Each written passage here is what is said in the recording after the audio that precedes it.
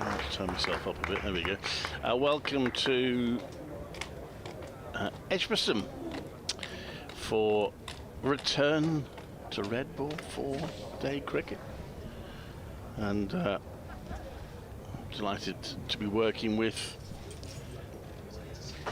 Kevin James, who's just saying hello to Phil, will also be with us.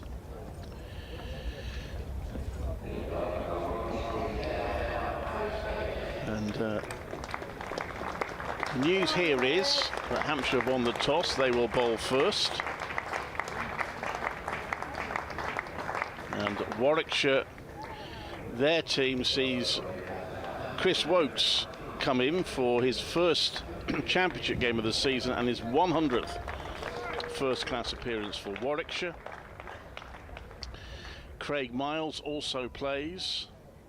So the full Warwickshire team: Will Rhodes, Alex Davis, Ed Barnard, Sam Hain, Dan Mosley, Jacob Bethel, Michael Burgess, the wicketkeeper, Chris Wokes, Danny Briggs, Craig Miles and Ollie Hannon-Dolby. So, and still no Rob Yates, he's unwell. And the other four players that drop out from the last championship match a while ago against Lancashire: Jake Lintott, Hassan Ali, who's injured, and Michael Ray. Danny Briggs returns, he missed the last game through injury. Craig Miles, Chris Wokes come in, and Sam Hain, who missed the last match. And delighted to be working with Kevin James for the first time since about 9:15 last night. How are you? Have you changed since then? So, Hampshire, how are they looking? We've made one change from the side that beat Surrey. I can't believe I'm saying that. We beat Surrey. Yeah, I know. And we didn't just beat them. We absolutely pummeled them over 3 days, which I think surprised everybody, not just on the ground at the Utilita, but everywhere else, I'm sure. We've made one change. Michael Nisa was the overseas player for Hampshire on that occasion. He's returned to Australia. And Mo Abbas, who was rested for that game, is back in. Otherwise, it is the same side that played in that game. So here he is with the ball, Chris Wokes. And he's bowling to Albert with 3 slips and a gully. First ball is left, looked a fairly tight lead, first ball. That's left. And we're underway, County Championship. The pitch is well to our right as we look at it from the pavilion, so quite close to the Hollies stand.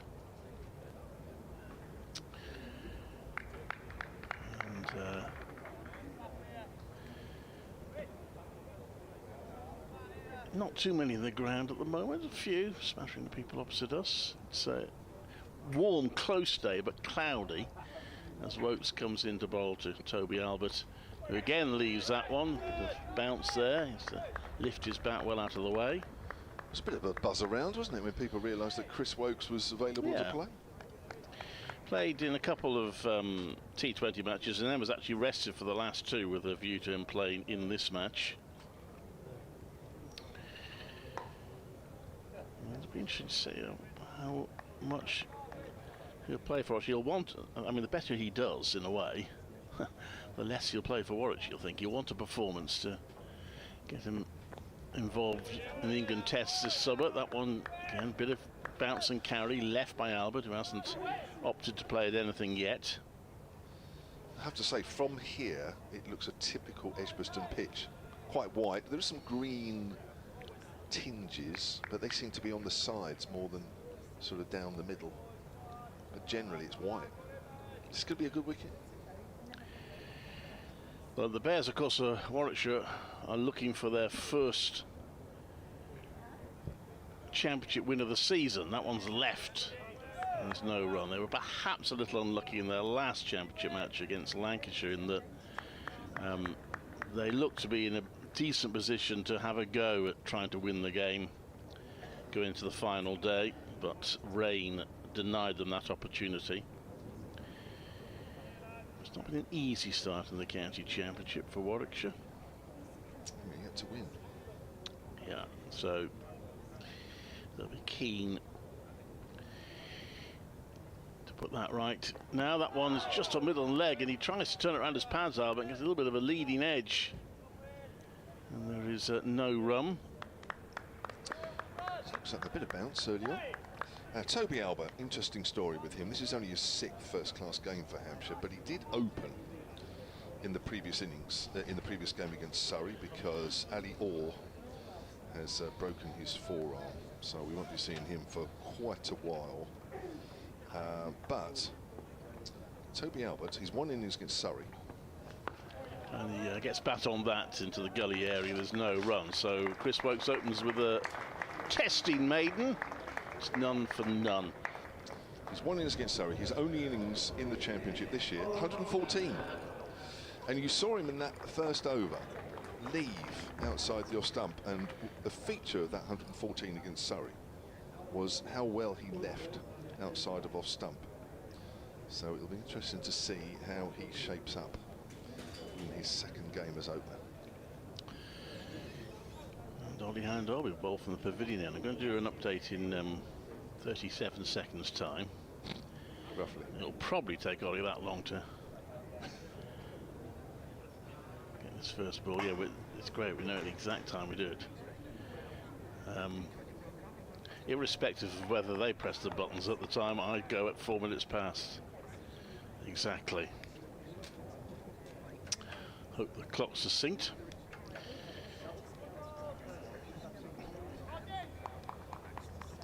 So,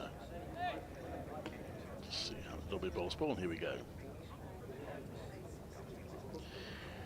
Now, this is Clive Eakin at Edgbaston, where we're back to county championship cricket action for Warwickshire, taking a bit of a break from the T20. They're up against Hampshire on a warm first morning. We've had 7 deliveries so far. Hampshire, who won the toss and opted to bat first, haven't scored a run as of yet. Chris Woakes playing his 100th first-class match for Warwickshire. From the last championship match, Danny Briggs returns, Craig Miles is in, and Sam Hain returns, and Hampshire are none for none in the second over. There's Clive Eakin at Edgbaston. Oh.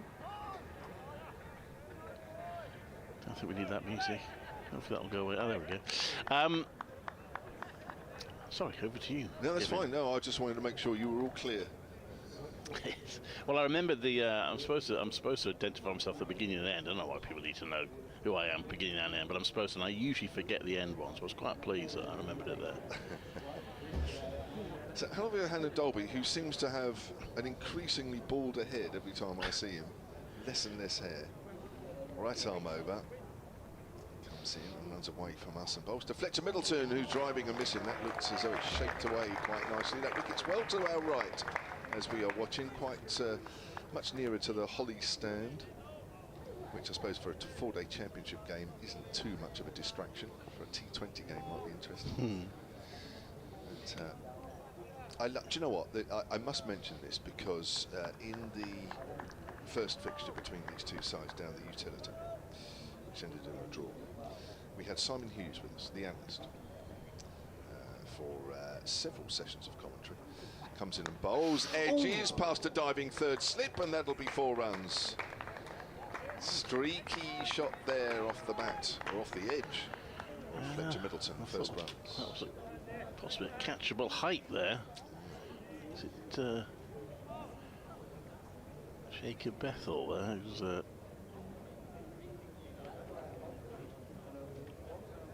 fine catch. The director was right. Just couldn't quite reach it. So, yeah, Simon Hughes was commentating while Oliver Hannon Dolby was bowling, and he described his run-up as somebody who looked like they were running for a bus holding a briefcase, which I thought was probably the best description I think I've heard of his run-up. You may have heard others.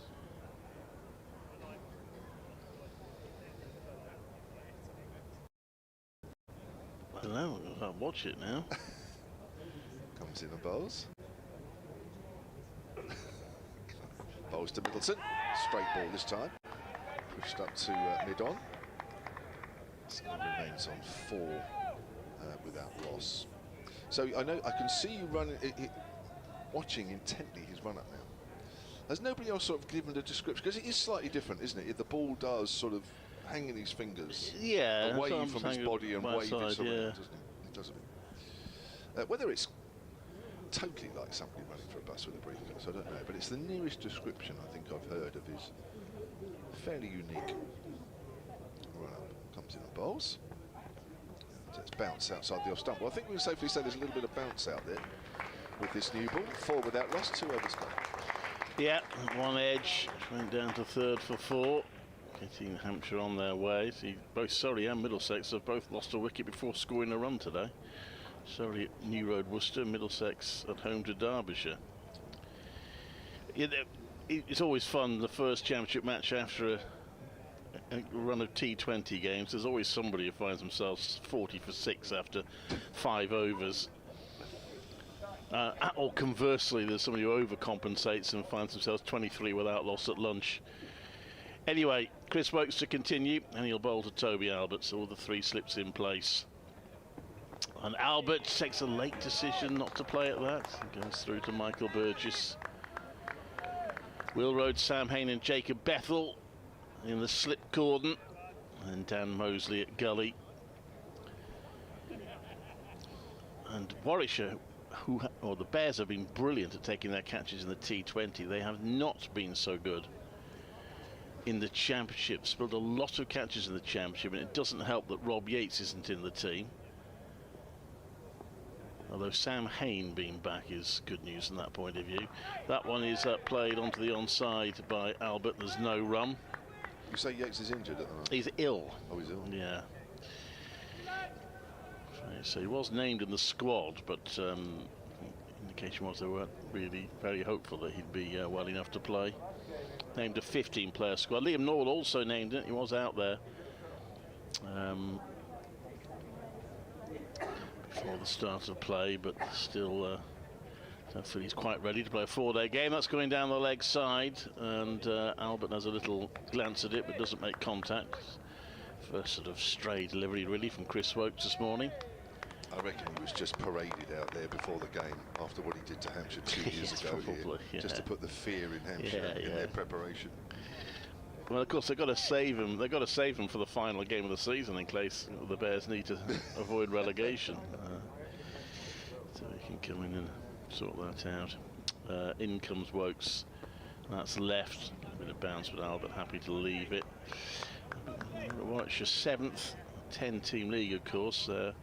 Only 13 points clear of the bottom 2.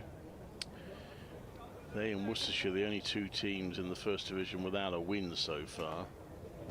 Nobody is unbeaten, thanks to Hampshire beating Surrey.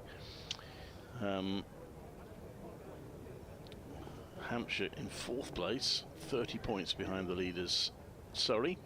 That one goes down the leg side again, taken by Burgess. There's no run. A little bit mixed here from Wokes at the moment. It's gone for the in-ducker there. The ball's been shaping away to Albert. There he's trying to fire the ball in. You can see the inward movement, but he started it too straight. He turns from the Birmingham end. White tarpaulin sight screens because they're well away from the actual sight screens. That's pushed out to backward point. There's no run. So 2 maidens from Chris Wokes. Just that one scoring shot, the edge down to 3rd of Ollie Helen Dalby. So cautious start from Hampshire, 4 without loss after 3. Yeah, just a little bit of movement for both bowlers at the moment, as you'd expect with the new ball. Just shaping away mostly for Wokes. Not every single ball, but mostly. And a little bit for Helen Dalby as well. And coupled with that with that bounce from time to time, then the Hampshire openers have got to be just a little bit cautious, certainly for the first hour. Don't see too many rash shots. Fletcher Middleton trying to drive on the up in the last over. I'm not sure we want to see too many of those. Toby Albert would be the more circumspect of the 2, that's for sure. Helen Dalby, tall right arm bowls. That's better. Leaves that one alone outside the off stump as it goes through to Burgess, the keeper. Big news in cricket overnight is Afghanistan, under the tutelage of former Warwickshire batter Jonathan Trott, beating Australia in the T20 World Cup. Defending quite a modest total, 148 for 6. They bowled Australia out for 127. England have a must-win game today against the United States. Need to win that, and then they are waiting on the overnight game between West Indies and South Africa to confirm their semi-final place. They really are giving us some palpitations, aren't they? Outside the off stub. But they didn't do. Did they do this in 2010? I think in the West Indies when they won the T20 World Cup, where it looked like they could have gone out a couple of times. Does happen. They came through, don't they? I mean, there's such tight margins. Isn't it? Yeah. But the USA put up a good fight against somebody recently, didn't they? I haven't really been following. Well, because they won one match early in the competition. They beat early in the competition Pakistan. outside Pakistan. That's right, of course, in the Super Over. Yeah. I think we'll take that for granted. Hannah Dolby in again. Bowls to Middleton. It's good leave. Shape on that one again from Hannah Dolby. I think leaves will be the order of the day here. As there's a bit of swing there. It's good bowling. They've just got to get the line right here, the bowlers, because there's wickets to be had if they can just get the ball enough in the right areas. The batters will look to leave the ball if they can on anything off stump just outside, because they know it's swinging away. The trick for the bowlers, of course, is to get that ball pitching a little bit more line to line. Sometimes the ball's easier to swing in when it's just a fraction wide, but Dolby comes in again, bowls to Middleton. Again, he's leaving. Commiserations to Central Sparks and Southern Vipers, both beaten in the semi-finals yesterday at the Charlotte Edwards Cup. We were both at finals day at Derby, and good day, and well done to Blaze. Grace Ballinger, sometime commentator here, and Marie Kelly, the Warwickshire captain, both part of the Blaze team that played very well actually in both their matches and lifted the Charlotte Edwards Cup at Derby yesterday. Terrific partnership between the Bryce sisters to chase down the Stars total. That was a lesson in how to chase down totals, that was for sure.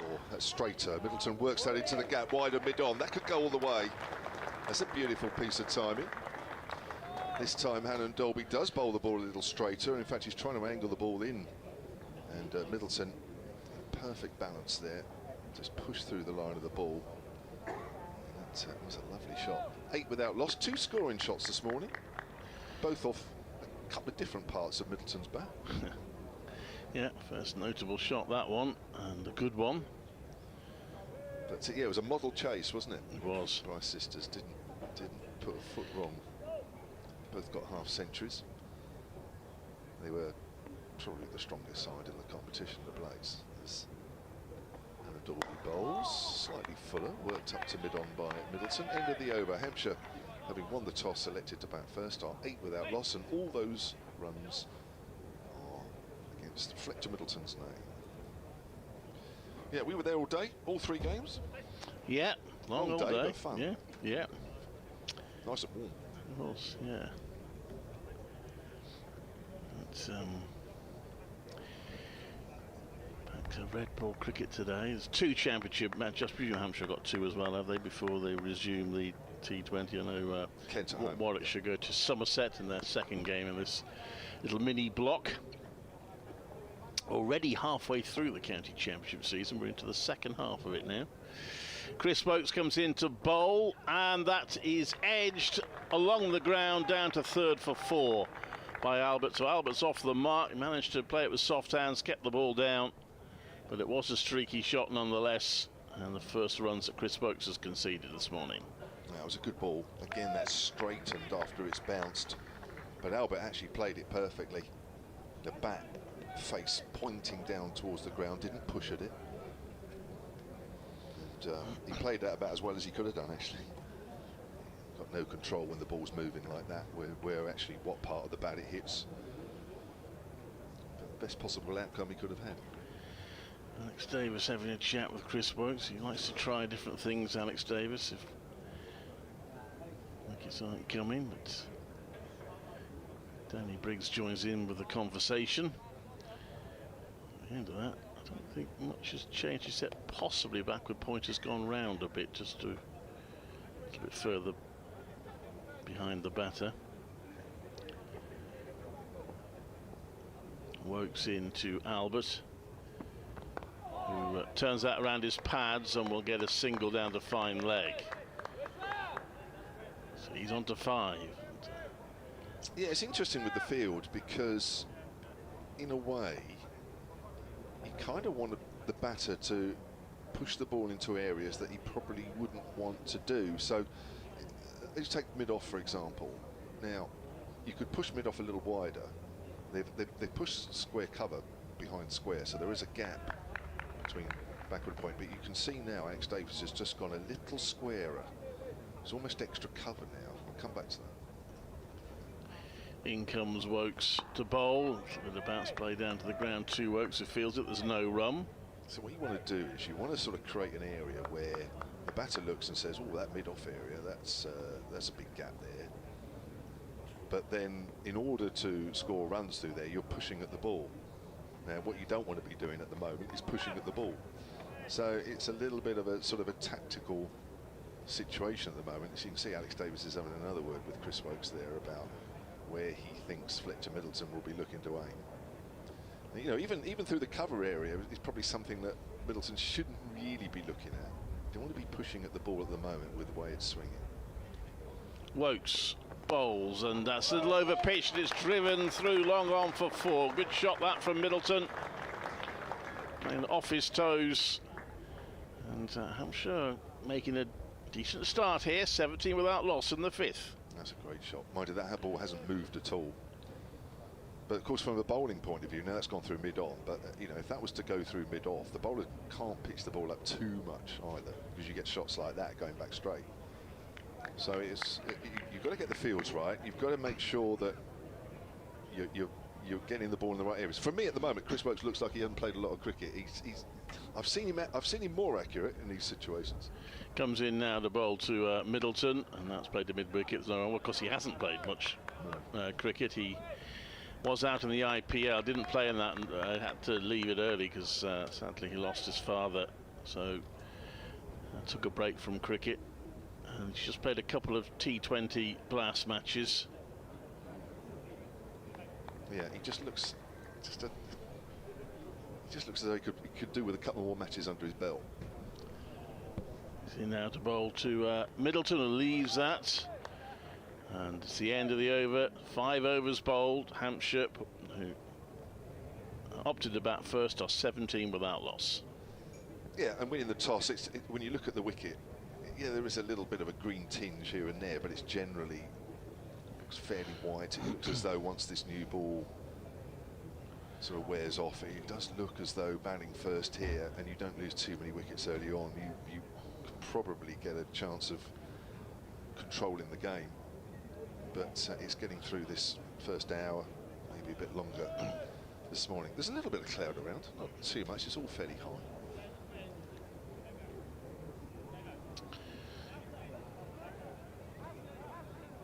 So, and Dobby will continue. A little bit of a breeze blowing. It's nice to see the Hampshire flag here. Not all counties bring their flags. The Hampshire flag flying alongside the Warwickshire flag.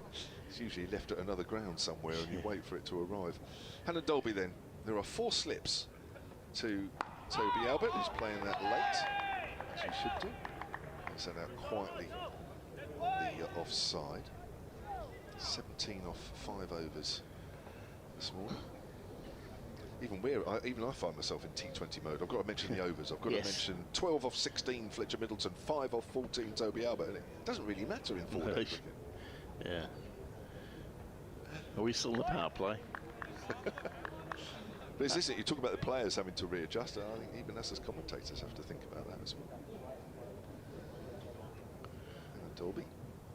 And again, it's wide. Albert's never really looking to play at that one. He's almost adjusting to the white clothing again as well. Yes, red ball, white clothing. It's interesting, I'm sure, depending on what games you're looking at, or when you look at all the games, Division 1 and Division 2 as a whole, if there are certain games that seem to be moving quickly, they already say, well, yeah, they haven't adjusted from T20. You know, why are we playing Championship in the middle of the T20 competition? I had an interesting chat with Toby Albert, actually, after he got that 100 from Surrey, against Surrey. Aaron Dolby outside the off stump and left alone. In fact, it wasn't after that game, it was after, I think, a second T20 that he played. Against Surrey, he was very much like this for virtually the whole 114. Didn't play at anything he didn't need to. Worrell bowls like this, doesn't he? Hits the deck and just swings the ball away. Really good bowler. And Albert was probably played him, I think, as well as I've seen a Hampshire player bat against him. And it was patient, you know, leaving everything, and then when Worrell readjusted, he then tucked in. Here's Hannon Dorby. Oh, again he's left. And yet 2 games into the T20, he got a quick fire 40 odd. And I spoke to him and I said, you are the epitome of somebody that can adjust. You know, people say, oh, it's difficult, you know, blocking, and then all of a sudden in T20 you got to go bash, bash, bash. And he said, no. He said, it's not that hard. The thing is, if you didn't play a championship match during the T20, then there are certain, look at the Warwickshire team, there are players who go a long time without playing the first team game. Will Rose hasn't played in the T20. Ollie Hannon Dolby hasn't. Michael Burgess hasn't. It's a long time without any cricket if you don't get a championship game in at some point. You've got to play in the second 11 then, haven't you, to get some cricket. And they play 2020 as well. Yeah. Hannon Dolby again, a little closer to the off stump, but again it's a good leave. And playing championship matches actually during a T20 campaign did lead to Warwickshire signing arguably their most successful ever overseas player, because Jeet Patel had a brief spell in the championship, I think the season before, did okay, was then signed specifically for the T20, and Warwickshire had all sorts of other plans for overseas players for the championship, but all those plans went awry for one reason or another. So while he was over here, they had a couple of championship games, they thought, well, we might as well play him as overseas. And we always edge through to the keeper. Oh, that's the first wicket down this morning. That bounced and it left Albert. He had to play it. And that is caught, well caught by Burgess in front of first slip. Really good ball there from Hannon Dolby. He got the ball exactly in the right area and he's been rewarded. Albert goes for 5, 17 for 1. Yeah, it's felt that Warwickshire, it's the other thing, I keep calling them the Bears, which is fine, but it's not necessarily what I normally call them in the championship all the time. Felt Warwickshire needed that. Might seem a bit dusty that we're only in the 7th over. You just felt, as you were saying, they need to take advantage of probably the best bowling conditions they're going to get in the game. Yes, just going back to that, so the Jeet Patel signed for T20. They had 3 county championship matches. They had no other overseas players, so what do you fancy playing in them, Jeets? Yeah, and he did really, really well in those 3 games, and on the back of that, he was signed for the following season and went on to take pretty much 50 wickets a season for the rest of his career for Warwickshire. He was terrific, wasn't he? Yeah. Always, well, not just here, but anywhere. But I know when Hampshire came here and he was bowling, and gosh almighty, everybody found it hard work against him, mainly because Keith Barker bowled one end, and he just had a little rough to bowl into. A bit like Felix Organ has. The good thing is, none of the opposition commentators ever complained about that. Apart from me. Oh, everybody did. Well, I mean, to be fair, well, it's a part of the game, isn't it? Well, yeah, but I think because it was so obvious. I mean, listen, Keith Barker wasn't cheating, because if he was, the umpires would have pulled him up. But, you know, even just outside the area that he's not allowed to go in, is still pretty close. Wokes in, new over. That's played down to long leg for a single by Middleton. Gubbins is the new batter to the crease. He'll now be on strike after that single. Yeah, I think what I would question is mainly that he got his wickets that way. I don't think that's not entirely fair. I mean, he did get wickets when Keith Barker wasn't around as well. Sure, but yeah, I mean, it was clearly it was a. That was a plan within the rules, and yeah. you know, if you've got to be good enough to make the most of the conditions that are in your favour as well, and he was. 4 slips in place now. The gully's moved into slip areas. Wokes bowls and Gubbins very textbook forward defensive, leans forward, plays it into the ground, goes out into the leg side. There's no run. 18 for 1. Bit of a hubbub around the ground. Nice. The bulk of the supporters are always just down below us in the members area. And the public areas are fairly sparsely populated, but there are a few in. As Wokes comes into bowl to Gubbins. Time over, and just a little wide there, Wokes, and Gubbins stretches for it and plays it out to the offside. Alex Davis gives chase. They should have time for what I think is the first 3 of the day, and they do indeed get the 3, and that's 21 for 1 in the 7th over. It's a big old area out to our left, isn't it? That's huge. We are fairly close to the Holly stand. Still about another 4 wickets before you get to the end of the square, but practically in the clean air zone by the time you get to the boundary there. I love it. Nick Gubbins is having a decent season, averaging 71 this year with a couple of hundreds. Wokes to Middleton. Okay, Middleton leaves. That's taken by Burgess. I'm already looking forward to the lunches here. It's one of the reasons I love coming up here. There's many, obviously. I say that everywhere I go, but the lunches particularly.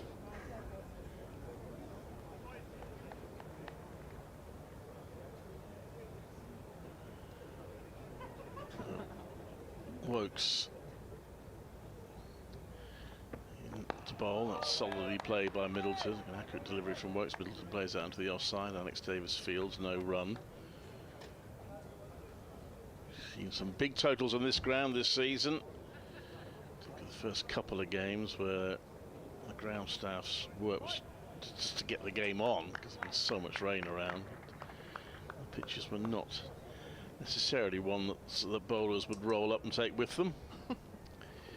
Glad I wasn't commentating on the Durham game. Yeah? Well, you say that. That one is, he's one of the £5 that rolls with his feet. They actually came reasonably close to winning that game in the second innings. Durham following on something like 500 and something anyway.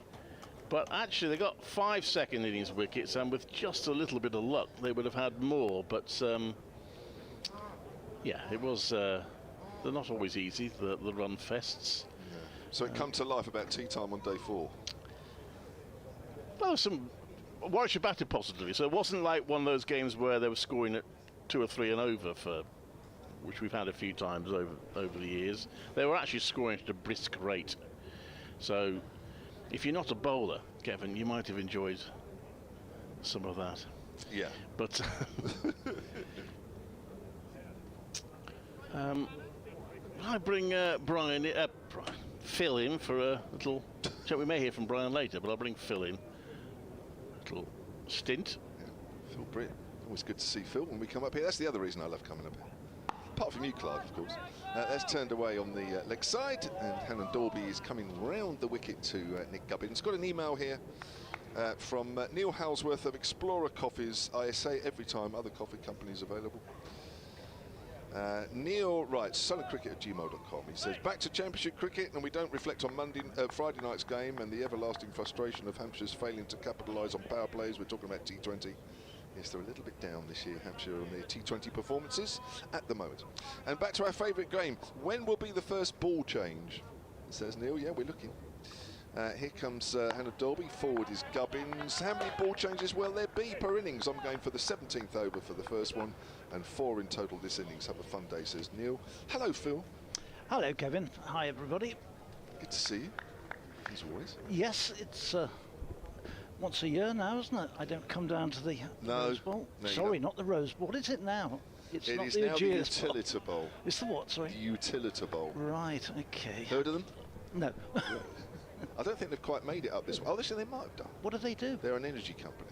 Okay. Other energy companies available, of course, as that's pushed right down in front of his feet. Gubbins, he even does a bit of fielding to help the Warwickshire players out. So yes, that's and the solar panels are being installed as we speak on the roof, on the roofs of the ground. Oh yeah, we're state of the art down there. Jolly good. Mind you, there's a lot going on here. When I parked my car, I walked back and I hardly recognised what's going on to our left, just beyond the stands. It looked like a different place. Yeah, well, the flats have all been completed now. People have moved in, to a large number of them. There's Alan Dolby, left alone outside off stump. And we've got plans as well for the hotel to go on, and development of the left-hand side as we look out from the pavilion, taking it right the way round to virtually the start of the Wyatt block. So would be stands 1 to 8 would all be changed. That's about what, sort of straight out to the left where we look? Yeah, where the gap is. There's a little scoreboard up above, and then we move around to the David Heath suite. But okay. So it'll be all that section. That's due to start at the end, outline at the end of next season. Side off stump, Gubbins again leaving alone. So that's going to be a huge hotel, isn't it? Well, I haven't seen any plans, so I don't know. I can't really make any comment further on. That was the initial timing. It may change, you know how things are a bit fluid, but that is certainly the initial plan, which may have quite a large impact on me because I might have to move the museum again. Oh no. Yes. Are you over there? Whereabouts? Because I must admit, I don't exactly know where your museum is. To the left. Immediately to the right, underneath on the ground floor, behind that little scoreboard. Oh, so okay. Yeah, where it so says number 9. Yeah, We're right down on the outside of that. about 11 o'clock as we look. Yeah. Yeah. Here comes Hannah Dorby. That's closer to off stump. That is another good lead from Nick Gubbins. He remains on 3. Middleton is 13, 21 for 1. Toby Albert out caught behind of Hannah Dorby for 5. That's the 1 wicket that has fallen. Yeah, it may probably be around where I don't know where they parked you this morning, but Literally over that far Yeah, side. over there. Yeah. My hotel was closer. Well, that's one of the problems I find when I'm finished on here. I have to go over and open. It's completely couldn't be further away actually than this. I'd like to say it's good for keeping the weight off, but I think I must take a pork pie on the way around somewhere. Chris Wokes to continue from the Birmingham end. He's in and bowls, and this one beats the outside edge of Middleton's bat as he pushes to it. That's a better line and shape from Chris Wokes. I heard the comment you made, and obviously Chris hasn't played very much cricket at all this year. He played a little bit in Pakistan, didn't play at all on the IPL. And apart from the couple of T20 games he's played in, that's really which 4 overs each is just going through the motions a little, isn't it? Sort of just getting into it. He's in again in his 5th over this morning. He's in and bowls, and this one is rising, moving away from Middleton, and a tumbling stop in front of slip, Rhodes at slip, by Burgess, who took a good catch to dismiss Toby Albert. Off Hannah Dolby, the ever reliable Oliver Hannah Dolby. People were saying to me about the number of fast bowlers who keep going injured and going down. Oliver Hannah Dolby, I hope it's not the kiss of death to anybody, but he keeps going and going. Is again a beauty from Wokes. Get a little bit of bounce, movement, and extracting something from the wicket and getting the due round of applause from the Warwickshire faithful, who are delighted to see him back. Ian, I'm told his 100th match for Warwickshire, first class game Chris for Wokes. Warwickshire. Yeah. Yeah, it is. And I'll tell you another stat I've just noticed. That was Oliver Hannah Dolby's 300th wicket for Warwickshire. Oh, That good wicket start. with Toby Good Albert. start. Yeah, terrific. Well, he's been of consistency. It's incredible. Wokes again, left this time by Middleton, through to the keeper. Again, getting a little bit of bounce there, get a little lift off that length. Yeah, he's really over the last 5 or 6 years has become absolute sort of so reliable. Hardly misses a championship game, gets the wickets, gets around about that sort of 40-50 a season, and he's got better as he's got older, I think. For this one is run away, down, pass ball, slipped down to the unprotected 3rd man boundary, just opened the face of that one, a little bit extra width, and Middleton just ran it away. So 4 slips in place, and it evaded the dive at 4th. So 4 more to the total, 25 for 1. Middleton moves on to 17. And remember this morning, Hampshire winning the toss and choosing to bat, and just lost the 1 wicket. Toby Albert, who was caught behind off Hannah Dolby for 5. Apart from that, been fairly plain sailing for them as Wokes comes in. The final ball to his 5th over. This is played away into the offside. He won't get a run. Davis comes scampering round, does the fielding, stays at 25 for 1. Yeah, you're right. With Hannah Dolby, he's given you guys some great service, and he has. I mean, you see him more than I do, but I've seen him over the years, and he does. He seems to improve with age. He's 34 now. Yeah, when he came from Yorkshire, he was okay. He was getting wickets, but he really became almost a white ball cricketer. Hardly played in the red ball, and then after about 2 or 3 years of that, came back into the championship side, and there were 1 or 2 people sort of looked and thought, oh, was he going? But absolutely really has been Yeah, first class form. And as I say, just plays game after game after game. Which is what you want, really, ideally, isn't it? To Gubbins straight from Hannah Dolby, and it's worked down to fine leg.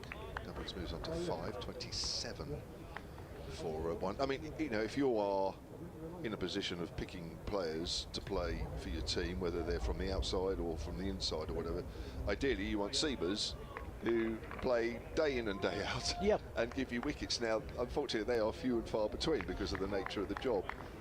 But well, of course, they thought with Chris Rushworth they're going to get the same. And last year, Chris played the championship games, injured in the very first match, hasn't played since. Yeah. Hannah Dolby in, bowls to Middleton. Middleton gets a length ball, pushes that out square on the offside. I mean, on the flip side of that, of course, you have signed bowlers that had a history of injury problems, i.e. Norwell, Craig Miles, to name but 2. So you then can't be, I don't know, I'm not talking about you personally, but as a county, you can't be surprised when they're hardly turning out for you, because they are those type of players. They'll give you great performances.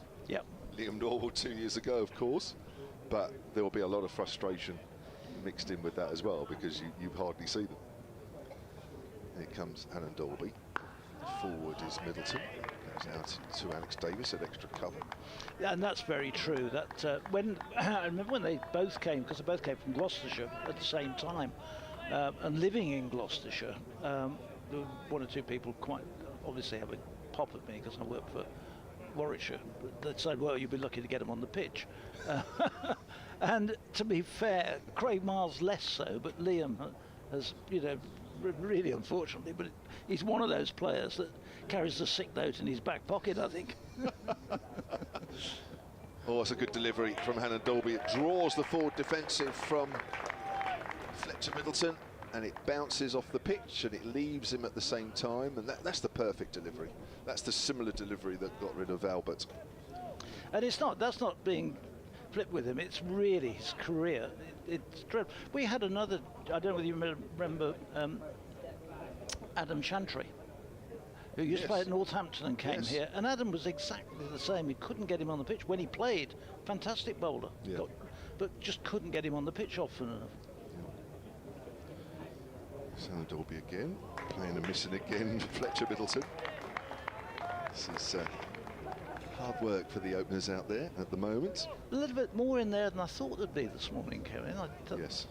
You know, here we've got, I have to say, you've seen from the scores, there's not been a lot for the bowlers in these wickets so far in the championship games, but it just has a little bit more tinge of green to it. And I think that probably will disappear over the course of the day, but while the ball's hard, Bears really do need to pick up a wicket or 2, otherwise it could be a long session for them.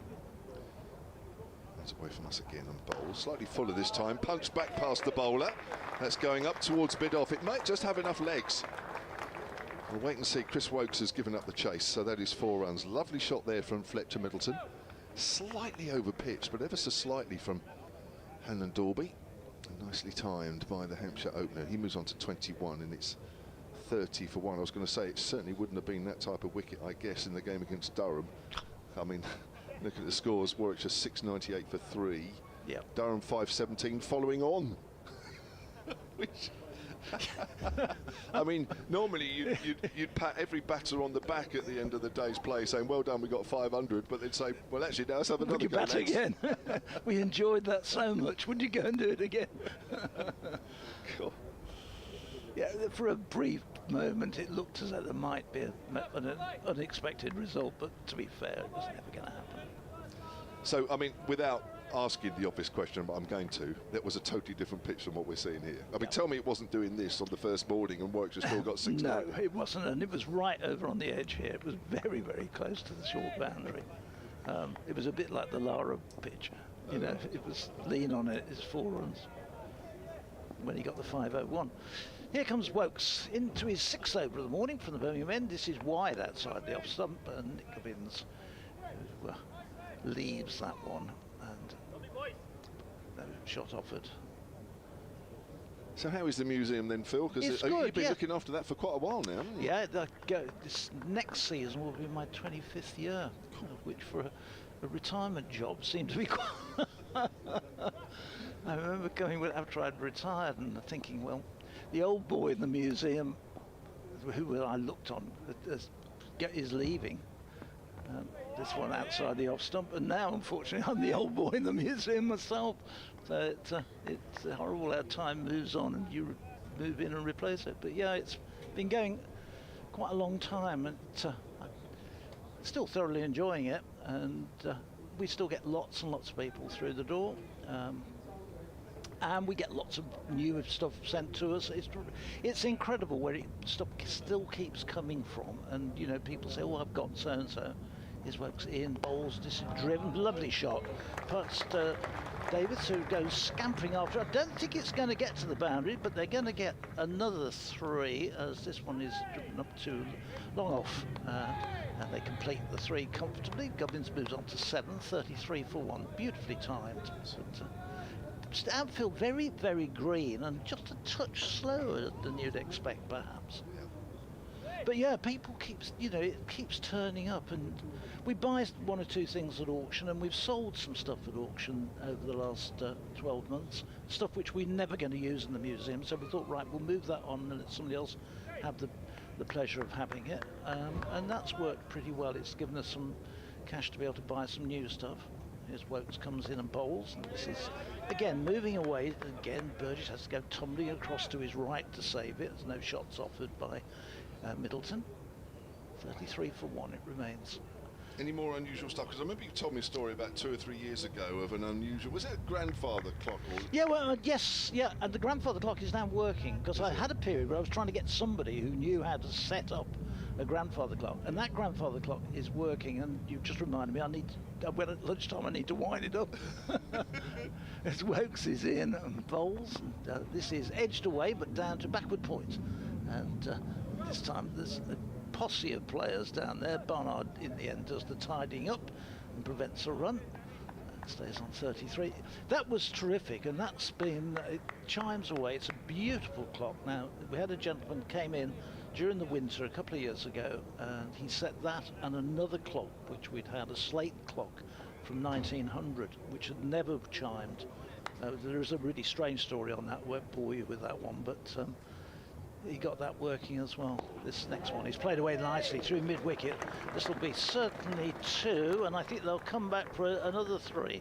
As this time to Middleton. That's what they've done. They've completed the 3rd run. So nicely played. Just wonder whether that might be the end of Wokes' opening spell. He's had 6 overs, and just there picking him away through the onside. Nicely by Middleton. 36 for 1. Gubbins is 7. Middleton has gone to 24. And the 1 man out, Toby Albert for 5. it looks a good pitch though, doesn't it? Yes, there's a bit of bounce, as you expect with a new ball. Yes, there's a bit of movement, but otherwise, if it's pitched up, yep, there's clearly a little bit of pace there as well, and the batters are able to time it nicely. I think this is going to be quite a decent pitch to bat on. Yeah, I think you're right. Get through this first session, I think, then this afternoon. People like Vince and stuff will get into it. Well, it'd be nice to think that that would happen.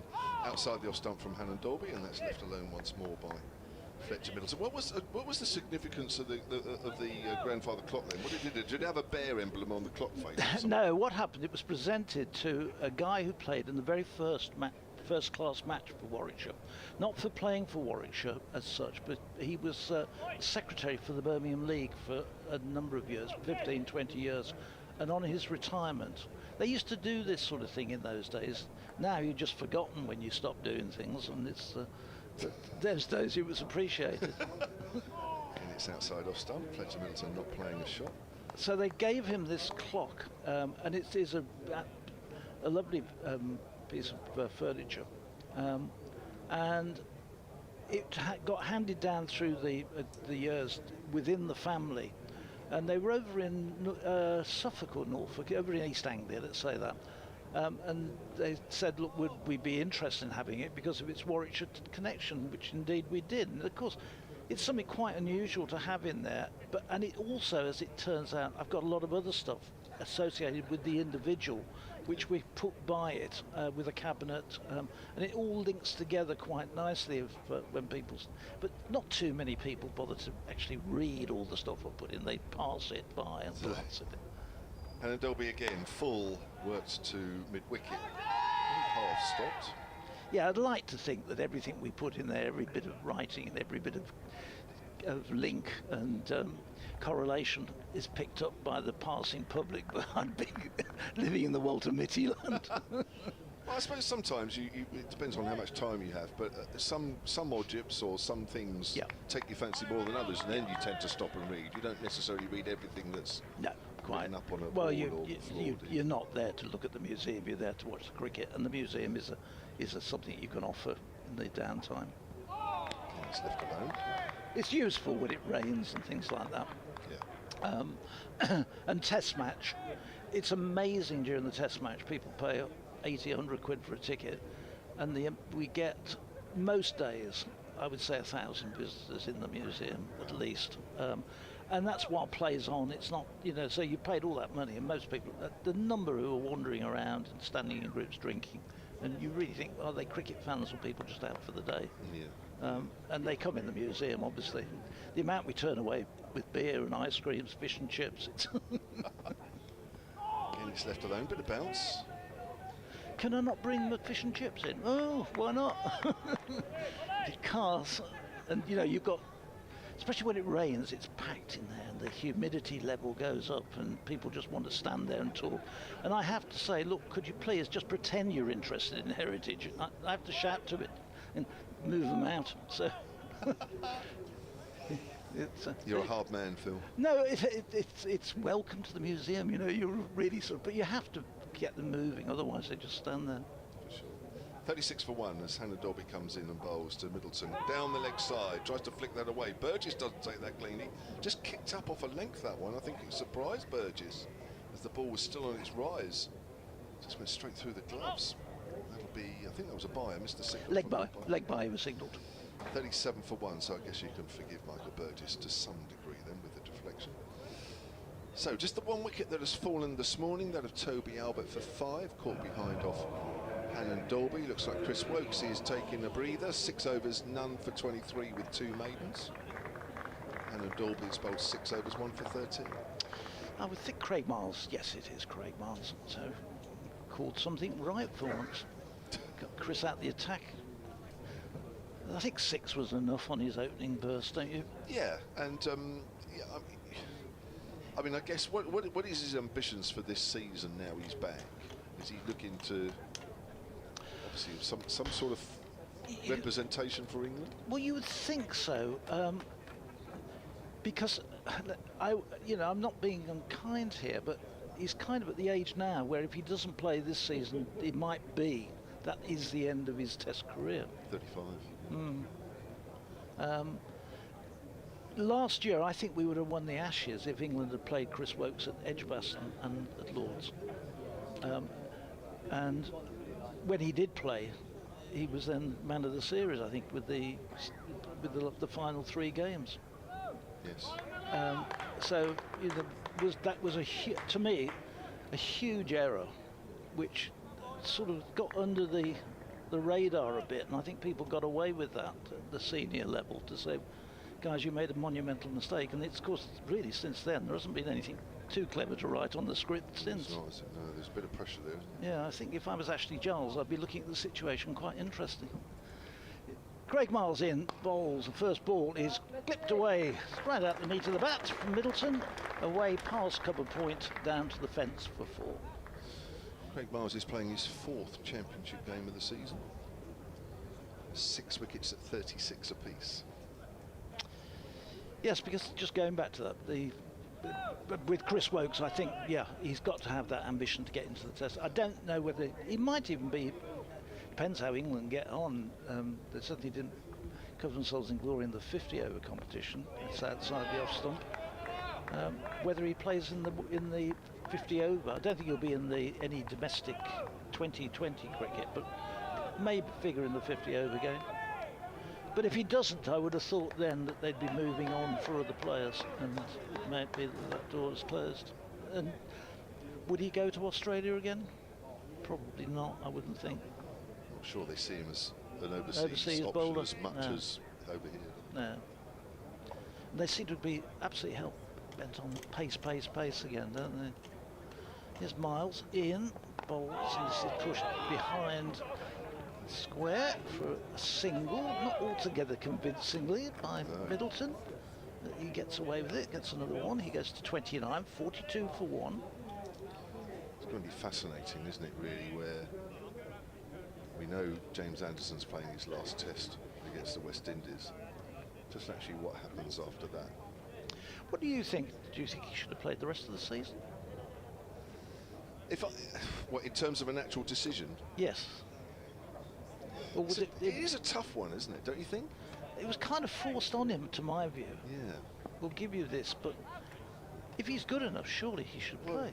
Yeah, I mean, you could almost give him, maybe not a match-to-match basis decision, but maybe every 2 matches. Yeah. And see how he is after 2 games. Miles round the wicket to the left-handed Gubbins, and he defends that back, and Miles fields off his own bowling. I don't know, I mean, the trouble is, he's still such a good bowler. What he does with the ball, nobody else can do. No. Nobody. Not even now, and he's, what, 42? Or Yeah. Now, all right, yes, he's a little bit down in pace, despite what people say. But is that absolutely I know. the key? If If you're he's good enough, doing enough with the ball. I mean, I know he had an average Ashes, didn't he? Yeah. But he wasn't alone, was he? No. This is driven and past Miles, who tries to stop it with his foot. It's going to go straight up to the long-on boundary. Another 4. Thanks. Hampshire on to 46. And Gubbins into double figures. He goes on to 11. That was another lovely straight drive, beautifully timed and well controlled by Gubbins. It all along the floor. And Miles, as he followed through, tried to get his foot to it, but it was, unfortunately, from his point of view, was past him and into the back of the net. 46 for 1. No, it's. I just felt that they sort of saying, we'll give you 1 game and then you're going to be retired. Didn't. Suppose he gets 8 for. Well, exactly. Miles in bowls and Burgess takes this one. End of Miles' first over. 46 for 1 Hampshire. Going along quite nicely. The 13 overs gone. The runs coming quite freely. The boundaries particularly. Seem to have had a lot of boundaries this morning. Well, it would be interesting to see what they do. If something really, if he does that, if there's then a quick revisiting of the situation. I get it that you've got to move on at some point, and if you're building up towards the next Ashes or whatever it is they're building up to, then you have to think about getting a side together and getting them used to each other, blah blah blah. But if you've got somebody who's as good as him in your ranks, well, are you always looking for 2 series or 3 series ahead for your team, or are you trying to win the ones you're currently playing? oh, there you are, Phil. That is a question. Here's Hannah Dolby, still going. Bowls straight, and it's worked to mid-wicket by Fletcher Middleton. There's no run there. 46 for 1. Middleton has 29 currently. I mean, listen, all you could ever do, I suppose, is put yourself. Imagine you are an England selector, head coach, whatever it is that's deciding. And listen, you could ask 10 different people, and they'll give you 10 different answers.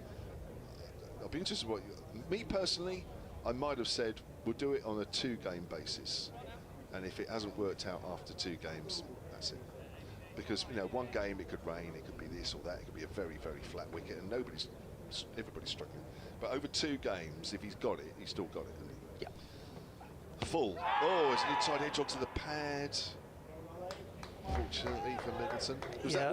What would you, if you imagine yourself an England selector, you've got the sole responsibility of managing Anderson, what would you have done? I would play him. I would say to him, you play, you carry on, and when we know and you know that the time has come, because you're not performing and you're not doing it consistently, you'll be like everybody else. You're out of the team. Yeah. If we'd got 5 guys queuing up to take his place, I'd say, yeah, perhaps. But we haven't. Hannah Dolby again, straight. Middleton pushes forward, back up the pitch. That's the thing. What are the other options coming in? Well, trying to get 5 guys who are fit. Everyone you go, he can only do this, he can't do that. Oh, we've got to be careful with him. It's like a lineup in the casualty ward. They're not fast enough, or it really, there's a reason behind. What are we doing to all our fast bowlers? Well, I mean, And yet you see Cummins and Hazelwood and Stark, they seem to play every game. I know. Dolby again. Grass is always greener, isn't it? That's pushed out and covers Alex Davis fields. But I think just the other options. I mean, if you jettison Anderson and then you say X or Y comes in, do you really believe they're going to do a better job? Well, what are the options? Well, there's some obvious names, aren't there? So we're going to put in Reece Topley, or is he white ball only? I think he might be white ball only. We're going to put Jofra Archer. Is he going to last? No, I don't think he is. Mark Wood? Potts. So pushes that back to the bowl. Well, great respect to Matt Potts. Would you put him as being as good as James Anderson? Personally, not at the moment. You're picking the team at the moment. Well, I've seen Potts bowl at our place. Admittedly, it was a very flat wicket.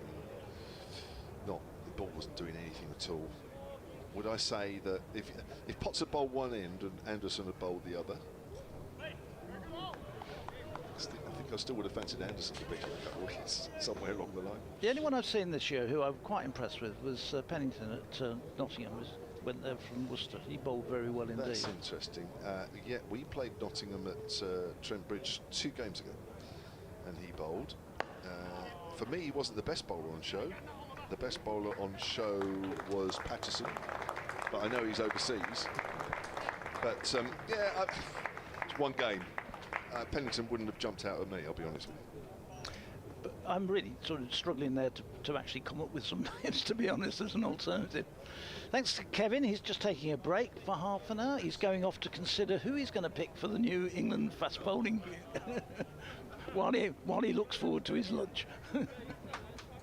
Travelled all the way up from Southampton for his lunch, and 46 for 1. He'll be pleased with that. Morning to Clive. Morning, Phil. Craig Miles to continue at the Birmingham end. Good solid start from Hampshire. They lost that 1 wicket, but apart from that, had some nice shots this morning in this first hour. A little bit in the wicket though, Clive, a bit more than we've seen on some of the matches here. Sure, how much will be as the day goes on. So it's Miles to Gubbins, just the 2 slips in place. That's left. They will be nervous about this partnership, Warwickshire, because they were spectacularly held up by them at Southampton. And a strange match, really, because Gubbins and Middleton put on 223 for the 2nd wicket, and then were bowled out for 300 and something. So match ended in a draw.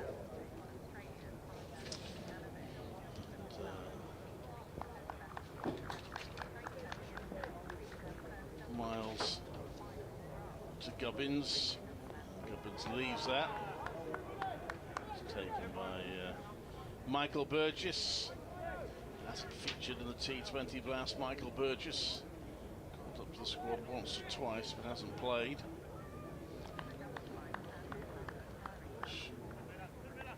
Frustration to him. But very much has the gloves in the red ball game. And updated in about 3 minutes for BBC Radio WM and BBC CWR. Miles around the wicket balls, it's quite wide. That would have been a wide in a T20 game probably. Tumbling stop by wicketkeeper Burgess. Yeah, Gubbins not at all interested in that ball. Cloud cover overhead. Warwickshire anxiously chasing their first win of the season in the championship.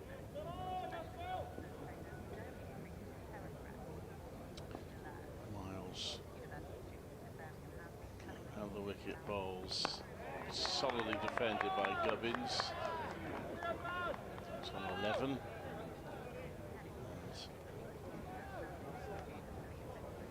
There's no run. Mid on, mid off up. Inside the invisible circle on the offside. 2 slips. Look on the mid-wicket boundary and the long leg boundary. That's the short boundaries. Gubbins' leg side. Gubbins the left-hander. Miles round the wicket to him. Gets a bit of a leading edge there, Gubbins, all on the ground. So there's no run. This is the first championship cricket here since the 29th of April. Yeah, and we're more than halfway through the season Yeah, now. yeah. Championship. Just looking back in the book, I didn't realise it was like quite that long.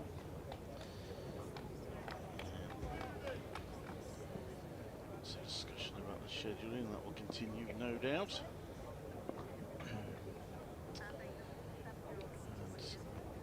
Gubbins solidly defends that back to bowler Miles. End of tidy over from Clements, apart from the one quite wide delivery he got away with. 46 for 1.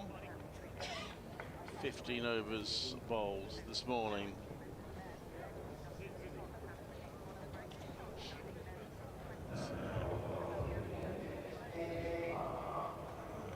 See the bowling change at the pavilion end. Ed Barnard's going to have a bowl. Got him county cap this morning. Let's do update in about 30 seconds.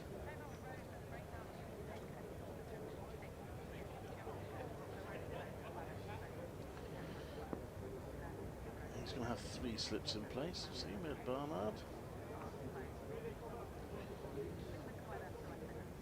He's found himself in the T20 side for the last couple of games, not featured earlier. I think that's my update. This is Clive Eakin at Edgbaston on the first day of Warwickshire's County Championship game against Hampshire, and Hampshire, who opted to bat first, of 46 for 1. Ollie Hallam-Dolby striking. Tony Albert was caught behind for 5. Opening bowlers got a little bit of life out of the pitch, including Chris Wokes playing his 100th first-class game for Warwickshire, but Hampshire have been steady enough and will be reasonably happy on 46 for 1 in the 16th over. This is Clive Eakin at Edgbaston. Barnard's first delivery outside the off stump, and no shot off by Middleton, going through low down to Burgess behind the stumps. 3 slips, backward point, extra cover, mid-off, mid-on, and down the front long leg. And this next one is watched carefully again through to the keeper.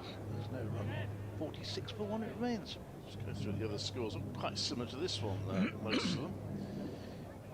Full list of championship, all 18 counties in action today. Durham are going well at Chelmsford, 86 for 1 against Essex after 16 overs. Kent just lost a second, they're 51 for 2 in the 15th against Lancashire at Canterbury. Barnard in, this is driven, but straight into the ground, and it bounces up and following through. Barnard sticks out his left hand and does tidies it up. Nottinghamshire 53 for 1 against Somerset at Trent Bridge. Surrey, who were none for 1, and now 42 for 2 against Worcestershire at New Road. Northants in the second division 49 for 2 against Glamorgan at Cardiff. Middleton waits as Barnard is in full and driven and very well stopped at extra cover, short extra cover by it's 27. That's a question.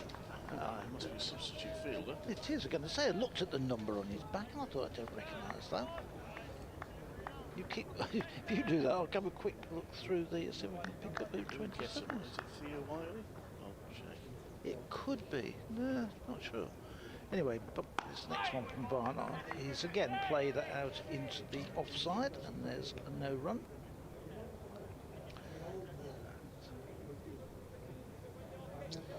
Must be a secret new signing.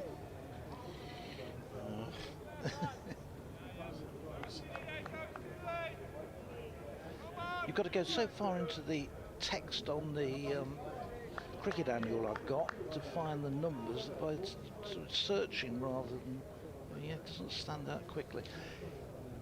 This next one from Barnard beats the bat, goes right through Middleton. A really good delivery to finish off his opening over.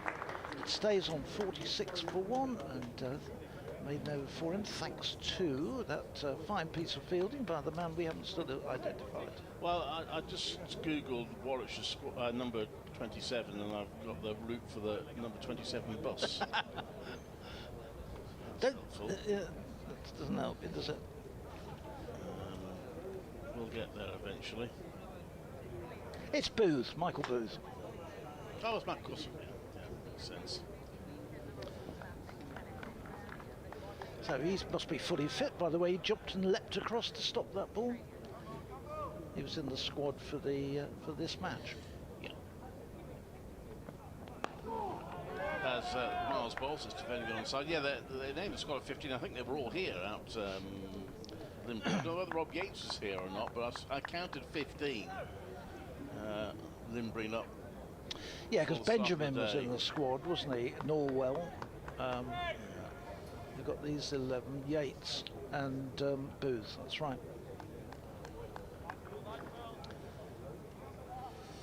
Were you at the match at New Road on Friday? I wasn't actually, no. Okay, that looked like a good game. Miles round the wickets, a bit of a leading edge. It goes to point. It's fielded. There's no run.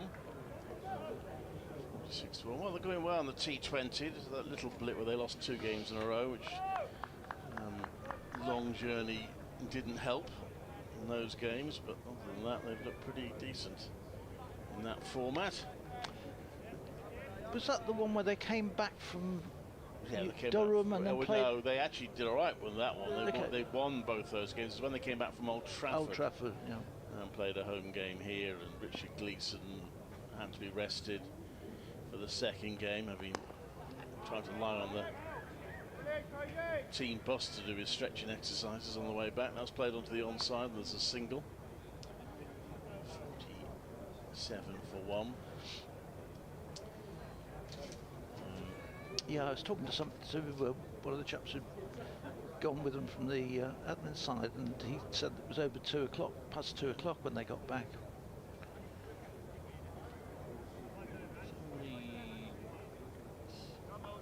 Two of this team haven't played any T20 matches in this campaign. Will Rhodes and Michael Burgess. Is that Craig Miles has played? Craig Miles played one? I think he played, yes he did. Yeah, I think he did. That one is short and it's hoiked away. And has that gone away for 6? It has. Bouncer from Craig Miles, a risky shot from Middleton because his fielder's out there, but he got enough on it. And the first 6 of the match. Just lifted it over deep backward point. It was very much a one-day shot, but very effective, and it carried one of the shorter boundaries in the game, but even so, it was way over the top of the man back down there at third man. It's the 35th 6 Warwickshire have conceded the championship this season. They are being out 6. They've hit 25 themselves. Cashy Valley did hit 7 6s.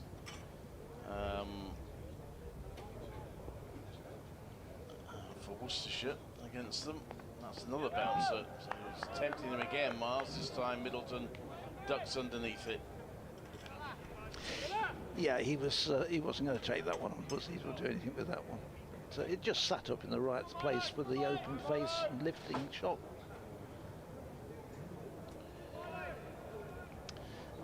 There's a reasonable smattering of people down at the Birmingham end and down in the old press box area and around there, where in front of the Thwaite scoreboard today. That's where the action is on that side of the ground. Miles comes into bowl. That's left. There's a few in the Holly stand. They don't normally, quite often, quite a long way from the action in County Championship cricket, but not today. It's quite close to the Holly stand.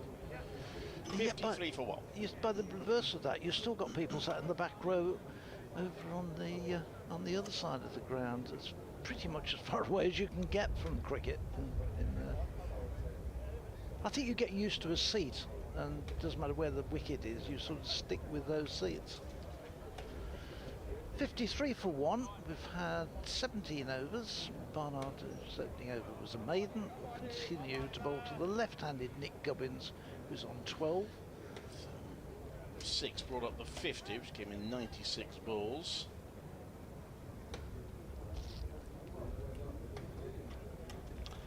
Alex Davis just holding things up a little while he changes the field, bringing a man in a bit closer at mid-wicket. As Barnard round the wicket to the left-hander, he's in and bowls. Forward comes Gubbins, runs it away into the offside, and there's no run. 53 for 1.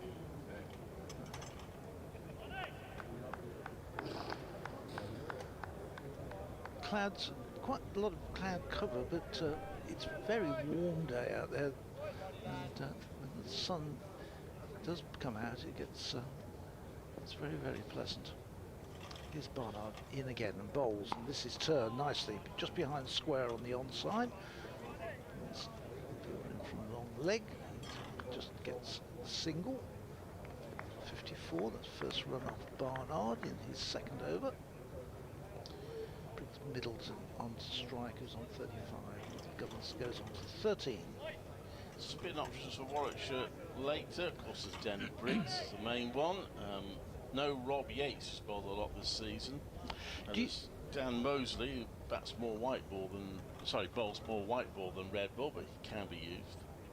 Of course, Bethel, as this one is full and driven out to Booth, the substitute fielder out at extra cover, who stops the ball. They're not altogether cleanly, but enough to prevent any run. Yeah, sorry, I mischecked Bethel, of course.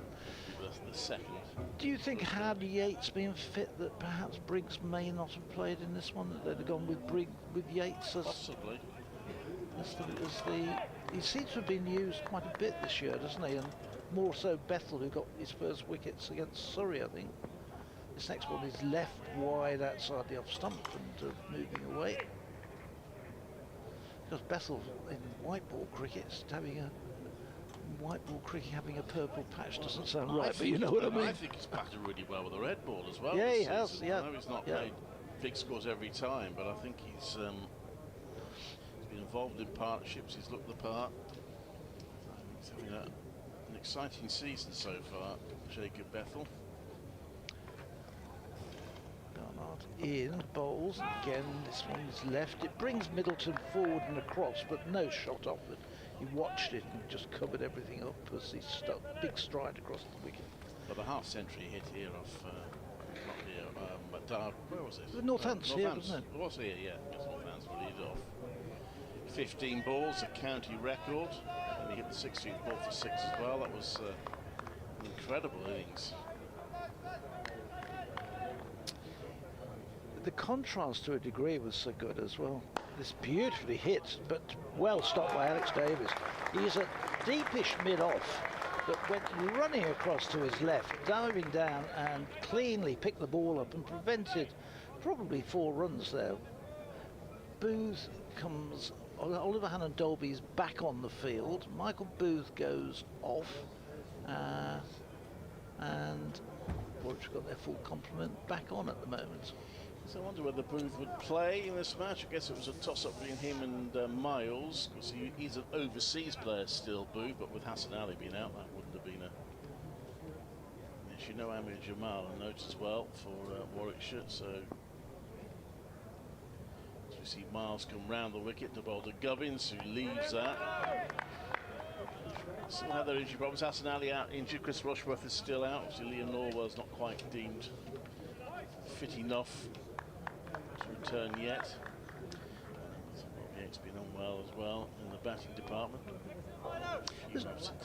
Was Jamal injured, or was he? I just don't know what the latest is. I mean, he wasn't likely to play in the T20 after his unfortunate one game here. No. Tough on him, but he wasn't named in the squad. So Miles was round the wicket. That's clipped to mid-wicket by Gubbins. He'll get a single. Down to the way. 55 for 1. Yes, it was a bit unfortunate, that one game, wasn't it? Got heavily, what was it, 24 or 25 off his 1 over, and then he was out first ball. A couple of no balls as well, which is something that well, though they play in the T20 class, it's been a bit of an issue. Hassan Ali's also been guilty of it a little bit. No excuse, really. And then, yeah, it was our first ball with the bat. It was tough. Miles comes into bowl, and that's played back towards him. He sticks a boot out, misses it, and it rolls up to mid-off. There's no run.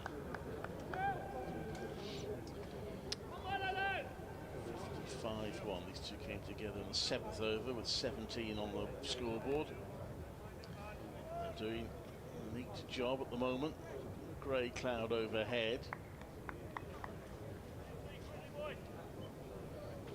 On the tosh, when they get to lunch, no more than a couple down. Of course, do that at the moment. Miles comes into bowl to Middleton, who gets a hint of an edge on that, but it goes along the ground down to third for a single. 56 to him, 56 for 1, Hampshire.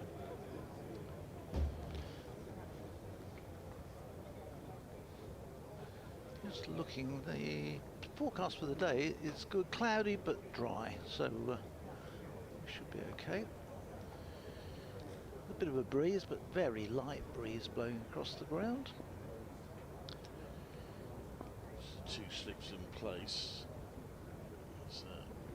Miles comes to the ball again, just moves his foot out of the way and clips that down to the leg side. Gubbins, very elegant looking shot down to fine leg for 4. Gubbins is on to 18, 60 for 1. Got this game here today, and then the next cricket here at Edgbaston is this Legends competition, which is on from the first week in July. Round the wicket comes Miles, that's left. No run. End of the over. 19 overs bowled. Hampshire 60 for 1. Opening bat Fletcher Middleton on 36. And Nick Gubbins on 18.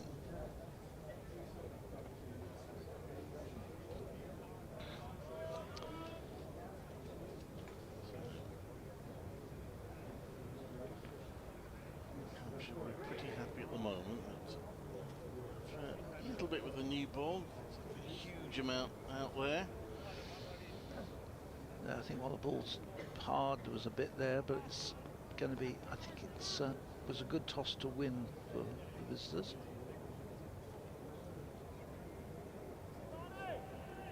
So Ed Barnard will continue from this pavilion end, and bowling to the right-handed. Is pushing this one out to backward point, and there's no run.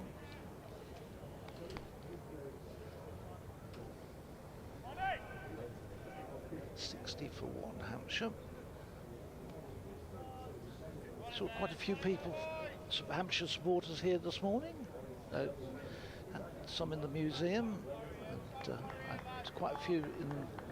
Probably moved now, but we're down in the corner of the Hollies stand, a little group of them. Barnard in, Middleton cuts that one away beautifully, nicely timed. Just there's a man at backward point, he's not going to get there as the ball crosses the ropes now. That's nicely hit away by Fletcher Middleton, takes him on to 40, and Hampshire on to 64 for 1.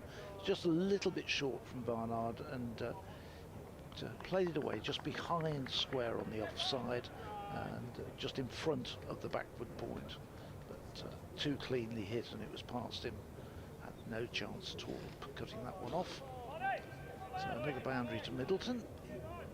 Say he's on to, moves to 40, and 18 to Gubbins, who's quietly moved on to 18. Again, looks fairly solid this morning. Barnard in. This one is run away to that backward point. Dan Mosley, who's there, does the fielding, but no run this time.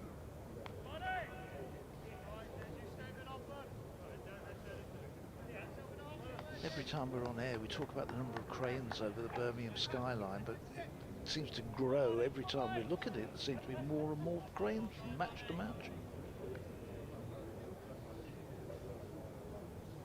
They tend to go on to crane count, but certainly well in excess of a dozen. As Barnard in, this is runaway, and Mosley again a backward point does the fielding, and again there's no run.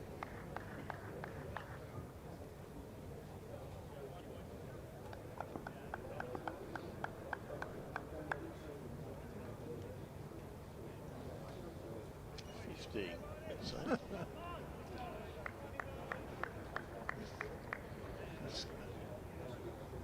We used to think there were a lot when we said a dozen, but it's really just grown. I can see some. This one is played back down the wicket to Barnard, and there's no run. There's a couple. Not having said I'm not intending to go in, I can see some lights right over on the far, which are obviously a crane of some sort, which we can't pick out, but there's a red light flashing on and on up in the sky there, which must be the top of another crane, because most of them have got their red warning lights on for low-flying aircraft. They'd have to be very low, I think, going over there. Here's Barnard in, that's cut away, but straight to Wokes and straight through Wokes at extra cover. And they will come back for 2 runs. That's Chris Wokes, who's come back on for Michael Booth, who'd been fielding in that position and made a couple of good stops, but Chris not able quite to get down and cut that one off. 66 for 1 off that final ball of the over. Middleton moves on to 42, 18 to Gubbins. Warwickshire social media accounts just pointing out that Ollie Dalby's wicket was his 350th first-class wicket his career. Well, Kevin reckons it was his 300th for Warwickshire. Okay, that's quite possible. Yeah, he was saying that he thought he'd taken, that means he must have only taken 50 then for Yorkshire, which I don't think he played it. Yeah. He had a very good first season, I remember. Miles bowls, and it's just played down by Gubbins to backward point, and there's no run.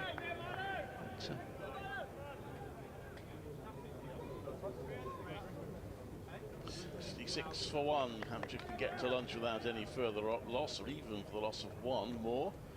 Then they'll feel they've had a pretty good morning session. Won the toss. Should face the prospect of a long day in the field. yes, it's beginning to have that look to it, isn't it?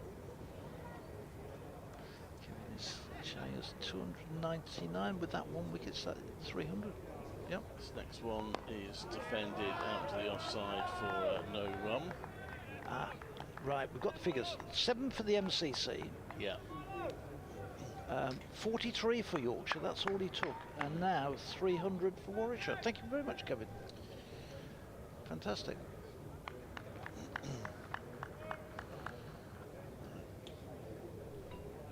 Kevin will be coming back on here in a second. In fact, at the end of this over, we'll bring Kevin back in if he's ready. Yep. Next one. Pitched in short, it's played to square leg for a comfortable single by Middleton. It's 67 for 1, Hampshire ticking along pretty comfortably at the moment, and that brings up the 50 partnership between Gubbins and Middleton on 87 balls. Just displayed on the scoreboard, hence the crowd applauding. Yeah, but they've not had too many scares along the way either, have they? They've looked fairly comfortable, fairly compact. Yeah.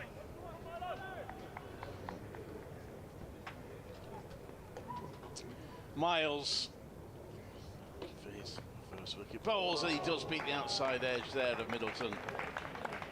Plays at that one. Just past the outside edge, just taken by Burgess. First for a while, I think it's beaten the outside edge. 67 for 1. Which gone a bit more defensive, just the 2 slips in place now. Man down at third man, protecting that short boundary down there, which the ball's gone down to 2 or 3 times.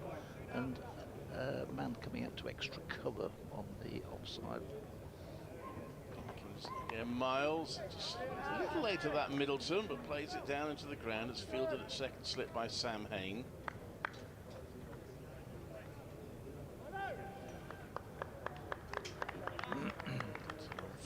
Rings on his bat.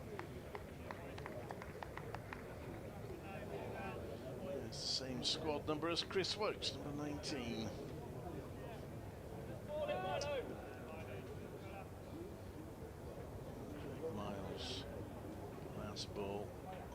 over. That's it up his sleeve, but safely through long on by Middleton. He'll get runs here. That's certainly 2. They don't take on the throw for a third. Well fielded by Alex Davis. So 2 more runs, 69 for 1, 21 overs bowled. Fletcher Middleton on 44, Nick Gubbins on 19. The one player out, Tony Albert, caught behind a volley Handorby for 5. But since then, this pair, who put on over 200 for the second wicket against Warwickshire at Southampton, have, ominously from Warwickshire point of view, put on 50 here for the second wicket. And we're going to see Barnard bowling. Fun there, Kevin.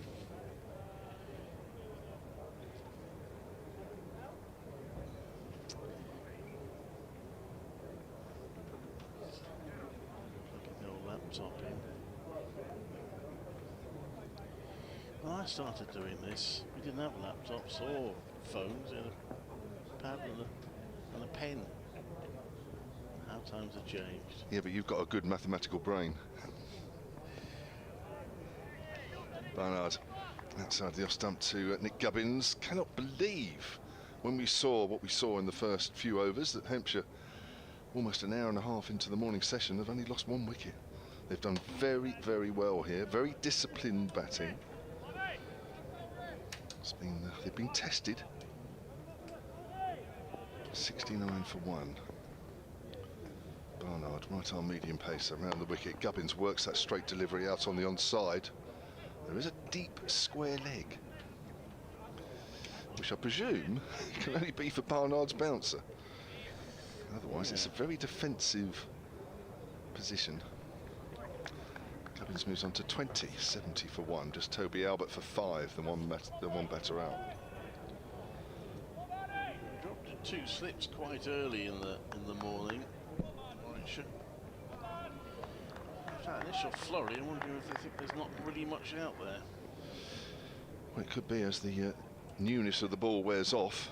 It might be a very good wicket, which I think has been mentioned once or twice. Pushed out on the offside by Fletcher Middleton. There were definitely some opportunities. I think they bowled okay, Warwickshire, really. I think maybe Hannon Dolby was probably asking 1 or 2 more questions than Chris Wokes. But that's nothing to take away from Chris Wokes. But for me, he just looked about a match short of what you'd probably expect in those conditions this morning. There was a bit of swing for him, a bit of bounce, not just because he didn't pick up a wicket, but I don't know, just sometimes he's a bit more arrow straight than what he was. Off the back foot there, Middleton, back past a diving backward a point, and that's running down towards the 3rd boundary. It won't reach it, it's a very long boundary away to our left. And Middleton will pick up a comfortable 3. I think we're going to see quite a few 3s to the left-hand side of the ground. All run 4 at some point. Yeah, I think you're right. I wouldn't bet against that. It's a massive area. 73 for 1, and Middleton moves on to 47. To my mind, he hasn't given the chance. There was that edgy drive, wasn't there, from Hannon Dolby, 1st over, 3rd over of the morning, which just evaded 3rd slip. Yeah.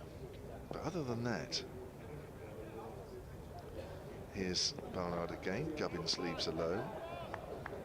I hadn't realised actually until you mentioned a little earlier that both these players got 100 against Warwickshire in the game earlier in the season. Innings, though, they got a couple of 100 and Hampshire were all out for 300 and something. Match ended in a draw. An affected draw, I think. Was that on one of those lifeless wickets at the Tilliter early on in the season, which I think it was? I wasn't at that. Oh, of course you weren't. No. I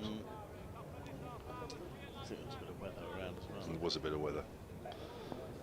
But yeah, a couple of games early on in the season, the Utility were very lifeless outside the off stump, and Gubbins is not playing at that one. He remains on 20. Middleton has 47, and Hampshire, after an hour and a half's play this morning, having won the test, elected to bat. That would have been in the back of James Vince's mind, is can we get through the first hour? Can we get through till lunch? Well, so far, I think that he and the rest of the side will be very happy with the position they're in. Yeah, you need your batters to justify the decision. That you're not much worse for a captain than opting to bat first and finding yourself 8 down by lunch. Even 5 to 6 down, but we're going to see Will Rhodes coming to the body for the first time. He'll be a little rusty. He's played a couple of second 11 T20 matches, but that's it since the T20 Blast is on. Not seen anywhere near the T20 team. Must be a bit of a puzzle to him. He's played a decent role with bat and ball in the past, but it is quite a big squad. They've also signed a couple of T20 specialists in George Garton and Richard Gleeson. How have they gone? They've done well. Gleeson in particular, though he was injured for the last game. Garton's a little bit of a mixed bag, but still seems to be warming into it. They've done well. Rhodes to bowl to Middleton. He turns that around to square leg. He will get 2. I mean, it's given the Bears real depth in their bowling. Alex Davis regularly has 7 bowlers he can rotate, so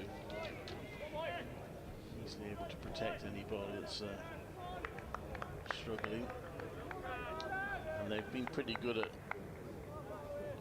exerting the squeeze of the opposition. Now, actually, have taken a lot of T20 wickets this season. Rhodes comes into bowl, that's driven. It's a nice looking shot. You won't get anything for it though, because it's fielded by Danny Briggs in the covers. Good stop from him. Middleton closing in on the half century here. He's on 49. Yeah, he's played very nicely this morning.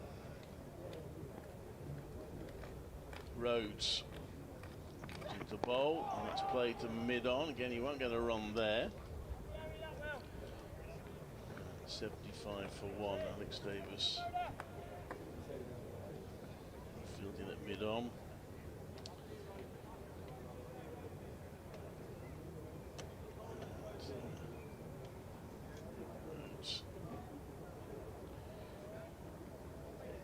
From the Birmingham end. Comes into to bowl, and that's driven into a gap, and that will be Fletcher Middleton's 50.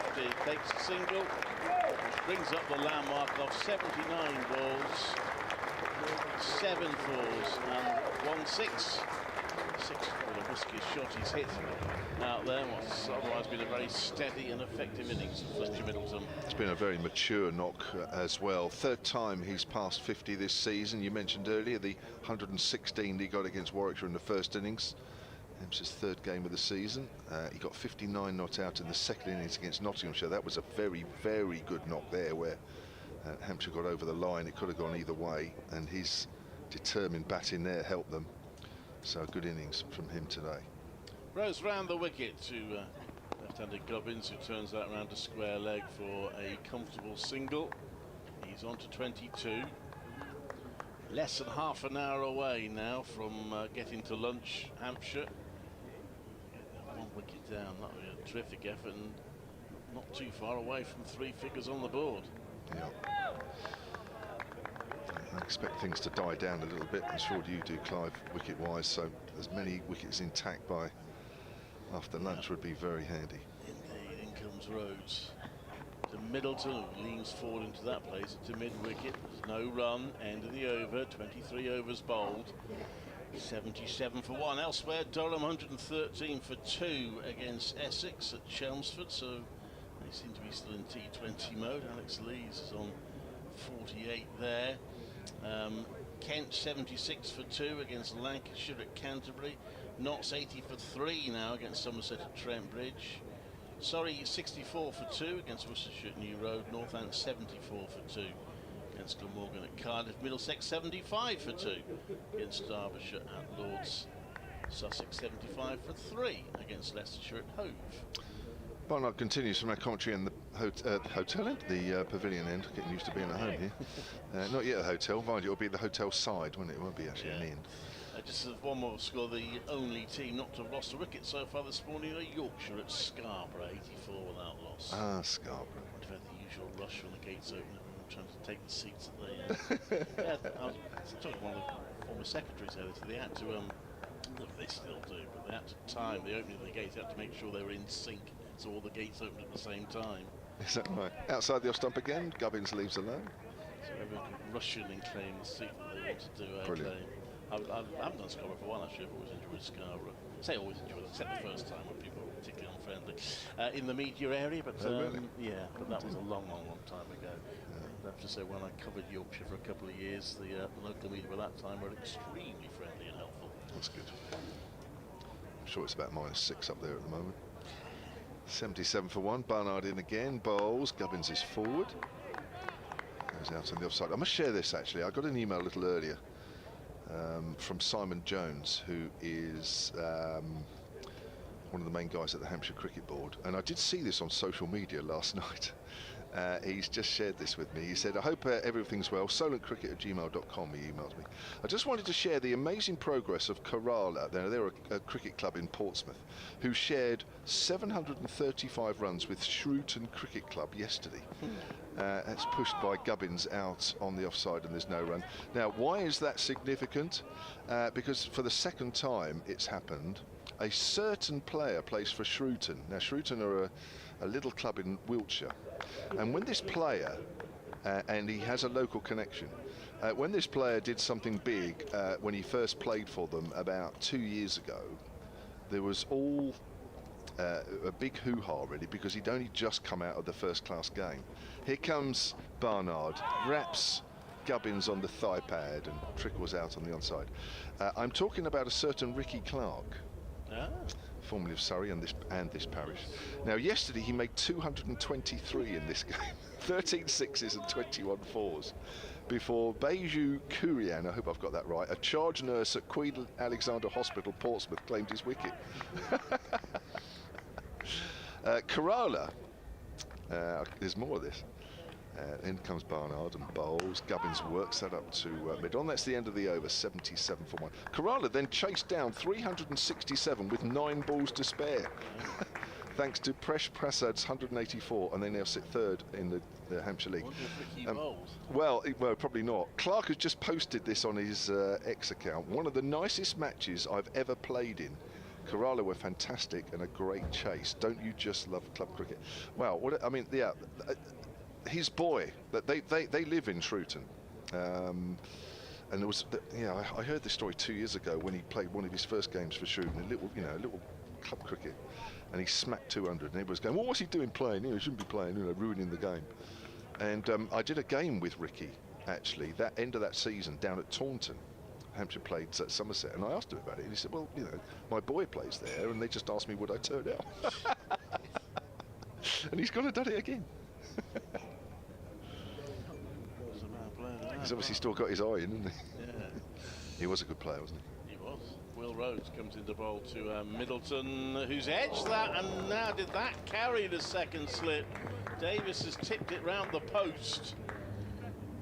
That might have been a sharp chance. He was at full stretch, to be fair. Just have evaded him. Yeah, it was close. Now, there's another landmark that's happened now, because now Fletcher Middleton's on 52. He has now reached 1,000 first-class runs in his 22nd match for Hampshire. Good going. In comes Rhodes to bowl, and that's played to square leg for a single. We agree that was nearly a chance, but probably not quite one. I must admit, I need to look at that again. Yeah, it's always difficult, isn't it, on replays? Yeah. Yeah, I reserve judgment. I don't know about you, Clive. I'm happy to be persuaded either way. He was at full stretch. I'm sure the said he could reach. Perhaps he should have worn his wet wicket-keeping gloves. Can you do that when you're feeling a second slip? Oh, yeah. Rose around the wicket poles, and that's play back to him. There's no run. It was a good effort, though. Even if it didn't carry, or whether it did, I think it was quite. I mean, it was a difficult chance, wasn't it? I suppose there's been a third slip there. It's been there for quite a while now this morning. Might have been a chance to a third slip.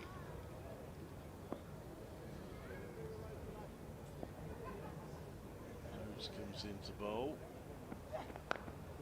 That's no run. I guess on the basis of stable doors and bolted and what have you, they haven't put one in now. Do you think Warwickshire will be disappointed? I mean, yeah, they will. Yeah. I mean, I guess they would have loved to have batted first. I think the toss looks quite an important one to win, actually. But, you know, it wasn't like the ball wasn't doing anything. In comes Rhodes. And that, stretching for that little bit, Gubbins, but he has got it away past the gully area. And he will get 2 runs.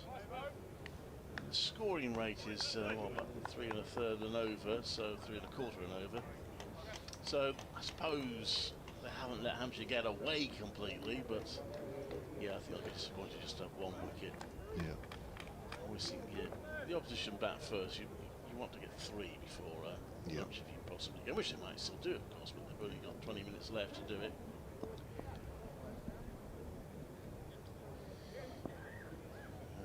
Rhodes goes to Gubbins, who drives that into the ground. It's a lovely shot. Through long off for 4. Gubbins really lent into that and moves on to 27. Well, bit of misfortune out over for Rhodes. He got the edge, which didn't quite go to hand in the slip cordon, but then hit for 4 off the last ball by a very good shot. And it's 86 for 1 off 25. It does look like the sort of wicket you don't want to be over pitching on. Now Sam Hain was off the field. He's come back, I think, holding a helmet. So we're going to see a bit of spin, I think. Yeah, Danny Briggs. Yeah. Might be doing a bit of bowling, I think, if Warwickshire don't pick up wickets earlier on this afternoon. Yeah, I think if you pitch it up here as a bowler, it's coming on nicely enough for the batters. We've seen a few straight drives, haven't we? Which is usually a bit of a giveaway as to a pitch with a nice bit of pace in it. Chris Wokes' 6 overs this morning, costing 23. Hannah Dolby, the 1 wicket taker, 7 overs, 1 for 13. Miles, 5 overs, none for 25. Barnard, 5 overs, none for 11. Rhodes, 2 overs, none for 13. And we have our first over of spin, and a familiar name if you're a Hampshire supporter, because it's one Danny Briggs, who had 6 years at the club before he moved to Sussex in 2015 and then came here. That's cut away by Fletcher Middleton. Shortish delivery from Briggs to start off with, and Middleton moves on to 54. 87 for 1. Don't forget the County Championship live cricket page. Michael, Ben, Paul and Deepak, hello to them. They're in charge of it today, keeping across all that's going on around the country. I saw they had an 800 up for Beddingham. I thought, blimey, he's going slow. That's this year. So. Some poor bowling, if he... or bowling for a declaration already. Briggs is over the wicket to Gubbins, who's on the back foot. Into the covers, that one goes. But you can follow that if you're listening on your laptop or indeed your device. You might well be already on that page. Just scroll down and you'll get updates on all the county championship matches up and down the country. Briggs, Gubbins on the back foot. There is a bit of a gap on the offside. He finds it and scampers through for a single, moves on to 28, 88 for 1. Simon Jones has actually just emailed me again from the Hampshire Cricket Board about that game yesterday, and he's just sent me Ricky Clark's bowling figures in that game. He did bowl, huh? So yes, I know. 7 overs, 1 for 63. Yeah. Briggs bowls a little fuller this time, not timed with that drive. Fletcher Middleton out towards extra cover, so clearly he's still got it with the bat, maybe not so much now with the ball. Briggs, down the wicket comes Middleton, drives, again doesn't time it, as it goes out to Ed Barnard. He's lost a bit of pace over the years. Oh, I should imagine, yeah. 88 for 1 here, Briggs again, bowls, Middleton drives, goes back to Briggs. That's his first over completed, it's gone for 2. What did he feel doing the slips? Very fine slipper. He was, wasn't he? Good cricket. You got some good years out of him, didn't you? Did, yeah. Some scepticism when he first signed. Really? About how that would work. But gone through a bit of a difficult patch. Brief spell as captain at Derbyshire, which didn't work out. But it was Ashley Giles who knew him. Took a punt on him and definitely repaid them.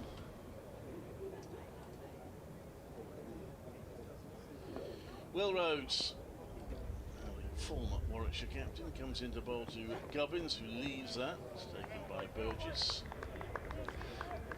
Just having a look at his figures actually for Warwickshire. He played 131 first-class matches, over 5,000 runs, averaged 30, which is not bad as an all-rounder, and bowling-wise, he 494 wickets. I think that's right. Hang on, let me double check. Oh no, wrong. Rose is no wrong. Sorry, that was 266 wickets at 29.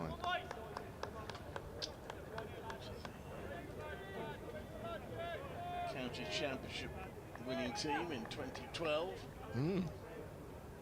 Actually had quite a long career here, didn't he? 2008 to 17. Yeah. Was a part of the team that missed out at Southampton in 2011. They were going to win the title on the final day, but couldn't bowl Hampshire out. I remember that. That's a left, there's no run. So, a very placid pitch, but to be fair to the ground staff of Hampshire, that's because TV insisted they use one of the middle pitches because they rocked up for that one. And, she didn't really have an experienced frontline spinner in their team, which they probably needed on that final day. It's the title to Lancashire, will be. Rhodes comes into bowl. Oh, that's that. Oh, he's dropped. Oh, edge to Sam Hain's gone right through Sam Hain. Looked a relatively straightforward chance, and Hain normally holds them. He's completely missed that, and it's gone down for 4. Wow. Warwickshire's problems with catching in Championship cricket continues. It's odd because they have been brilliant. A lot of the same players with catches in the T20 Blast, but in the Championship they have put down far too many and paid heavy prices for it. What happened there with Sam Hain? It's almost like he didn't pick it up. Yeah. Wow, that's a let off that. Gubbins was on 28. Rose in. Gubbins solid back behind that. Had to travel quite quickly, but even so, I thought Hain had it. It was a nice catchable height. That's the thing. I think you're right. Maybe it just came at him a little quicker than he was expecting. It was definitely a mistake from Gubbins. He went to cut the ball. It got too close to him. Yeah, it was sort of a chop shot as well. It wasn't just an edge. It probably did fly off the bat quite quickly, but yeah, that's definitely what you expect him to take.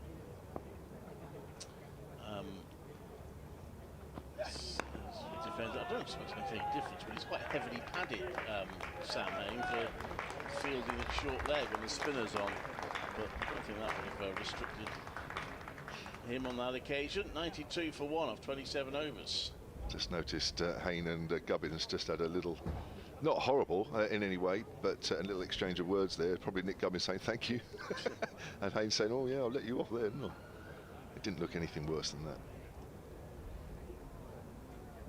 92 for 1 then, and we have 10 minutes to go until lunch. Hampshire winning the toss, electing to bat first. The only concern that James Vince would have had was to get through this first session, and at the moment they've done more than that. They've done very well indeed. Here's Briggs. So Middleton pushes that out to extra cover.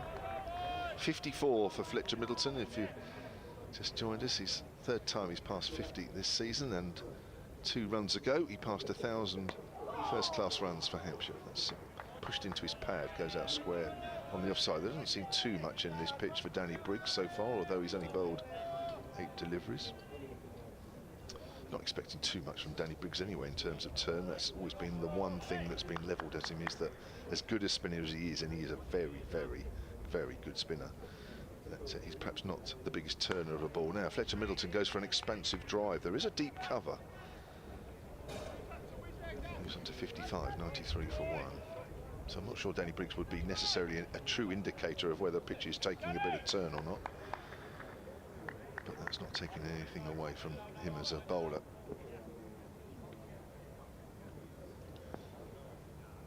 got a short leg in for Gubbins here. Gubbins plays that into the ground. I think I might have mentioned it before we came on air, but Danny Briggs, of course, had a long career with Hampshire. I mentioned between 2009 and 15. I was just looking at his figures both for Hampshire and here. I haven't looked it up for Sussex. But he played 61 first-class matches for Hampshire as Gubbins works on the leg side for a single. He took 158 wickets, but 34 apiece. And basically Hampshire, you know, he was great white ball, but from a red ball point of view, you know, there was Liam Dawson, so it was difficult for Danny. But here, he's taken 79 wickets at 35, so a very similar red ball stat for Warwickshire as he had for Hampshire. Cut away by Fletcher Middleton. Again, he's gone out to the man in the deep. 95 for one, end of that Danny Briggs over. Yeah, it was a coup when they signed him. That was a lot of Warwickshire players actually. He's found himself not playing in all formats at Sussex and wanted to, so that's how they managed to lure him.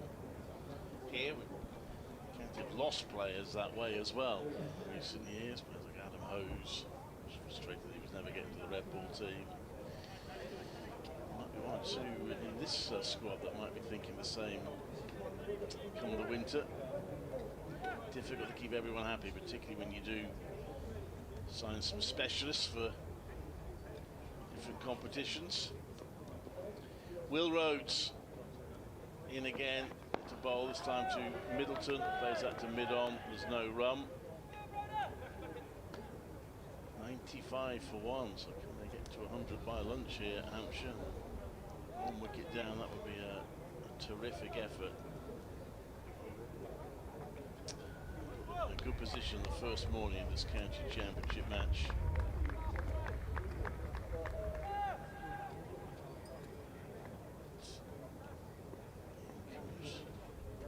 Rhodes again to Middleton. To the offside for no run. Seems to be a lot out there for Will Rhodes, doesn't there? Yeah. At the moment, a little bit less pace than Wokes and Dolby, though. Get the edge in the last over, of course, which should have been taken. Yeah, that might be just a bit of extra bounce, wasn't it? Yeah. Those tend to be. He's keeps things quiet, keeps things solid, and gets here. I mean, if Sir Alistair Cook's playing, then he's nailed on for a wicket because he gets him out every time. Does he really? He comes into bowl to Middleton. Plays mid-on, there's no run. I think he got that something like 5 times.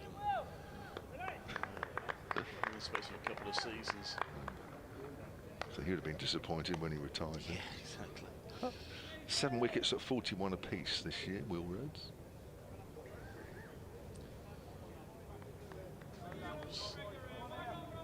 Often told that he didn't use himself enough when he was captain. It's his responsibility now. Comes into bowl to Middleton. It's just on leg stump. Middleton turns it around to mid-wicket but can't clear Ed Barnard in that position. It's a dot ball. Just you mentioned something about the injuries earlier. Just looking at some of the matches that your bowlers have played. Chris Rushworth, only 2 games this season. Yeah. 4 wickets at 45. Gosh, that's not Chris Rushworth's figures, is it normally? Well, because he played right at the start of the season when wickets were extremely difficult to come by. That's a York length delivery from Rhodes, well dug out by Middleton. To the ground and over the hand of the bowler. Yeah, whereas some of the batters, their figures are flattered, aren't they, by those early season wickets. Still got to get the runs, though. Yeah. 670, Alex Davis already. 560, Ed Barnard. This next one is played back a square leg for a single. Some of their Barnards have come in games where it wasn't necessarily so easy. Chelmsford batted really well there against Essex. 96 for 129 overs bowl. We will get certainly one more before lunch. Well, we should get 2 actually, with Danny Briggs bowling one of them. By modern standards, bowling 31 overs in the opening session isn't too bad. Of course, they haven't been held up by wickets. One falling. Davis Davis having quite a long chat with Danny Briggs now, so maybe he's decided he wants this to be the last over. Yeah, I noticed he had a chat with him at the end of his previous one as well, so obviously a good communicator, Alex Davis. Which is not something I had him down for before he was skipper. But he's a very proactive captain. yeah, it's good. Seems to have brought out a different side in him, doesn't it? We know him a little bit down south with the Southern Brave. Yeah, he's there again. I think this is he? Good. Yeah, and Danny Briggs is as well. Yeah, I think you're right, actually. Right, just a little bit of a break while they just adjust the field, and Fletcher Middleton takes his time and he's ready. That's driven out to extra cover. Score remains on 96 for 1. Still at that 1 wicket after 23 minutes of play this morning. Toby Albert edging Hannah Dorby behind for 5. Ball was moving around a little bit there. Nice cut shot off the back foot through extra cover. Big boundary. Even though he's timed it pretty well, it won't quite go all the way to the rope. That's how big it is. And there is a fielder out there as well in the deep. That's Dan Mosley. Yeah, Alex Davis and Danny Briggs and George Garton as well, all oh yeah, with the Southern Brave squad this year. The squad's still not quite complete, so 1 or 2 places up for grabs. There's normally a wild card or two, isn't there? Something. I don't follow it that closely. No, I don't quite. Oh, here we go. Here we go. First ball change, perhaps, of the morning. It's been rolled to the square leg umpire. I think, is it Stephen O'Shaughnessy this end? And Peter Hartley. I thought it was Peter Hartley in the square leg. Oh no, he's thrown it back, Peter Hartley. Said no. I'll tell you what, when he was bowling for Yorkshire, he probably would have said, no, umpires, that should be changed. Again, I don't want to be cynical, but I just wonder what might help to ensure this is the final over before maybe lunch. I thought that's only Warwickshire's interest to give up a chance of getting the wicket before lunch. Well, it's the same ball. Not changed yet, but that we'll have to wait and see this afternoon. Oh, haven't we missed that during T20s? Briggs is over the wicket to Gubbins, flighted. Gubbins drives out on the offside. Nice shot through extra cover. It is the short boundary side, and it's gone for 4. Is that Chris Wokes there? Chris Craig Miles, who failed to drag the ball in. It's 100 up for Hampshire. It should have been stopped, really. I mean, 30 years ago, you wouldn't have batted an eyelid, but these days you expect fielders to drag those in. Yeah. Oh dear, the rope, I guess, suddenly appeared. Yes, it's not the biggest boundary. Fair, he didn't have much room. No. Fair point. It's turned away on the onside by Gubbins. So I think we can fairly safely say these next 2 deliveries will take us to lunch. 100 in 177 balls, second 50 and 81. The first came in 96, so they've accelerated a bit. They have. Another field change just to make sure that we don't have another over. Backward a point goes out to mid-wicket. We're going to have 2 mid-wickets. I'd like to see the rules. I'd like to see the umpires have the power to say it's 5 to 1. You're bowling 2 more overs, so however long it takes to just come off your lunch. And low full toss from Briggs. Yeah, fielded at middle. Yeah, whatever happens, we're keeping going. Yeah, and you can just take it off your lunchtime. I never thought those breaks were long enough anyway. Certainly tea time. Tea time sometimes felt really short. Full delivery. Gubbins drives into the same area, but not quite as hard. And that will be a single to end the morning session, a session that's belonged to Hampshire. Won the toss, elected to bat first, 104 for 1, with Fletcher Middleton on 60 and Nick Gubbins on 38. Yeah, an update in a moment. Not for that, but very good morning then for Hampshire. Right at the top, caused some problems with the ball, but just got the 1 wicket. Ollie Hindorby getting Toby Albert. They have missed 1 gilt-edged chance. Gubbins dropped off Will Rhodes by Sam Hain, but the batters have been very solid and positive, and they've really good morning's work. And these 2 showing another big match against Warwickshire.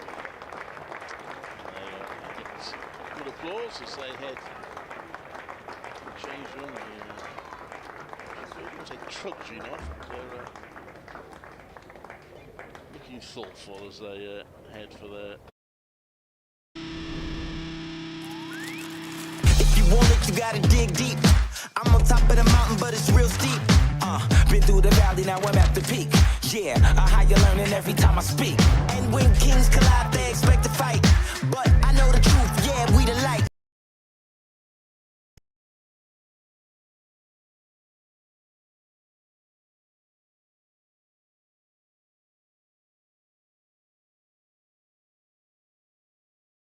Not what they say, now I'm in a position for a big payday.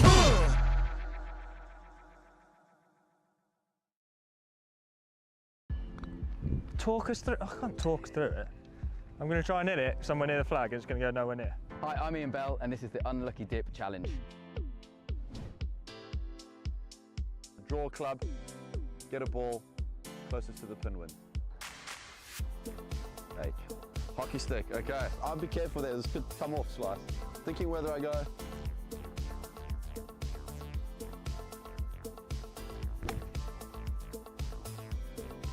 Nearly. Water. What's that? God's sake. Come on, let's go viral.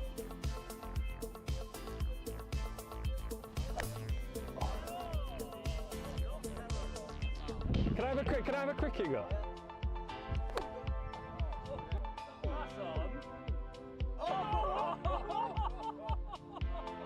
Ooh. Go for the one at the bottom. There's a D.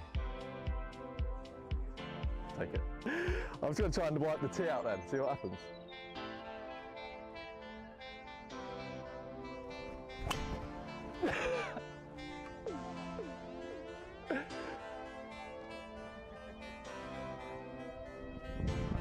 Cricket bat.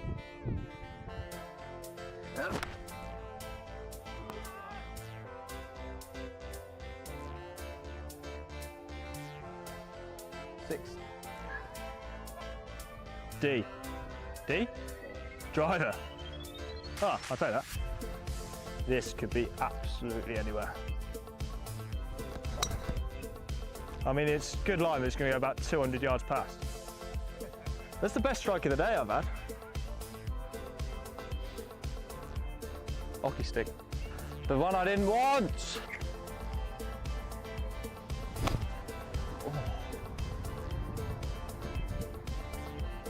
Wet. Big divot. P. Putter. Oh no. Actually, that's probably my best club. In the hole! T. Tennis racket. Perfect. Give me another ball. It's a C. Is that what's the C? What's the C? Oh, let's go, let's go. Yeah? Yeah. A bit high.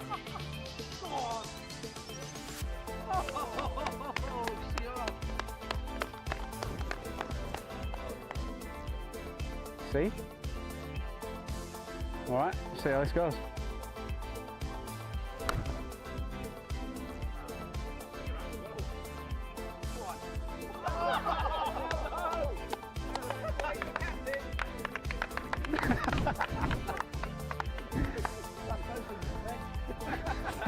It's embarrassing. Are you doing that? I hope so.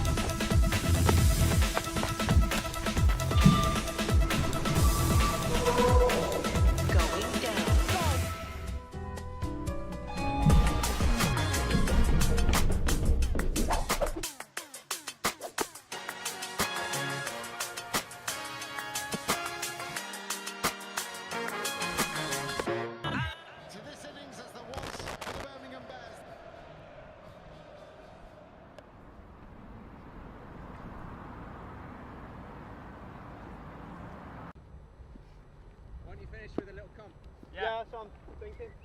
You get 4 balls split 6. Yeah. Yeah. Then 3, then 2, then 1. Yeah. Okay. Go off, go off. Go off. Remember, this is where consistency comes in, my boy. 3, 2, 1.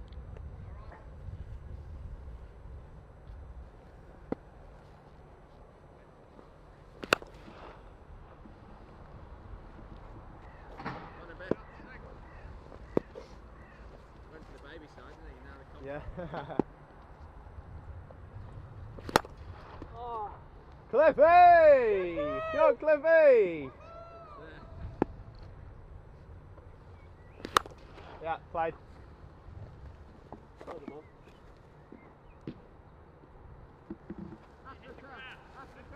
Hit the grass, and looky! Hey, that's bigger than your one there.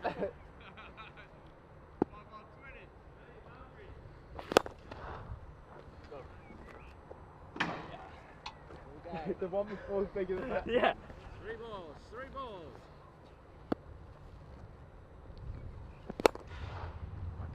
That's right. He always wins these comps.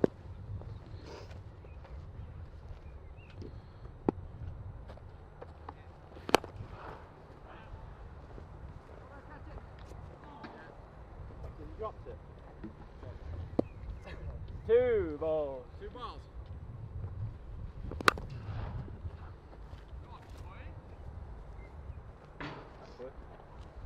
Don't even know actually how big that was 6. That was on the back foot.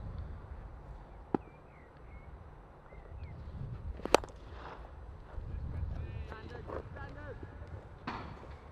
This is it, 7 deaths. Do we keep going if... Yeah, we go up. Come on, son.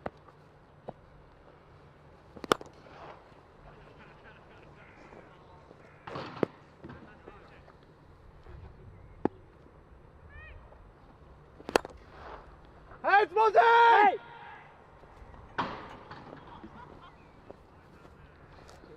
They're up for the comp, these two. Turn it on. That's the ones you were dragging as well earlier. Yeah, boy!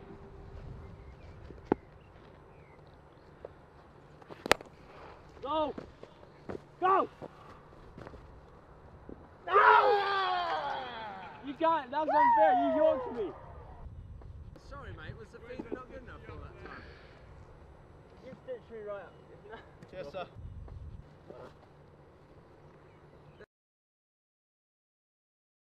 I know how hard it could be fasting whilst playing cricket, but I myself done it in Abu Dhabi in the 30-degree heat where it was tough, but it's not quite like that here. But I think that's why this Ramadan League is important and so crucial.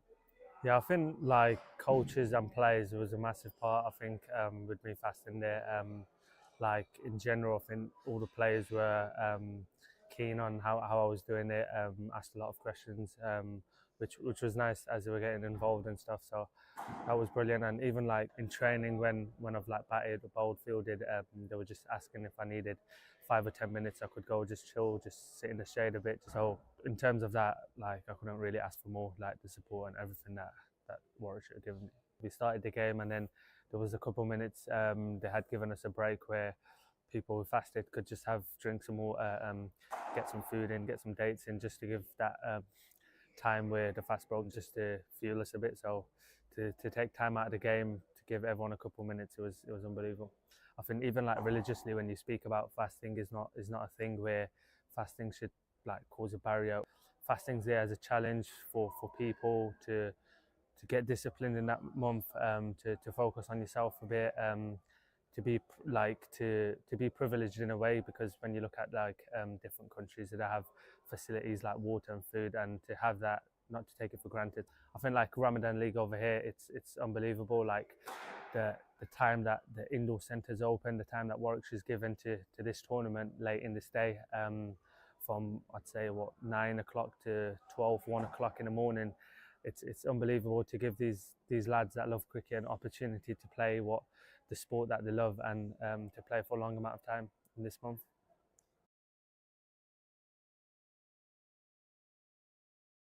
For almost 150 years, we have been Bears. Birmingham Bears have come through, the home team. People swarm onto the field here at Edgbaston. Birmingham batsmen are celebrating. Representing the city, the county. Birmingham is our home. Warwickshire is our land. A land we must defend. You Bears, come on!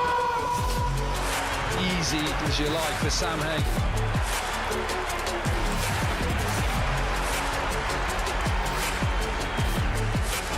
That is stunning.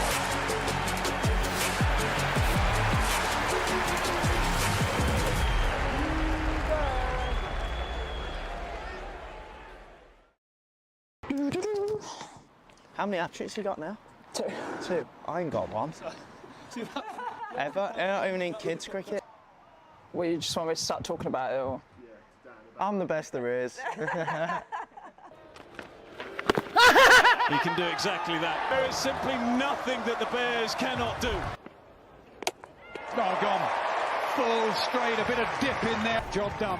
Making sure that every ball was different. I felt like that was probably where I was going to get extra. She was moving around a bit, so yeah, went back of the hand for the first one. The second one, you can't really see it, but on the, like at Kent, obviously there's that slope, but on the leg side for Tash, obviously being left-handed, was like, it felt like about 40 metres, so I was like, well, I'm not bowling at her stumps because she's, that's pretty much in her arc otherwise, so I just pushed it wide. And yeah, managed to get her, she flat batted it.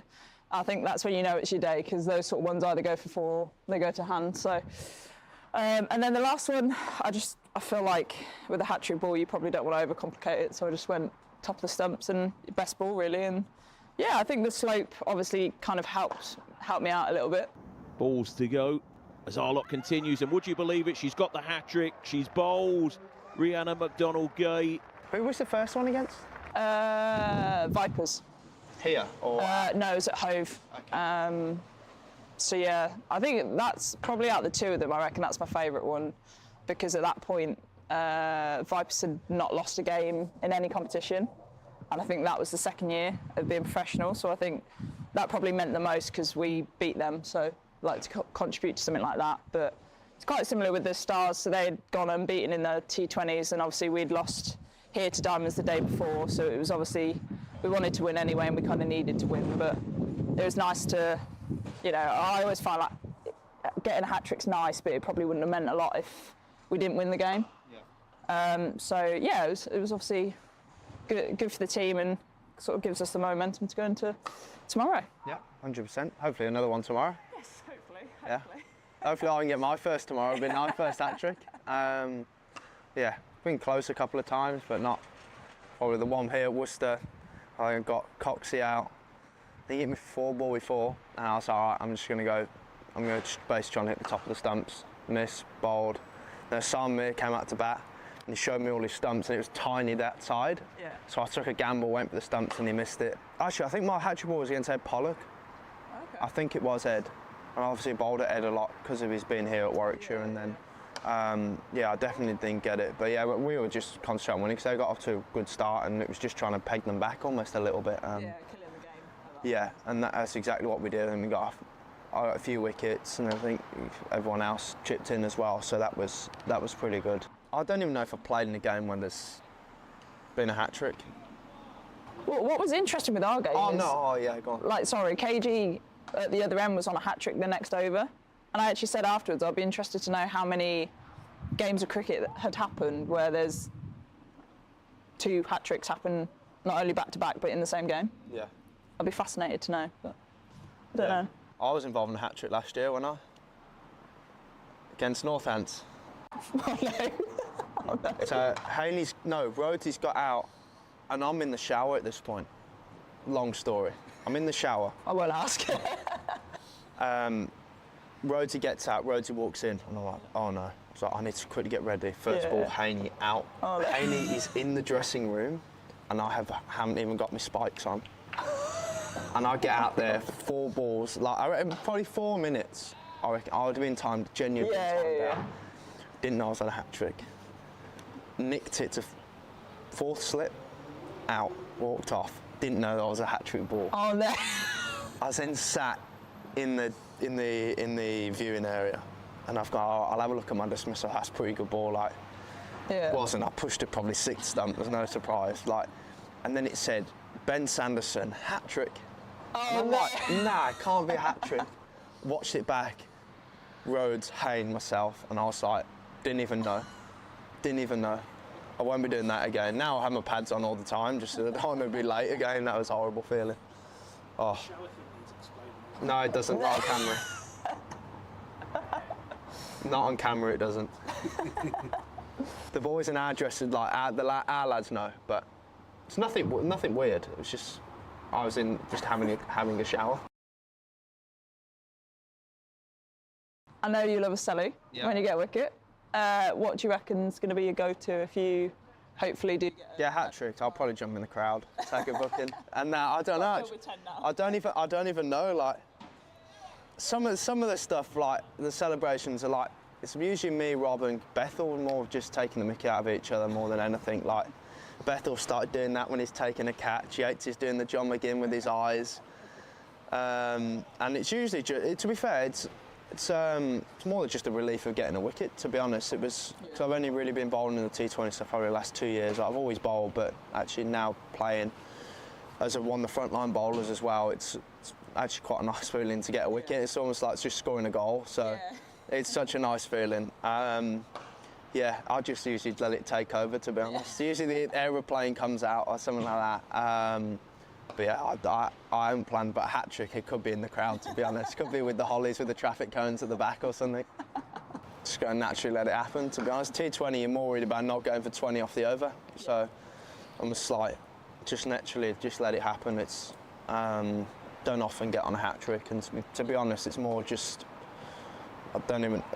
just making sure he doesn't get off to a good start. I know as a batter, like even if they feel round the bat and they're on a hat-trick ball and you get it away for 4, the pressure's on them back on them. So it's very much just trying to, I don't know, just keep the new batter in and try, obviously you are trying to get him out, but you're trying to keep the pressure on him as long as you can. Hopefully he'll do it tomorrow and hopefully a packed house at Edgbaston will be good.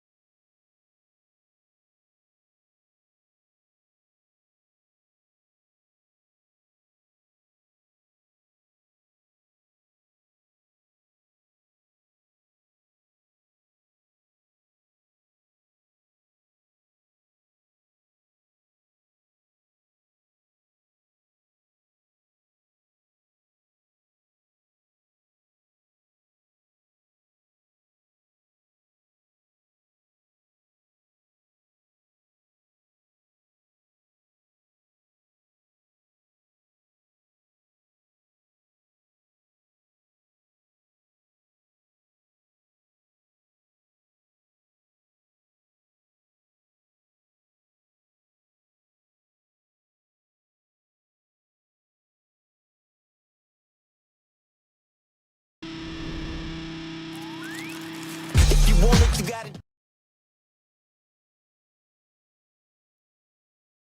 Top of the mountain, but it's real steep. Been through the valley, now I'm at the peak. Yeah, a higher learning every time I speak. And when kings collide, they expect to fight. But I know the truth, yeah, we the light. Don't believe.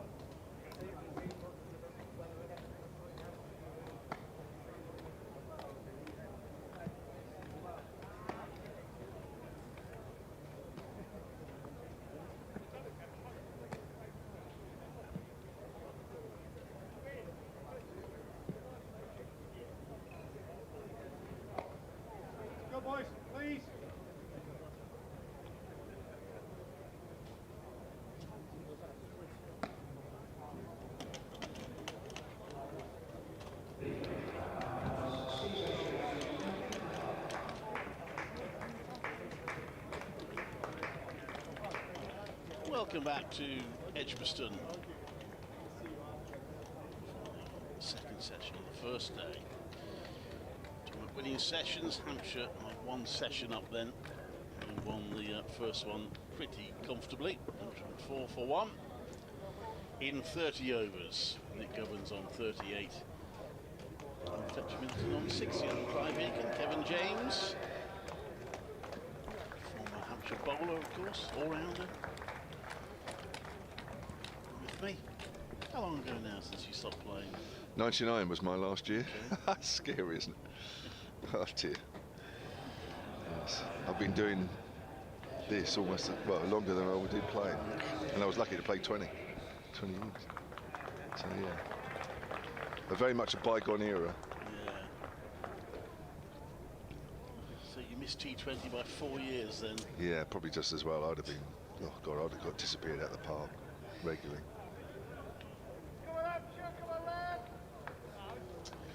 So, just walk out to the middle. This Wokes is going to come back into the bowling. This is 100th first-class match for Warwickshire.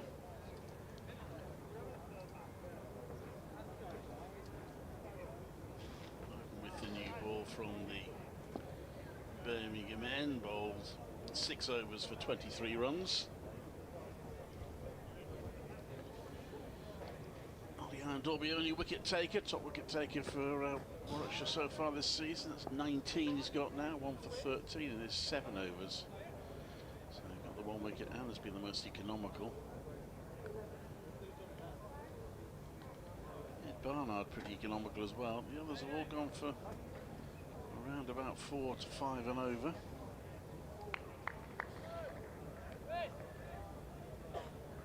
Yeah, I think they bowled okay. I think the batting has been exceptional this morning.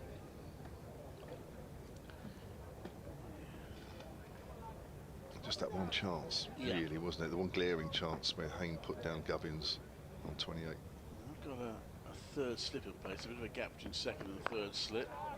As Gubbins pushes out to the offside, there's no run.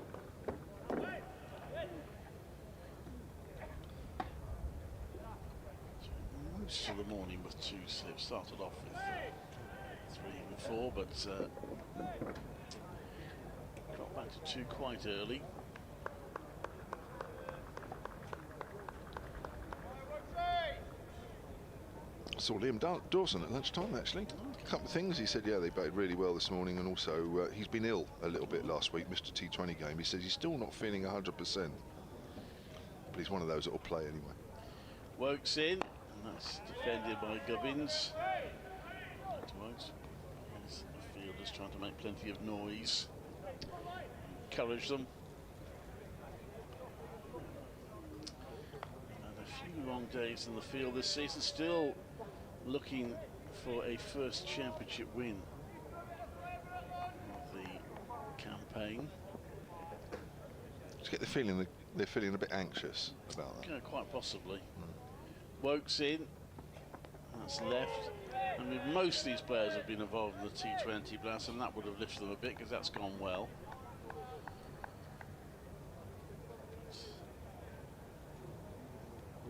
My mind's, I'm sure. And you haven't got wins, you're also looking over your shoulders inevitably at the table. Yeah, that doesn't help. It was 4th last season, having escaped relegation in spectacular fashion the season before. Wokes in, and that's defended to the offside. To mid-off, there's no run. Still think about that last session here 2 years ago, Yeah, September. Liam Dorwell, 9 for 62. Well, it shows what I know, because I was chumping most of the day. See, this is just stupid. I know they need to win the game, but you can't be setting the opposition 130 and expect to win. There you go. Wokes comes in to bowl to Gubbins, and that's driven and stopped his own bowling well by Wokes. Non-striker was quick to get back into his crease. Case the ball deflected on the stumps, it didn't anyway. see a run out like that in the Charlotte Edwards Cup, is it? We didn't, in the end, impact on the result. Charlie Dean. I think that was the one, wasn't it? I think it was, yeah. Now, there was a field that's a backward point. Is now going back to point boundary. I'm not quite all the way back, most of the way back. That's defended back to Wokes. It's clearly a bluff, that's a pretty field there. And, well, tidy first over, maiden. His third maiden from Chris Wokes, 104 for 1. So these two have put on 87 for the second wicket currently. Also runs for both those players out in the middle against Warwickshire in the first game this season down at the Utilita Bowl. Both got 100. They get a reputation soon. Liking to play against Warwickshire. A stand of 223, so the biggest stand that Warwickshire have come up against this season. That was a flat wicket though, wasn't it? Although they actually rolled Hampshire over fairly quickly after those two were out. Yeah. Yeah, Hampshire, if I'm honest, there was a lot of reasons they tried to change the ball again. No, second time within 2 or 3 overs actually, because it was just before lunch. Oh, hang on, maybe we are getting the ball changed. I think we are. Signal from the box of balls. Well, it won't be long. What do we had? 31 overs with this ball. I suppose it's one of the better ones.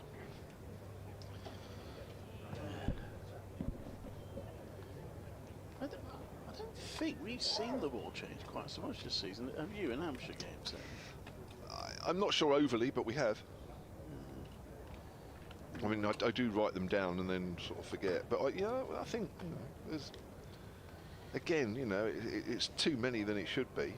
I wouldn't say it's ridiculously frequent, but again, it shouldn't be happening this often. The umpire's just trying to find a comparable ball. He hand Orby saying, this shiny one looks good.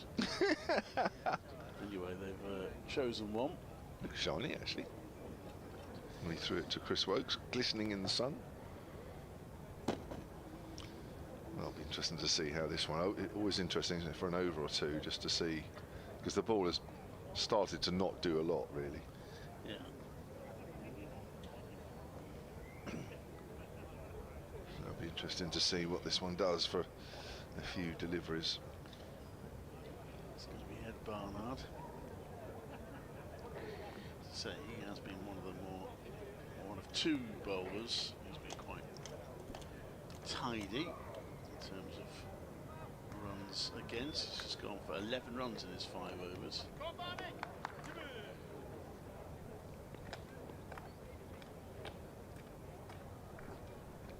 Comes in and bowls. It's pushed out on the offside, looking for any signs of sudden movement in the air or off the seam. Didn't seem to do too much, that one. So into the 32nd over, first over with this ball. Obviously it's not a new ball, it will have had some overs in it already. It's never exact though, is it? You're never going to have a box of balls with one that's had 29, one that's had 30. There's only ever about 6 in the box, left alone outside the off stump. There's only ever about 6 to choose from, so the chances are one's either going to be slightly harder or slightly softer than the one that's being changed for. Yeah. Usually I would think the umpires wouldn't be that unkind, and certainly the fielders wouldn't accept anything that's too soft. So if anything, you'd probably get, I'm just trying to think back really, I mean we didn't have as many bulk changes in those days, but I think when we did, it was very rarely worse. That's bounced a little bit and he's done well to keep it down. Fletcher Middleton goes to the far end of the ground as we look. Again, it won't quite go to the boundary.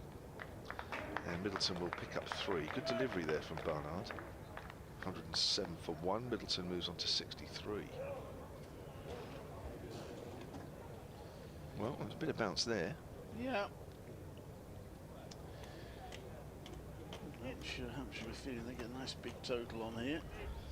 Themselves time to try and pressure on Warwickshire, Keith Parker and their team. Use this ground well. Well, you would say that it's beginning to get set up, isn't it? That if this wicket does start to flatten out over the course of today and tomorrow and through the game, then if Hampshire keep going the way they are, as Gubbins is forward to Barnard, again coming down round the wicket to the left-hander, then it's a kind of a classic case, isn't it? Get through the first hour, get through the first session, and with the sun out and the wicket getting easier, I'm not saying this will happen, but that's what usually tends to happen. And they're all set, or putting themselves in a position to get set. Yeah. Comes Gubbins, drives, lovely shot between extra cover and mid-off, over pitched from Barnard. And that's been a feature of the day's play. In fact, it was a low full toss from Barnard.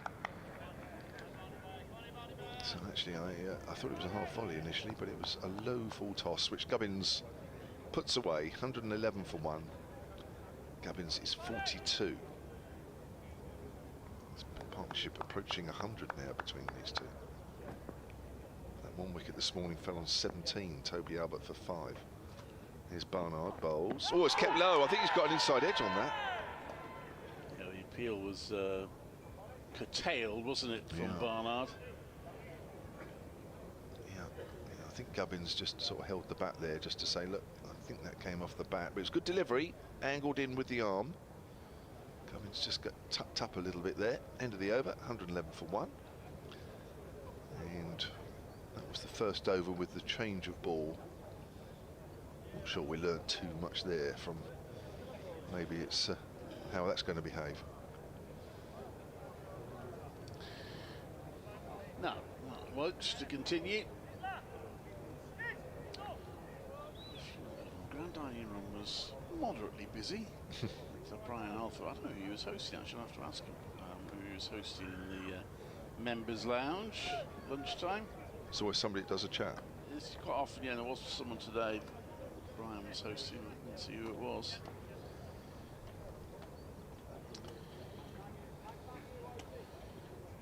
Tom Dollery room, Tom Dollery restaurant. In comes Wokes. The bowl, and that's gone past the outside edge of Middleton. Goes the wicket. Number 19 bowling to number 19. I always like it when that something happens. Bowler number 19 almost got the better there. I'll tell you what, that was a big leg break, that one. That did go off the seam. Maybe this ball is a little harder. Great delivery, almost did too much. Bill Rhodes, Sam Hain and Jacob Bethel on the slip cordon. The gap between Hain and Bethel. Second and third, he leans back Middleton and is that crisply enough, but straight to Dan Mosley in the covers. So it's a dot ball.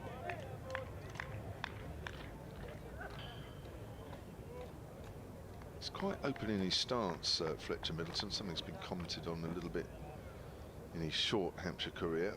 His front foot, as he shapes up as the bowler's running in, is to the left of his back foot, which just opens his body out a fraction. Lots of ones on the scoreboard, 111 for 1, and that comes off the thigh pad of Middleton as he tries to work it onto the leg side. Just it's obviously a theory he has, not to try and sort of close himself off too much. Of course, what you've got to do is still make sure that bat comes down nice and straight. He's got that fielded down a wide, long leg, 3/4 of the way back to the boundary. Wokes. Again, and turns that one round and gets it round just far enough around mid-wicket, and there's a slight misfield there which doesn't cost anything from Craig Miles. There was always a single there. He did stop it, but then the ball rather escaped him. He recovered it in time to prevent any thought of a second run. 112 for 1. Yeah, for a minute I thought they might run on the misfield. This might have been a bit risky. Apart from that first ball from Wokes, the others in this over so far haven't really done too much. He's in again to bowl to Gubbins this time, who defends solidly. Back to Wokes.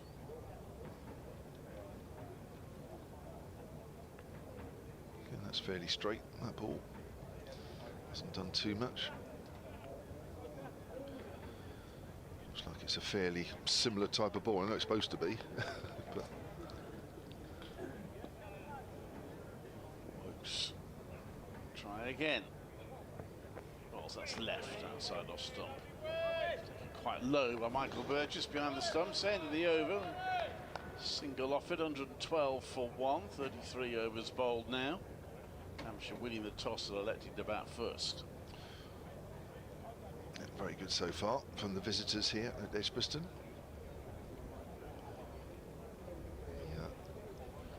It feels warm in here. I haven't been outside yet. I presume it's still warm outside.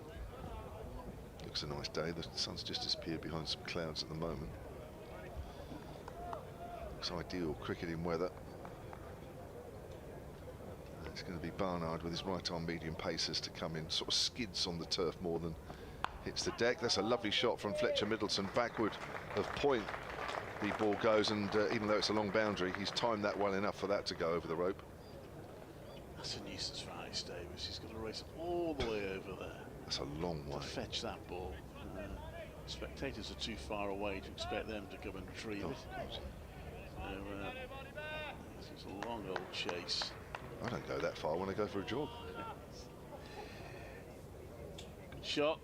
Well, a bit of bounce as well, did well to keep on top of it. Barnard just tried to hit the deck a little bit more there. Middleton was equal to it, right up on his toes. He moves on to 68. Hampshire 116 for 1 here. As Barnard comes in again and bowls. That's Fuller this time. Gets that into the ground as Middleton, back to the bowler. So, from Fletcher Middleton, this is his second high score of the season. His high score, as you mentioned earlier, came against Warwickshire first time around.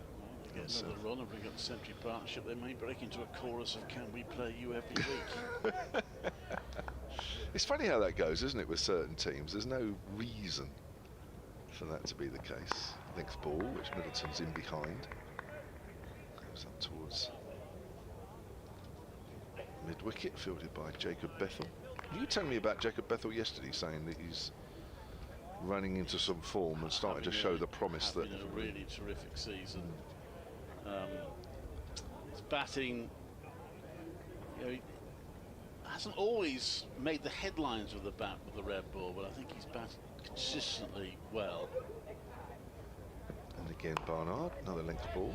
He's bowling this season, which he couldn't do last season because he had that stress fracture in his back.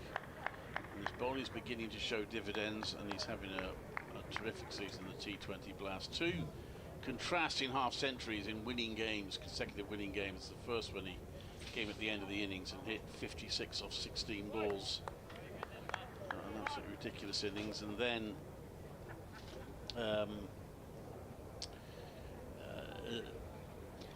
Barnard again. Fletcher Middleton plays that into the ground on the offside.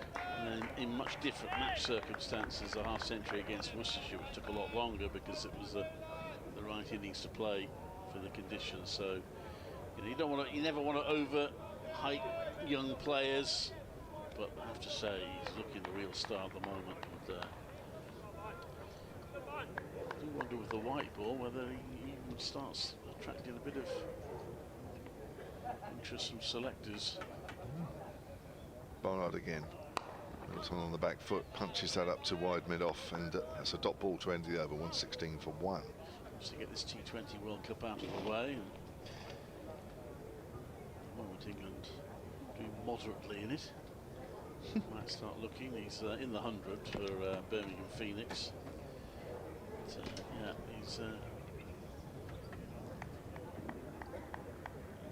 and also his fielding. Some of the catches he taken just utterly ridiculous. That's mainly in the T20 game, to be fair, but he's taken some absolute blinding catches. So yeah, good talent. Learned it all at rugby school. He's had a scholarship. As Wokes comes into bowl.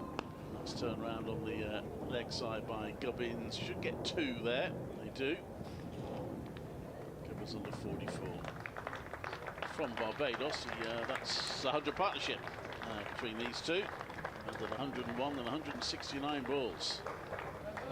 Terrific stuff. just that one blemish when Gubbins was dropped on 28. Should really have been back in the pavilion by now. Dropped at third slip by Hayne. There are too many of us who watch this season, sort of big partnerships where you're thinking, well, should have entered that a while ago. It's not the batter's problem. Woakes comes into bowl, and that's left by Gubbins. I always thought it made up for all those other times when you thought, gosh, how unlucky have I been there getting out. That ball nearly just back carried through to Burgess. Giving an indication of where this pitch might go over the next day or two. Well, that's early days, actually. Hampshire already thinking, see if we can bat once and try and bowl Warwickshire out twice, which won't be easy. Woakes comes into bowl, that's our left. Well, I mean, for me, it's already given an indication that it's early days yet, but this pitch is going to get flatter, maybe a bit slower. Be interesting. Depends on how much sun we have, I suppose. It's not sunny at the moment. No. Blue sky overhead.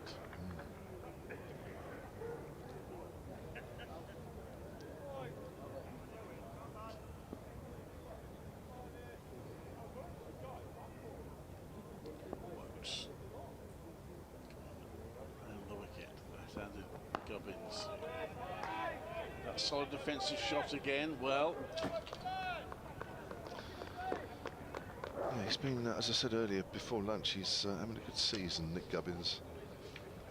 With the bat in the championship, he missed just the one game against Notts. That was 2 games ago because he became a father. Little girl. Sent me a picture as well while the game was going on at Notts. That one, a little bit of bounce from Woakes, defended from high in the bat by Gubbins.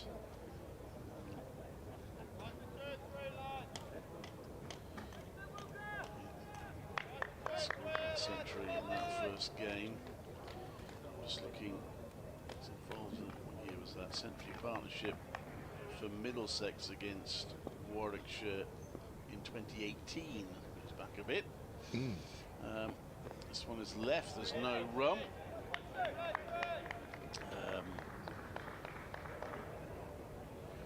was with Eskenazi, that was at Lord's, second wicket Century partnership. So he's got some history against Warwickshire. Yeah, and we've also got some good value out of him, actually. His time at Middlesex, he averaged 36 from 72 matches. This is his 40th, and he's averaging 42. So, you know, I mean, he wanted to move Middlesex to sort of, you know, because he had that good year, didn't he, around sort of 2016 or something when they won the championship, and he was sort of on the cusp, wasn't he, and things fell away a little bit. Move, fresh start, and yeah, stats are better. Barnard bowls, length ball to Middleton, plays that late into the ground, ball trickles down towards the gully area. So that's all you can do, isn't it? Move counties, fresh start, and his stats are a little better.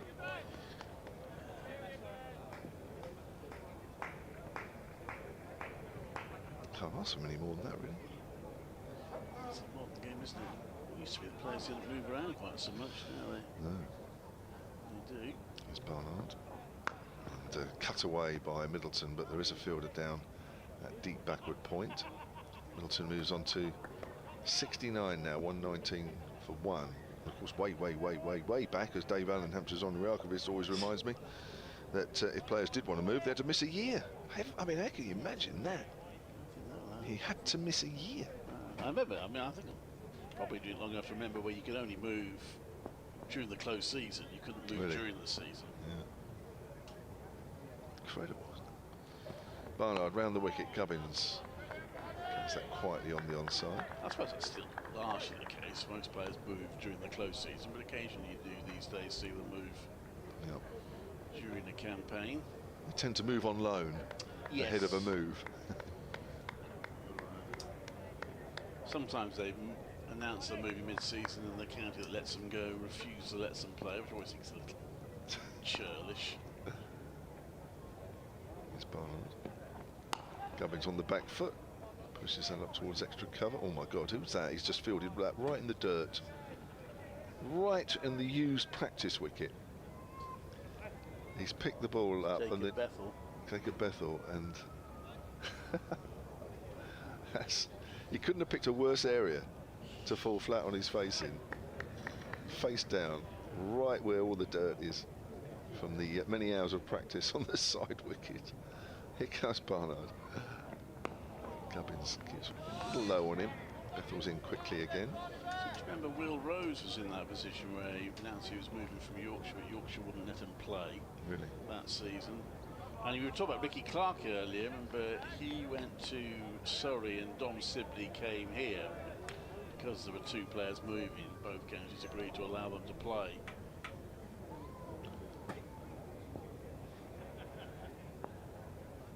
Sibley goes now back to Surrey. Yes, he is. Gubbins edges, caught first slip, and that's held. That's been taken, and Gubbins goes for 44, 119 for 2. Will Rhodes, pouch was that one, and a relief for Warwickshire. This time they take the catch. Oh, pretty well, and it's got its reward. And a good partnership. Should be relieved it wasn't quite as damaging as one earlier in the season, but still 102 added. Gubbins and Middleton, but Gubbins goes for 44. It may just have straightened a fraction as it pitched. Probably not a lot. Gubbins is playing down the line, maybe just a fractionally inside. Bat and pad were fairly close together. He probably feels he hasn't done a lot wrong. I don't think he has. I think just have gone off the straight, which was just enough to catch the edge. Yeah, two number 14s walking on at the same time. Danny Briggs had left the field for some reason. But he's now jogging on, and here's the new batter, James Vince. Hampshire wear slightly whiter shirts than they do. Than Warwickshire. Good brand of washing powder down south. James Vince is just a few runs under 300 for the season, averaging 32, which is a little bit below his career so average. Warwickshire probably settle for getting him out for 32. Yeah, I think you're right.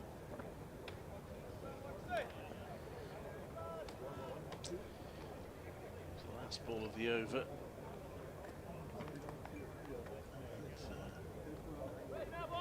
Which I think was the case of the wicket as well. It was the last ball of an over. So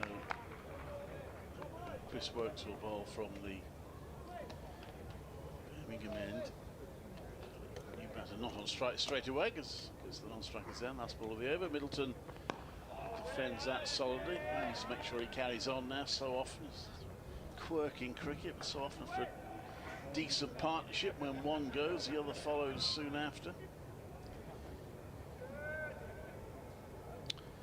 Yeah, that's when the pressure then suddenly arrives, doesn't it? And it's something that players talk about a lot. Coaches try and install in the players that this is a wicket. Okay, let's just restart. Wokes. Right, over comes to the bowl. Middleton leaves that. Good leave.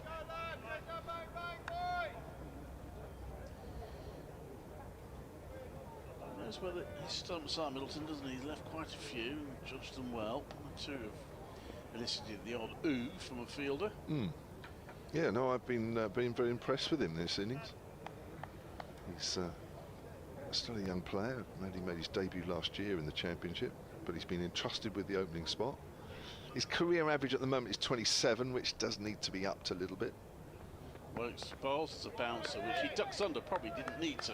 Probably going to go over his head anyway. And goes the wicket keeper. Red Bales we have here. Quirk of the modern game. No reason for that? So we can see them.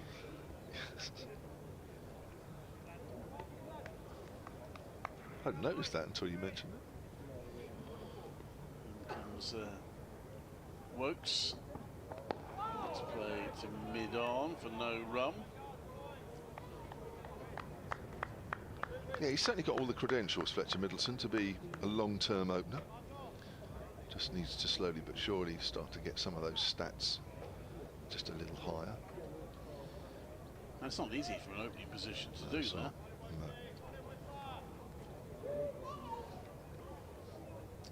But, you know, it's in the 20s. Most openers that we come up against are in the 30s. That's the first block to get through.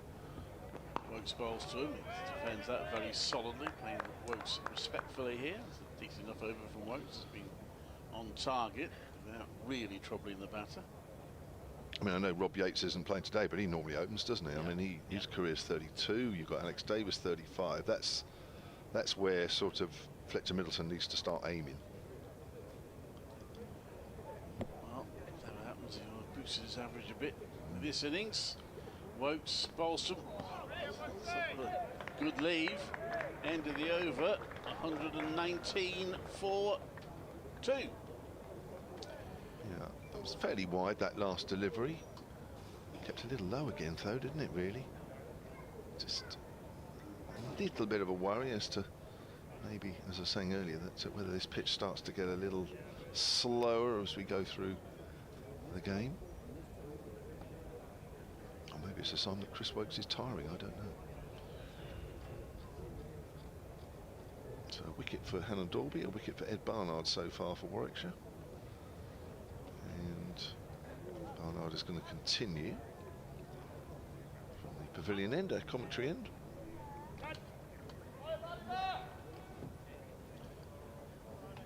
$19 for 2. Vince will face his first delivery shortly. Barnard comes in. Vince is forward.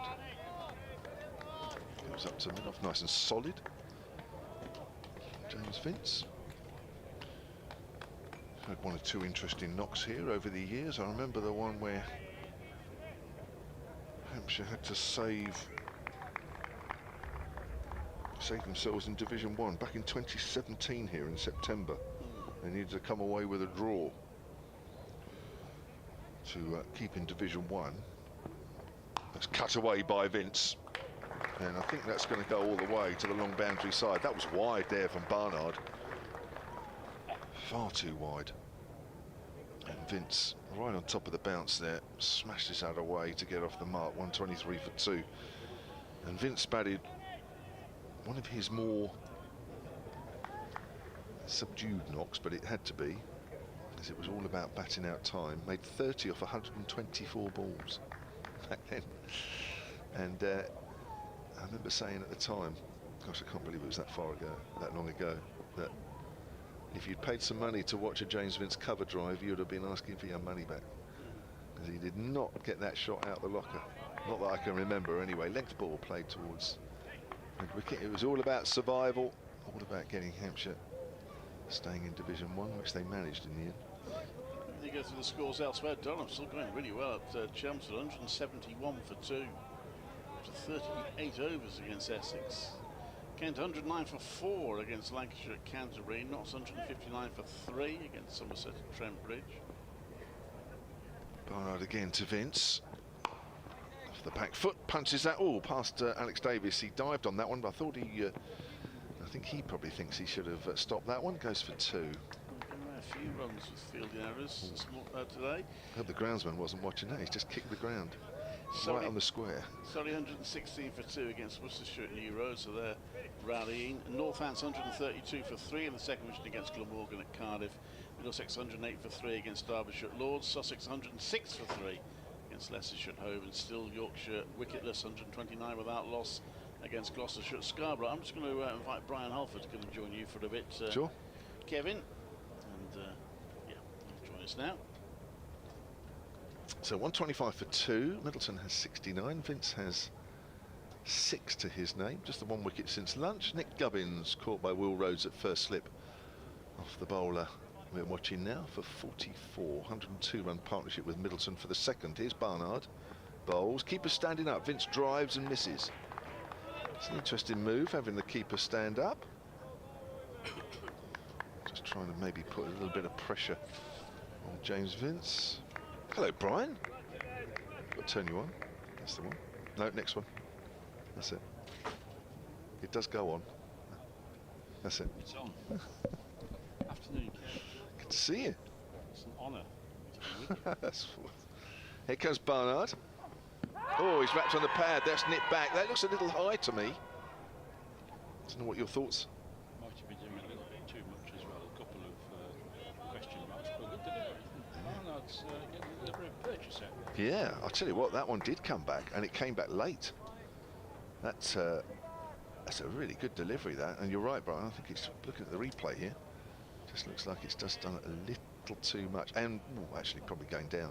The fact that it's done so much. A good delivery, though. One which I'm sure has been noted by James Vince out there. 125 for 2. Yes, interesting cricket match, isn't it? It's finally poised at the moment.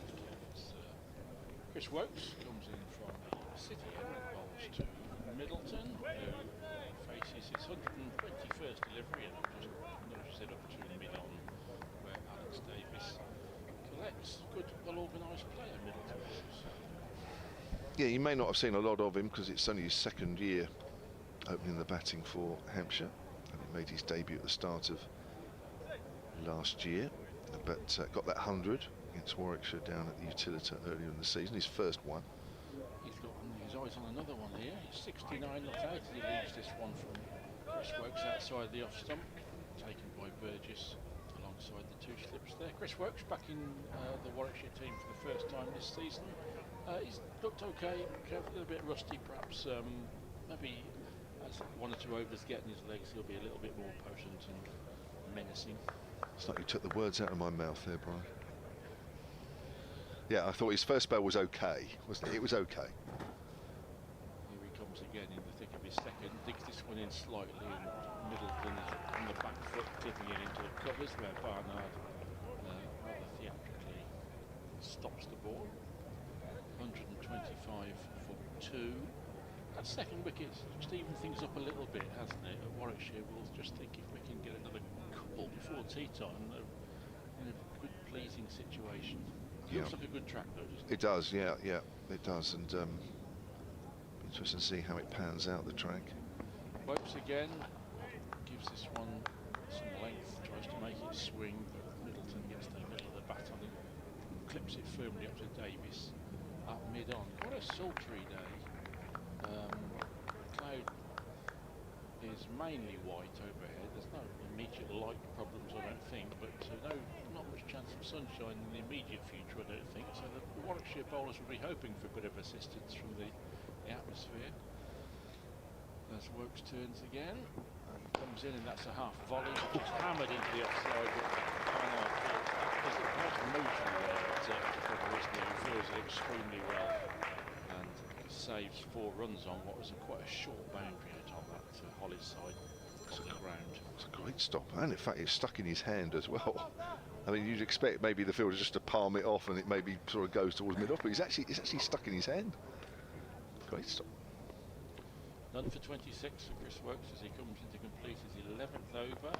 Straight delivery, good accurate ball which Middleton plays with lots of respect, and again Moseley Fields that extra cover. 125 for 2, the 2 men out for Hampshire today. Toby Albert went early, caught Burgess balled Oliver Hannah-Derby, absolute peach of a delivery.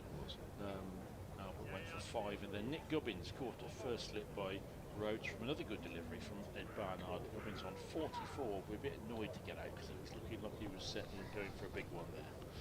Yeah, that's the thing, isn't it? Once you get to sort of 30, 40, and the wicket, yes, there is still a little bit of movement there and a little bit of bounce, but it's not as much as this morning, and it wasn't loads this morning.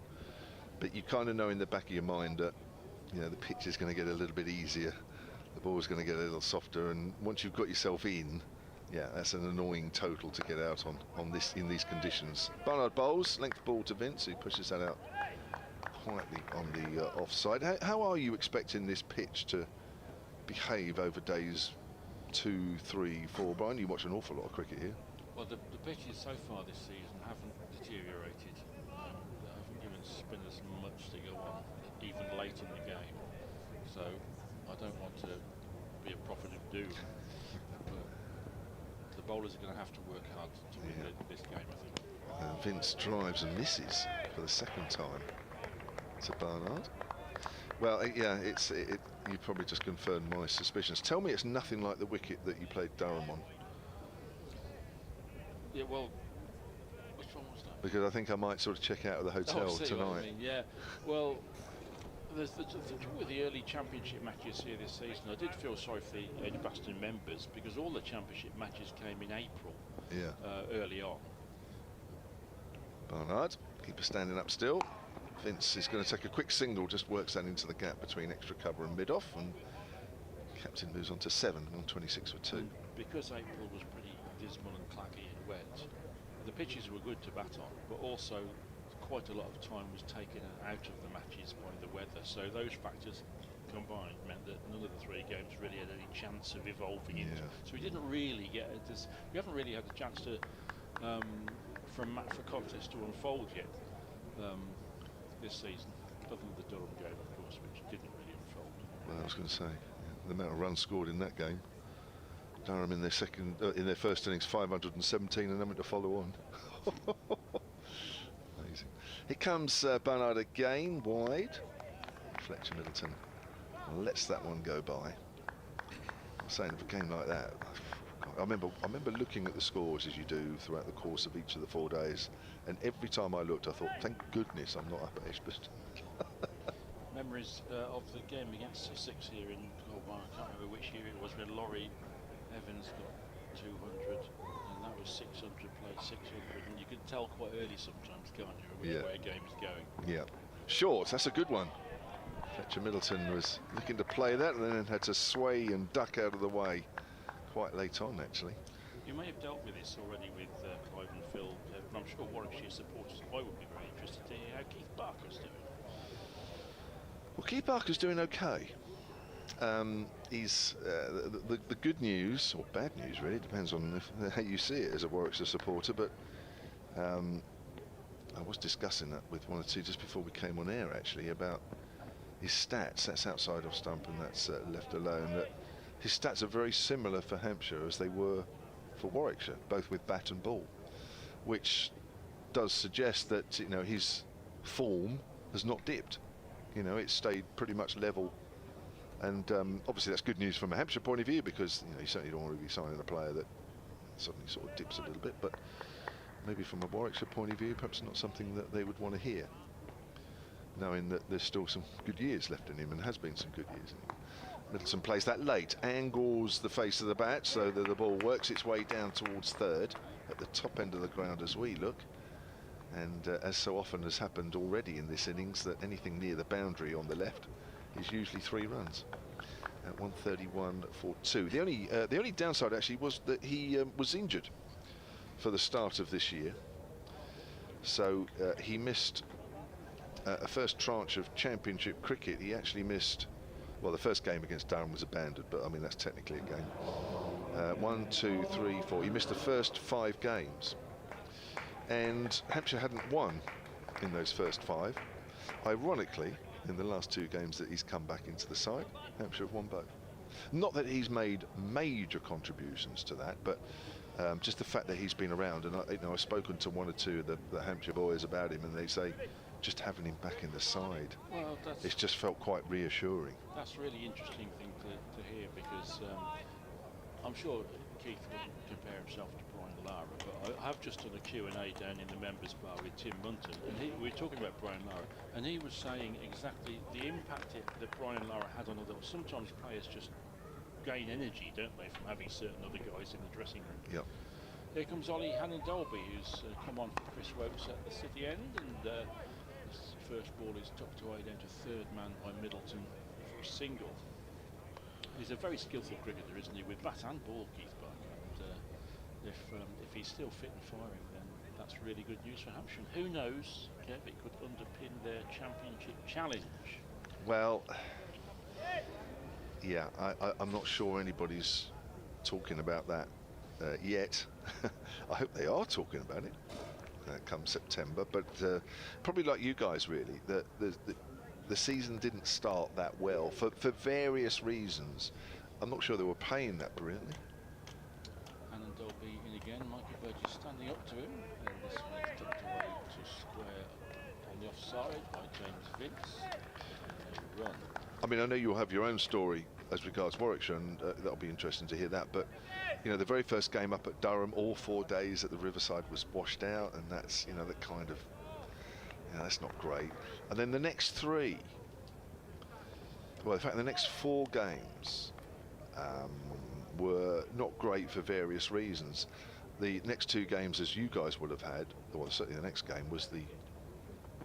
And Derby drifts down the leg side. This is a difficult one for Michael Burgess, who gets a glove on it but just diverts it down to fine leg and it's a bye. So we had the experiment with the Kookaburra ball, which just pitches were just dead at the Utilita. Next couple of games, so little chance of a result, Lancashire and against you guys. Surrey at the Oval, we always play poorly. We just useless there. I don't know why we even bother going, really. Well, you have to go, Kev, because you'd get fined and probably. Well, that's right. That's right. And then Durham at the Utilita, a similar game, really, but it wasn't the Kookaburra. Yeah, and the trouble with that, of course, Warwickshire had early draws and they haven't won a game yet in the first 7. And then if you want to try and challenge for the championship, you're playing catch-up, aren't you? And that's right. These 2 sides certainly are. I did notice that Hampshire have won 2 games and Warwickshire haven't won any, and yet Hampshire only 8 points ahead of the Bears in the table, which seems curious, doesn't it? I think you should be a bit more rewarded for wins over draws than that. But, well, they've increased the points for the draw this year. Oliver Hannon-Dolby hunting his 2nd wicket of the day. He won't get it there as Middleton is solidly forward. This is an interesting little period of play. It's not thrilling, it's not full of gung-ho cricket, but I think both sides know that this is quite a key half an hour here. If Warwickshire can knock a couple over and get into the middle order, then they'll be on top. But Hampshire have got a decent foundation here. If they could get through the day 320, 330 for 4. Be nice. In comes the redoubtable Hannon-Dolby, wide outside the off stump and slashed down to 3rd man by Middleton for a single. 134 for 2. Middleton has 74. Vince 7. Yes, just getting back to Keith Barker. He has been part of that Hampshire seam attack for the last few years that has looked so strong. Every year I think Hampshire are going to have a real dart at the title this year, mainly because of that bowling attack. Do you think that the bowling attack has just peaked a little bit now, or have they got another challenge in them? Well, that's the big question, and one which I guess until the end of the season we probably won't be able to answer fully, but it is a point that is raised. Here's Barnard bowling to Middleton. Middleton works it away. That's a great diving stop at mid-wicket by Bethel once more. It's a warm round of applause, and quite rightly so. Let me give you some stats then of those trio. So in 2021, where we were 2 balls away from winning the championship, and I think you guys won it in the end, didn't you? It went to and fro, wasn't it? I think if we'd have beaten Lancashire with 2 balls at number 11, we actually would have won it by about a point or something ridiculous. Lancashire won it in the end, so they went above us, and then I think later on you guys went above them. Oh, he's bowled! Oh, there's the 3rd wicket and the 2nd one for Ed Barnard. It looks like it kept a little low on Fletcher Middleton, but that's just nipped back a fraction, and that's knocked back the off stump. That is a really good ball. He's bowled some decent balls here, Ed Barnard, and Middleton goes for 74. And Hampshire are 134 for 3. That's a super spell from Ed Barnard, and it does well. It takes some doing to rearrange the furniture of a guy who's got 74 and is looking very solid. But out of nowhere, Ed Barnard's produced a spell where the ball's just jagging about and moving both ways. And that's a big wicket. It's shaking his head. 74 from 135. It's a nice warm ovation for the batsman, which he chooses not to acknowledge, but he's probably still ruminating on how that one got through. It was a good ball though, Kev. Barnard 2 for 35 has just swung the match Warwickshire's way a little bit. Yeah, terrific actually. I'm just looking at his spell before lunch. 5 overs, none for 11, so he's now bowled 5.2 overs, 2 for 24 since lunch. Yeah, just going back to the trio. So 2021, between them they got 128 wickets. Barker, Abbas and Abbott, all in the 40s. 2022, where we finished third, they were all in the 50s, and they got 160 wickets between them. Last year, Barker injured a bit and form went. He only got 20 wickets last year, so he did fall away. Abbott finished with 44, Abbas 53, so they got 117 between them. We finished third, but we were never in it. We were never, mind you, nobody was going to catch Surrey. But you never felt at any stage as though we might have a chance. In 2022, we fell away the last 2 or 3 games of the season, and we're right up there. Barnard to Ben Brown, the new batter, the Hampshire wicket-keeper. A length ball to Brown, who pushes out on the offside. So that hopefully that gives you a bit of a flavour as to where Barker's at. Yeah. As I say, he missed the first, well, the one was rained out, but if you include the rained out, he missed the first 5 games for Hampshire. But since he's come back, I mean, as I say, he hasn't made a massive difference. It's not like he's been going around taking loads of wickets. He only has 3, but he's in the attack. It gives it variety. You say about the attack maybe starting to get a bit over the hill as forward is Brown, goes out square on the offside. Barnard's got his tail up here a little bit. I think Mo Abbas's pace is a bit down. It was never massive anyway. Abbott actually, I think, has bowled a lot better than his figures are suggesting this year. He's come back quite lean. He's got 16 wickets, but he's taken him a while to get going, mainly because of the Kookaburra ball and very average pitches at the Utilita, very slow, very low. But he's starting to come into it, and Keith Barker's just given us that variety, as he has done in the past, and as he did you. Legs ball played out square on the offside. Well, he was such a huge ingredient of the team that won the championship in 2012. I mean, he and Chris Wright, tremendous opening pair, but it is the variety, isn't it? I mean, obviously he's a very skillful bowler, but just the fact that he's a left-arm swing bowler, that's not that common, is it? And that year Warwickshire had Wokes and Wright, Rankin and Clark, 4 very good right-arm seamers, and then Keith Barker came in and just did different things and was very effective. Barnard bowls, another good length delivery to Brown, who's defended. Yeah, and also let's be honest, the way his follow through on the wicket, it helped Jeetan Patel as well. And Jeetan Patel's a good bowler, but he was helped by that, and Barker was doing nothing wrong. But equally, he helps Felix Organ when he plays. And interestingly enough, Felix Organ has just come into the championship side to coincide with Keith Barker, and sure enough, Felix Organ's already picked up a fifer. So, you know, it all helps, it all mounts up. Now, Brown's driving, full wide delivery there, and it's going out to the long boundary side, and it won't quite get there, or it will. In the end, it got helped over the rope by the fielder there, who actually got there, but the momentum and his body weight, even though he tried to pull it back over the rope, unfortunately, the trajectory was wrong. The ball just in the end, just touched the rope.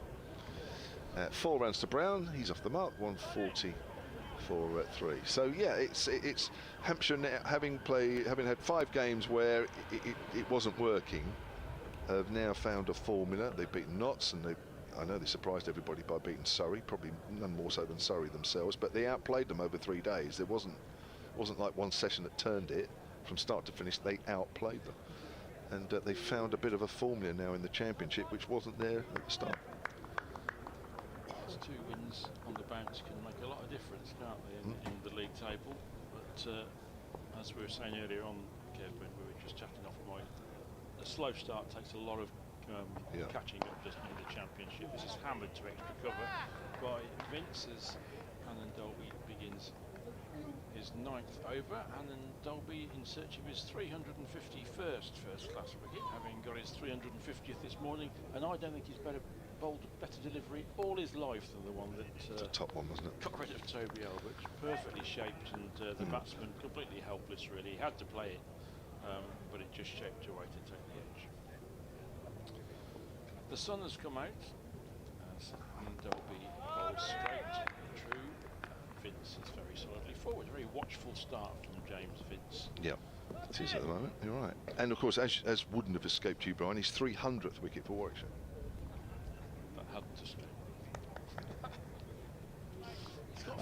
Yeah, I'll show you. Of course I know, you don't have to. No, I will. No, because I want to prove to you that I don't always get everything wrong. I know you get almost everything right. So you got 50 for Yorkshire then, evidently. No, you got some for the MCC. Ah, yes. Here he is again. He's not adding to his tally this time. Slower ball, which Vince tucks up to mid-wicket. Here we go. So there you are. There's the stats there. Thank you. Well, I believed you anyway, so you needn't have. Well, no, I just. You've gone to that. No, I don't. Because sometimes, even though I've looked it up, I think, oh gosh, hang on a minute. Perhaps I better look at it again. So yeah, 300th wicket for Warwickshire in his 93rd match.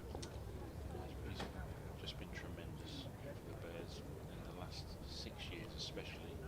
Here he is again, and this beats Vince. Vince wasn't watchful on that occasion. He went to force it through the offside and missed it. It was a good take actually by Michael Burgess. Standing up to Ollie Hannon-Doby is not the easiest assignment, but he took that well. Just wonder if that might have nipped back a fraction actually, just watching that on the replay. Maybe ever such a fraction. Certainly drew the drive from Vince. Will Rhodes is warming up first slip, so Ed Barnard's coming to the end of his spell. I would suggest he carries on for a while yet. He's bowling beautifully. Hannon-Doby in again, straight drive by Vince to mid-on. The ground now awash with sunshine. 2 slips. Decent crowd in on a Sunday afternoon. Not quite the crowd that used to turn up for John Player League matches. Which did you enjoy playing in those? I played a Sunday League game here for Middlesex, actually, against Warwickshire back in 1980, I think Did it you was. excel? No. Dolby again. This is tucked into the leg side in that scamper crossing. It moves to 8. Hampshire 141 for 3, which is not quite the position of comfort they had in mind when they got to 119 for 1. Century stand between Fletcher Middleton and Nick Gubbins, but they've both gone now. Excellent spell from Ed Barnard, who has 2 for 41. And Ed Barnard is coming off. I find that rather curious. He's bowling beautifully, and Will Rhodes is coming off. Yep. I'll give you his figures actually. I know they're probably only slightly different to the one I gave a little earlier. So Ed Barnard, his total figures for the innings so far: 11 overs, 2 maidens, 41 for 2, and his spell since lunch was 6 overs, no maidens, 30 for 2, which I have to say, it's not a bad effort, because it's not doing loads out there, but he managed to find a little bit, didn't he? So there were 2 wicket-taking deliveries. There were good deliveries. Right, I'm going to try and find this game, Well, because I remember Jeff Humpage got 100. Played unbelievably, and this is very early days for me, and I remember being here. It was a big crowd as well, a little bit overwhelming as a, what was I, 19 or something ridiculous. You'd have bowled to Mr. Humpage. I think I might have done. I bowled a couple of overs. I'm going to have a look at it. I can't remember much. Here's Will Rhodes, very much the same sort of pace. That's pushed out on the onside, and there is no run. Let's see if I can find it. Warwickshire against Middlesex. Here we are. June 1980. Warwickshire won by 5 wickets. I didn't bat. So Middlesex got 216 for 5 after 40. Oh, that's some attack, isn't it? Daniel, Selby, James, Avery, Van der Beel. Yeah, but if you were a batter, you know you'd be targeting, that's for sure. So Graham Barlow not out 94, the left-hander. That's pushed out by Vince behind square. No ball as well, called by umpire Steve O'Shaughnessy. There was a 53 at the top of the order from Mike Brearley, captain. So 216 for 5. Look who was bowling. Bob Willis. 8 overs, 1 for 30. There was 2 wickets. Was that Dilip Doshi, the left-arm spinner? It's 8 overs, 2 for 40. What year was this? 1980. Oh, that's the year they won it. Oh, was it the year Warwickshire won it? Yeah, they finished bottom in 79 and won it in 1980. Did they? Steve Rouse, the left-arm seamer, was groundsman here. 8 overs, none for 52. Gladstone Small. 8 overs, none for 36. And Ferreira, he's South African, wasn't he? Yeah. Anton Ferreira, that's right, yeah, from the Transvaal. Here's Will Rhodes, bowls to Brown. Brown pushes out on the onside, so he bowled 8 overs, 1 for 45, and then Warwickshire, 217 for 5 in the 37th. There you are, Jeff Humpage. 108 not out. I remember he smashed it. Scroll down a little further, Ken. We'll get to your bowling. Look at that, solid. Oh, I got a wicket. Oh, hang on. Kevin Smith. Was it Kevin Smith? David. Oh, Kenneth. Dave Smith. Yeah, KT Smith. And you obviously dismissed him with a cork. Well, I was going to say Brearley would have been about mid-off or something stupid. He's playing a missing outside the off stump, and there is no run. That is one strong bowling attack to force your way into. Mike Selvey, Wayne Daniel, Vincent van der Bijl, John Embury, all internationals, top draw internationals, and you were in there. I know. My economy rate that day, 7.7. Surely there must have been somebody more than me. Oh, John Embury went for a few more. Yeah. 7 overs, none for 55. Wayne Daniel, 8 overs, 1 for 60. Yeah. Not bad. He bowled quick, seriously quick, that guy, didn't he? So there you go. So that's a nice shot off his toes from Ben Brown. Full delivery there from Will Rhodes. Nicely placed through square leg for 4. Brown with 2 boundaries moves on to 8 and 148 for 3. Yeah, I remember it was a very much a day like this, actually, quite a sunny day on the whole. Big crowd. I say for me in a way it was a little bit overwhelming coming here, but yeah.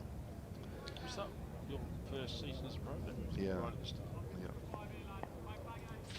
It must have been lovely though. With that lot? No, yeah. for a young player. Well, yeah. Oh yeah. Oh gosh, yeah. Well, it was very different times in those days. It's pushed up to mid-on. There's no run. No T20, of course. There's no T20 when I finished. But it was a 19-year-old. You know, cricket. I'm not saying cricket isn't the be-all and end-all, but in those days it felt more the be-all and end-all. So even to be on the Middlesex staff, you know, was amazing straight out of school. And that's not and then either, is it? no, I loved it. Obviously, yeah, I loved going in there every day and what have you. And then to come to grounds like this in your very first year as a pro. I didn't play that often the first year, but yeah. Oh, he's playing a missing outside the off stump, but he just wafts the air, Ben Brown, as if to say, why did I play at that one? Good delivery to end that over from Will Rhodes. 148 for 3 are Warwickshire. Oh, Warwickshire? Oh, Hampshire.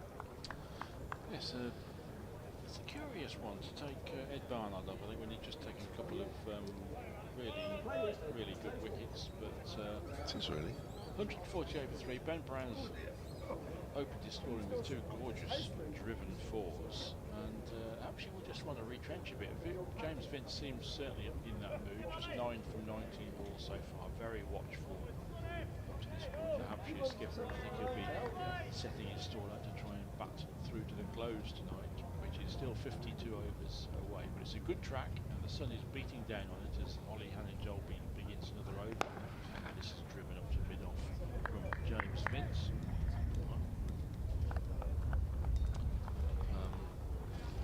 148 for 3 it remains. Rhodes and Hayne, the gentleman in the slips, waiting for Dolby to turn again. It's at the end, and here he comes. And this is edged, and it's caught by second slip. Sam Hayne takes a really good low catch to his right, and Vince has gone for 9. What a superb piece of bowling by Ollie Hannon-Dolby. James Vince had been very patient, but he just tried to force that one a little bit. Got the outside edge, and Hayne, who had put one down a little bit earlier in the day, took a really good catch. Two-handed, about 6 inches off the ground to his right. That's super cricket from both bowler and fielder, and James Vince goes for 9. And Phil Britt joins me, and 148 for 4. It's not quite going to Hampshire's plan, Phil. Well, it's changed, hasn't it? The last 40 minutes. It's 1 wicket brought 2, and now it's brought 3. And the captain, James Vince, who can be really dangerous. He can hang around and put a score on the board. But that's a big wicket for Warwickshire and for Oliver Hannon-Dolby. Yep, it's suddenly they've just found a little bit in the wicket again, Brian. They have, yeah, and bowled quite well, I think. Since lunch, line, yeah. Since lunch, they've bowled very well. They've given it a chance to swing, and 1 or 2 half volleys have been punished. But if you give the ball a chance to swing, sometimes you're going to overpitch a little bit. Yep. It's good attacking cricket, and it's good entertaining cricket. As Liam Dawson walks out to join Ben Brown, and suddenly Hampshire have got a bit of thinking to do. While Middleton and Gubbins were adding 102 in 30 overs for the second wicket, things were going nicely to the Hampshire plan after they won the toss this morning, chose to bat, but they're now 148 for 4. Liam Dawson's got some form against Warwickshire over the years, hasn't he? Yeah, with bat and ball. Yeah. So he's both in red and white ball cricket. He destroyed Warwickshire in the white ball game a couple of years ago. That's in right, yeah. the semi-final, wasn't it? That's right. Oh, sorry, quarter-final. He took 4 or 5 for almost Yeah, nothing. for nothing, yeah. So he's inspecting the pitch, as new batsmen tend to do. And now he awaits to receive his first ball from Hannah Dolby, and clips it to mid-wicket. And immediately Hannah Dolby signals to the wicketkeeper to come up. Michael Burgess had gone back just for that first ball to Liam Dawson, but something about that shot persuaded Ollie Hannah Dolby to say to the keeper, come and stand up again. Brown has 8, Dawson has not. Sorry, Phil. That's all right. I'll do after this next one. Here comes OHD. All pitched up again. Forward goes Dawson up to the mid-on. Had a gentleman, John Winter, come into the museum, Hampshire, part of the Heritage Committee, and has just written a new book about 2 games, both played at Portsmouth in 1974, one of which featured Hampshire's victory over Warwickshire by an innings, and the other one was against Worcestershire. But John gave me a book to pass on to MJK Smith, which is duly done, and his thanks back to John for it. Excellent. Here comes Hannah Dolby, outside off stump, and beats Dawson. Got taken by Burgess, standing up to the fast medium bowler, and this pitch has just started to offer a little bit. So quite a few have gone past the bat's influence. Yeah, and Burgess standing up to the stumps here. You've got to be pretty nifty, but his glove work has been outstanding so far, and just seeing that ball's doing a little bit just makes you wonder how long he will do that. Here comes Hannah Dolby again, and this is a really good over. Every ball has been right on the money and demanding respect from the batsman. A warm round of applause from the Warwickshire supporters as Dawson defends that last ball. Yes, of course, the keeper standing up makes it asks himself a lot of questions because it's hard against the seamers. Also, it makes it hard for the slips because you get that less time to see the ball. Yep. But that was a good, successful over for Hannah Dolby, the wicket of James Vince. And Warwickshire fans, I think, sense that their team has really taken a grip on this game now. 148 for 4, Hampshire having won the toss. Well, big round of applause for Hannah Dolby as he walked back down to fine leg. Will Rhodes will continue here from the pavilion end as Brian. Thank you, Brian. He makes way for Clive coming back in. This first ball is clipped away into the onside, and Brown scampers through for a single. Goes on to 9, 149 for 4. Welcome Clive back to commentary. They're moving a bit of moving on a bit now, aren't they? Well, it looked with Gubbins and Middleton there that it was a fairly straightforward, but then one wicket led to 2, led to 3, and well, that's what happened at Southampton, wasn't it? They made a 200 partnership and still got bowled out for 300 and something. Kevin spent most of his time on the floor down below us. Yeah. He knows his place though, Clive. He's a good man. This next one is pushed into the offside, no ball. So Rhodes overstepping, and no ball signalled. 151 for 4 now. That brings up. I know it's easy sitting up here saying, but surely Will Rhodes should not be overstepping. He doesn't exactly hair in, does he? Well, anyway, it's the first no ball of the game, isn't it? I think so. Yeah. I think we've just been, may have missed them, but I thought we'd just been a leg by before. His next one brings Dawson forward, solid defence. Push up to mid-off, and there's no run. Sam Hamill, who pleased with that catch, a really good catch, very uncharacteristically dropped on. I'm not going to say it was a sitter, because I mean, That's a ridiculous thing to say, but certainly a catch you'd have expected to have taken earlier in the day. It could have been really, really costly as well. But recovered as Rhodes again is in bowls. Dawson is defending. 4 no balls. Oh, right, I've missed someone. Oh, so have I. I've obviously not been concentrating either.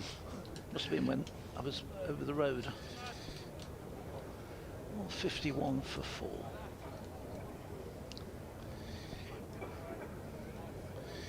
So we're approaching the halfway point in overs bowled of the first opening day, as this next one is turned away into the side, backwards down to long leg for a single. Hannon Dolby does the fielding down there.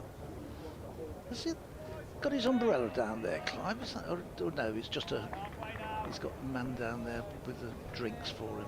I thought he got his umbrella. It was against Hampshire, wasn't it, in that famous relegation match where he had practically had his own little... I think he had a swimming pool, a towel... I was going to say, it was like the beach down there, wasn't it? Umbrella and everything. Rhodes in and bowls, and that wide outside the off stump, no shot offered by Brown, just letting it go harmlessly through to the keeper. The no ball brought up the 150, that's in 275 balls, so the third 50 in which they lost 4 wickets came off 98 balls. So 3 wickets, wasn't it? 3 wickets, yeah, sorry. And that was 98 balls, so the slowest 50 of the 3 so far. This next one is defended by Brown. Not a lot of foot movement, just bent the knee, dug the ball out, it runs out, and end of an over from Rhodes, 152 for 4. In fairness, just fractionally slower than the first 50, which took 96 balls. But so wickets falling. There's still one big partnership away from a decent score here. Hampshire, but Warwickshire fought back well in this afternoon session.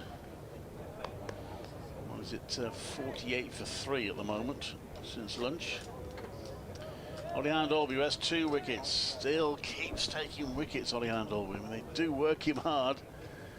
He comes in and there and he takes wickets. That one is straight down the leg side though, and it's turned round a square leg by Dawson, who will get, certainly should get 3 here. He will, a comfortable 3. See how long the boundaries are, that he was able to jog the third. He's on to 455 for 4, so 20 wickets for the season now, Ollie Dolby. As we mentioned earlier, brought up 2 landmarks, 300 first-class wickets for Warwickshire, 350 first-class wickets in his career. He's brought up a few landmarks this season. Appearances. One thing he hasn't done is played in the T20. He used to be he used to be, didn't he? Predominant T20 player, doesn't get a look in now. Well, it was the other way around. He played virtually all white ball and no red, and then it changed, and you can't... I think probably they were working him in the T20 and as well as this. I think he'd probably be overcooking it. And Dolby bowls, and that's defended. There's no running. I was thinking he'd probably play in the 50 over competition, but I doubt he'd play in every game. I want to give him a bit of a break, I would have thought, although he comes in, picks up the odd injury, but he does get through a lot of overs in a season. Ollie Dolby, thank goodness from Warwickshire's point of view, so many injuries they've had with other bowlers this season.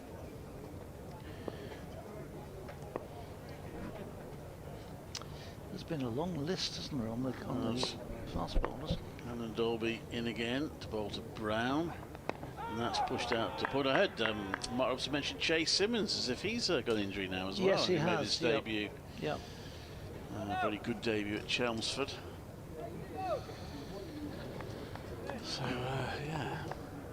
So they've got, I think Norwell's very close to being fit. Yeah, he was in the squad for this game, wasn't he? He's probably not far away. Rushworth, Hassan Ali, I presume Jamal's injured. He wasn't in the squad. Yeah. Chase Simmons. In comes Hannon Dolby, and that's played to mid-wicket for a single. And Michael Booth has been injured again. He was in the squad for this game, so I think he's okay now. I think Craig Miles was injured for a bit, wasn't he? Yep. Yes, he jumped up, didn't get injured, celebrated. He did one of those, didn't he? Right, Like an Ollie Stone. And Not of as course, bad as that. But Danny Briggs for the spin department, he's been injured. He's back now. Rob Yates, who's now running quite a lot of spin overs, he's currently unwell. They've had to utilise the squad, shall we say. In comes Hannon Dolby. Roll to Dawson and slip in place. Dawson defends out. Michael Ray came in, did pretty well. May not have seen the last of him. At the moment, he's an overseas player. Is he playing club cricket? Well, he was. He was playing. I don't know. I suppose he's gone back to that. He was playing out in Suffolk. Right. And Ipswich way. But he knows Gavin Larson, so he contacted Gavin Larson just to say that he was around. I think he wanted to come and train with the team for a while, which he did. He's probably on a match-by-match basis with him, then. Yeah. So in comes Hannon Dolby to bowl, and that's steered out to the offside where it's fielded, and there's no run. 156 for 4, 47 overs bowled. Liam Dawson 4, Ben Brown 10. Nice tight over again from Hannon Dolby, just keeping that line, just keeping the lid on it. Brown's moved up to 20 fairly quickly. No, 10. I'm just looking. That's 10. I thought it was 20. Yeah, doubled his not score. quick, Yeah, sorry.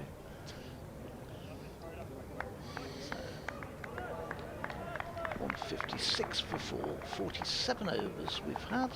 So we're nearly at the halfway stage. 49 remaining as Rhodes starts the 48th over from the pavilion end. He's in and bowls, and that's clipped nicely by Brown into the deep mid-wicket area. They'd get a single. Ball returned back mostly down to the stumps. There's 2 slips in place now. Burgess gets the helmet. He's going back up to the stumps. So he puts the helmet back on again for Dawson, who's facing. Just stood back for Brown, but for Dawson, he's come right up to the stumps. As Rhodes is in and bowls, and a bit of width and smacked away through the offside, through the cover point. It might just have the legs to get to the boundary. No, it's brilliantly picked up just inside the ropes. They get back for 3, so a long chase, saving 1. Combined effort there by... It was Dan Mosley. I'll come back to you on that one. 3 more to the total. Dawson goes on to 7. Brown on 11. It's usually Mosley in that position, or Barnard, one of those 2 in that position. I don't think that's Barnard. No, Barnard, I think, was the fielder who helped him. This one goes past the outside edge. For a second they thought they might have just got a nibble there as Brown pushed it a wider delivery. Craig Miles. He chased it down. Now he's got his hands on his knees, bent over as if he's getting his breath back. It was Craig Miles. I think Barnard was the fielder who came up with support. Just pulled it in just short of the ropes. We'd still be here if we had a TV umpire, of course. We'd be looking at it 15 different angles. 160 for 4. Rose is in, bowls, and defends from the crease back. Rhodes picks the ball up on his follow through, and there's no run.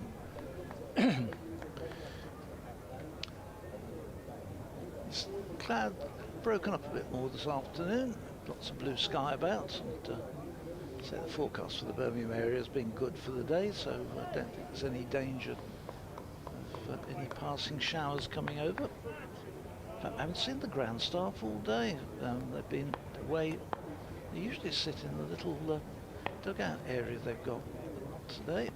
This one is played into the onside. They go for a single. Briggs comes running around quickly towards square leg from mid-wicket, but can't prevent the single. So another one onto the total, 161 for 4. Brown goes on to 12, Dawson 7.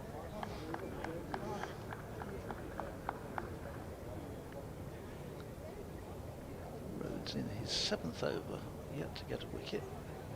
A little bit expensive, 34 coming off his spell so far. As he turns, Dawson waits in bowls. Dawson is defending that out into the offside. Up to Davis at mid-off. It's the end of the 48th over at 5-3 and 48 overs to go. We've hardly had any spin today. It's been pretty much the same attack throughout. Briggs bowled a handful of overs, didn't he? Or was it just two or three just before lunch? And that's all we've seen from him. Elsewhere, Durham still going very well. They've lost 1 or 2 wickets, but they're 100. It's just come off my screen, but they were 200 and something, 225, I think, for 3 against Essex. Alex Lee's 88 not out. David Bedingfield on 65. Kent 140 for 5 against Lancashire. George Balderson has taken 3 wickets there. And Somerset's bowlers begin to have a bit of success as well as Ollie Hine-Dolby comes into bowl. That is left by Brown, just outside off stump. A good tight leave. Nottinghamshire 189 for 6. Casey Aldridge has got 3 of those wickets. That's at Trent Bridge.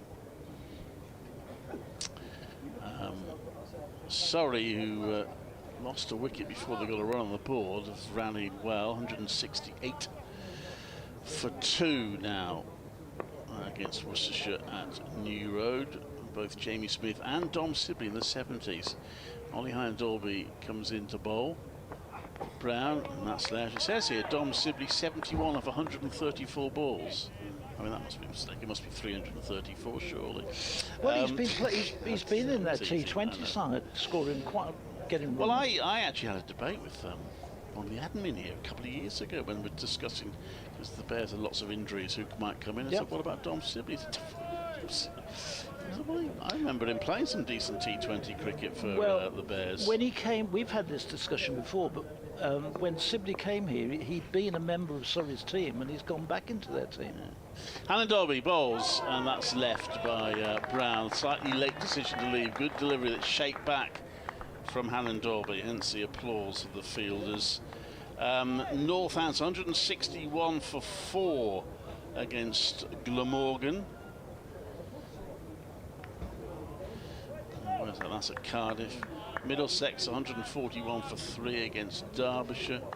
Sussex 199 for 4 against Leicestershire, and Yorkshire still going very well at Scarborough. 181 without loss. 89 Adam Blythe, 79 to Finley Bean. That one is defended into the ground. Good accurate delivery from Hine-Dolby, who's forcing the batters to play. It's played solidly there by Brown. Of course, England played the United States in about half an hour, needing to win to retain a chance of making. If they win, they probably will make it to the semi-finals. Would they lose, they won't.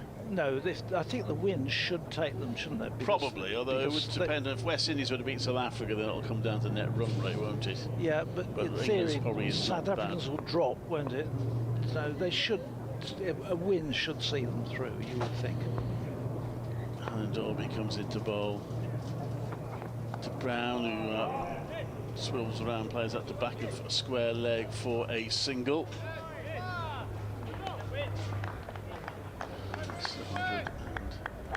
162 for 4. These two are started off pretty positively together, Dawson and Brown.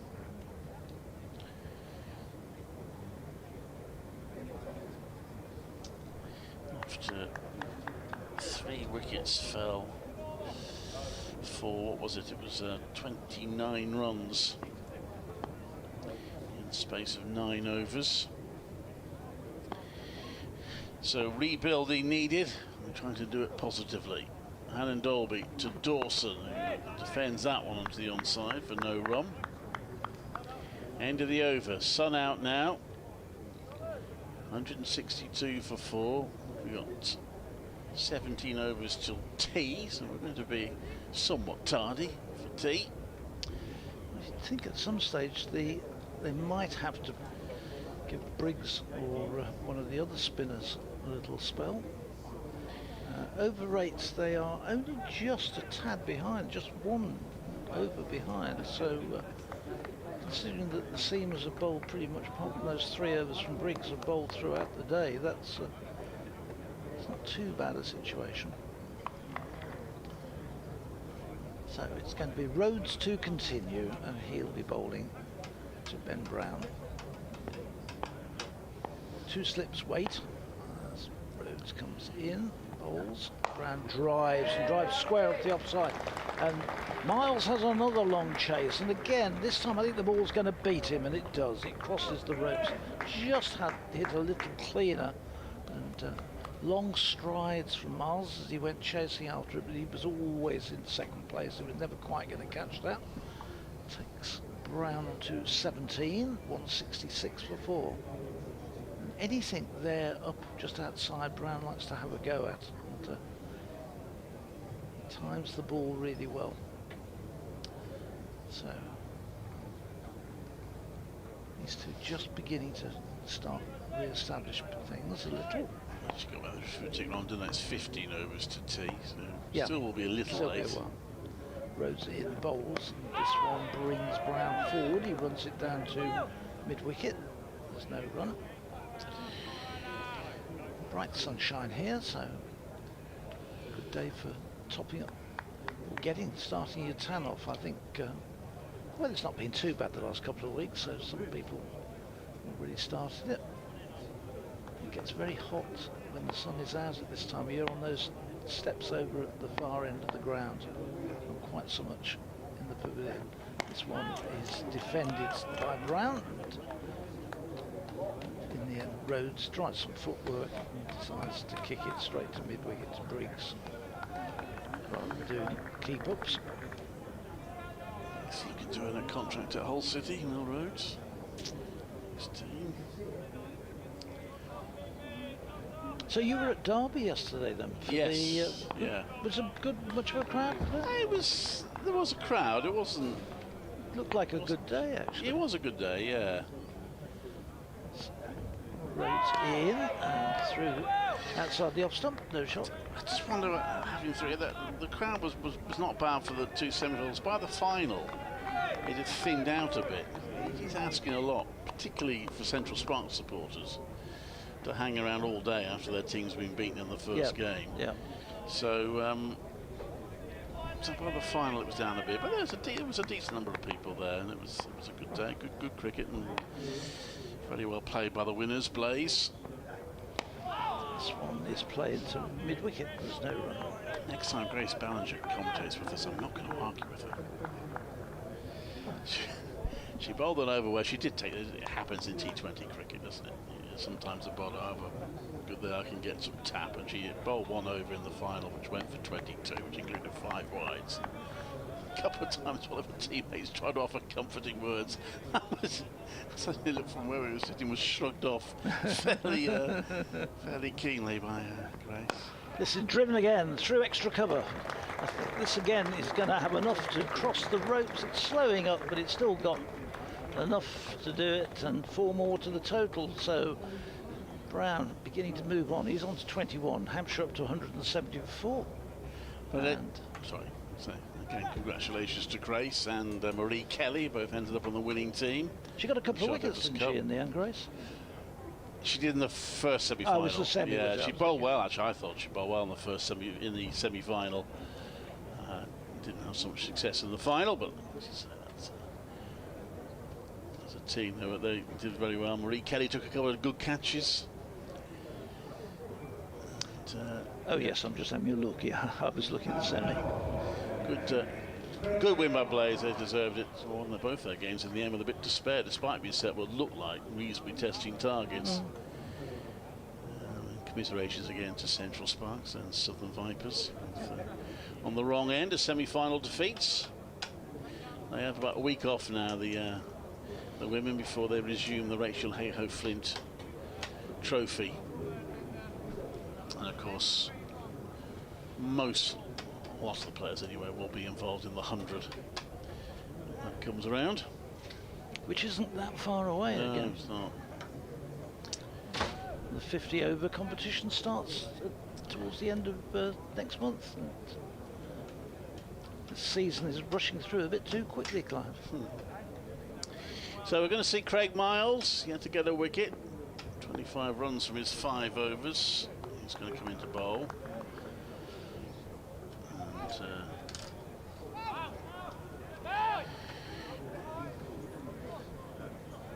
shouting going on. Feel his attention being attracted. Ollie Handel with 2 for 21 on his 12 overs. He comes off now, and that's a lovely shot from Liam Dawson, leaning back and guiding that through the covers to the short boundary there for 4. And he's on to 15. These two are batting pretty positively here. Yeah.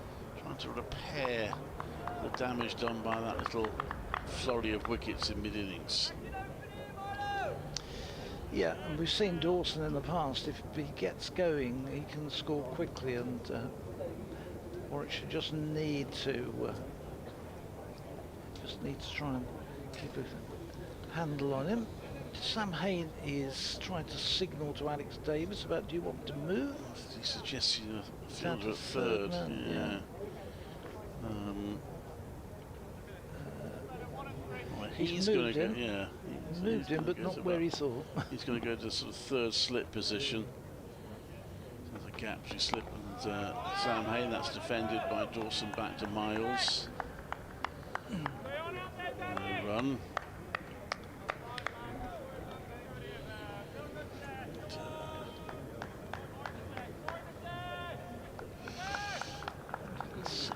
For 4. Crowd trying to encourage Warwickshire on. They've had some success since lunch. I'd like to see them get some more. Hampshire, by the same token, trying to dig in. Miles bowls, and that's nicely clipped off his toes by Dawson. He won't be a boundary this time because Dan Mosley is sweeping well in from the long boundary on the onside, so he restricts him to 2. Another good shot from Dawson. He's on to 13, 176 for 4.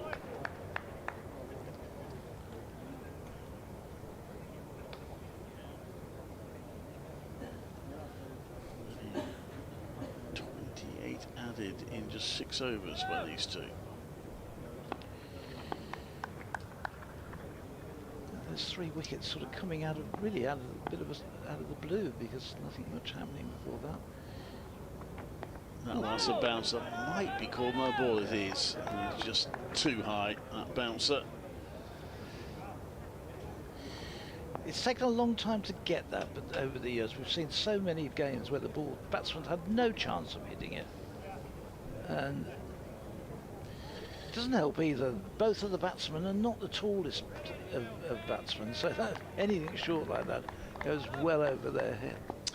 So 200 total. It's not a free hit. It wouldn't be a free hit in T20 either. It's the only type of no ball in T20 cricket. It's not a free hit. That's turned around to square leg for a single by Dawson, who moves on to 14. 179 for 4. The only slight anomaly, though, is that in our English domestic cricket it's called the no ball, whereas in international cricket and elsewhere it's called the wide. And it can be an important difference. I remember seeing Ravi Bopara caught playing an international match with delivery like that, and he looked at the umpire, it was an English umpire, I forget who it was, who was saying, well, I can't give it a wide because you hit it. Yeah. Whereas had it been in the English domestic game, it could have been called a no ball. But anyway, I'm quite sure we have to play to different rules. Different laws. They give 2 for it in T20 as well, don't they? For the no ball. Yes. And 1 for the wide. Yes, one for wides, yeah. That's another anomaly again. It's 2 for a no ball. This one is played to square leg for a single. One thing that caught me out slightly in the women's game is the women's game. It's just 1 for a no ball in T20. So, yeah.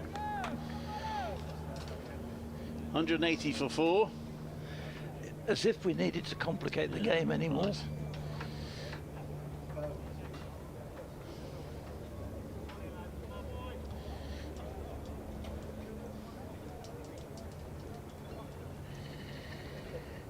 No. Fairly evenly matched at the moment. A couple more wickets for Warwickshire, put them on top, but Hampshire doing well with this partnership, but Dawson back to square leg for a single into an inside edge. It's a productive over for Hampshire, 7 runs for Dawson, who's on to 15, 181 for 4. We're going to see a bit of spin. So Danny Briggs returning. Yeah. He's going to be bowling at this pavilion end. You'll see Jacob Bethel. Tend not to see Dan Mosley. He bowls a lot in T20. Tend not to see him so much with the red ball. We have been seeing a lot of Rob Yates this season. Of course, he's not playing in this game. So Jacob Bethel, you would think, would be the next option after Danny Briggs for spin. I'll do this next over, then bring Kevin back in. There's 181 for 4. Not missing anything because Danny Briggs is trying to get his field set. Oh, and the batsman padding up as well. Padding up, yeah. Putting some pads on to field in short. So it's we're a little bit behind the clock already, so this is not going to help. But Briggs, in theory, should speed through the overs a bit more quickly than the seamers. Although he's doing his best to defy that theory. So we've got a short leg. Looks like he's well covered. Putting the helmet on now, and Briggs will be ready to bowl. On his way in. Bowls. First ball, a shout for LBW. Dawson pushing forward. Bat on that, but anyway, he's a long way forward. I think that was a bit more hopeful than expectant. Briggs again in. This one is swept. Again, it's straight into the short leg. Who probably glad he's got every bit of that padding on. Dawson wants to have a go here at Briggs. A little bit careful. Is that Bethel in a short leg? I think it might be.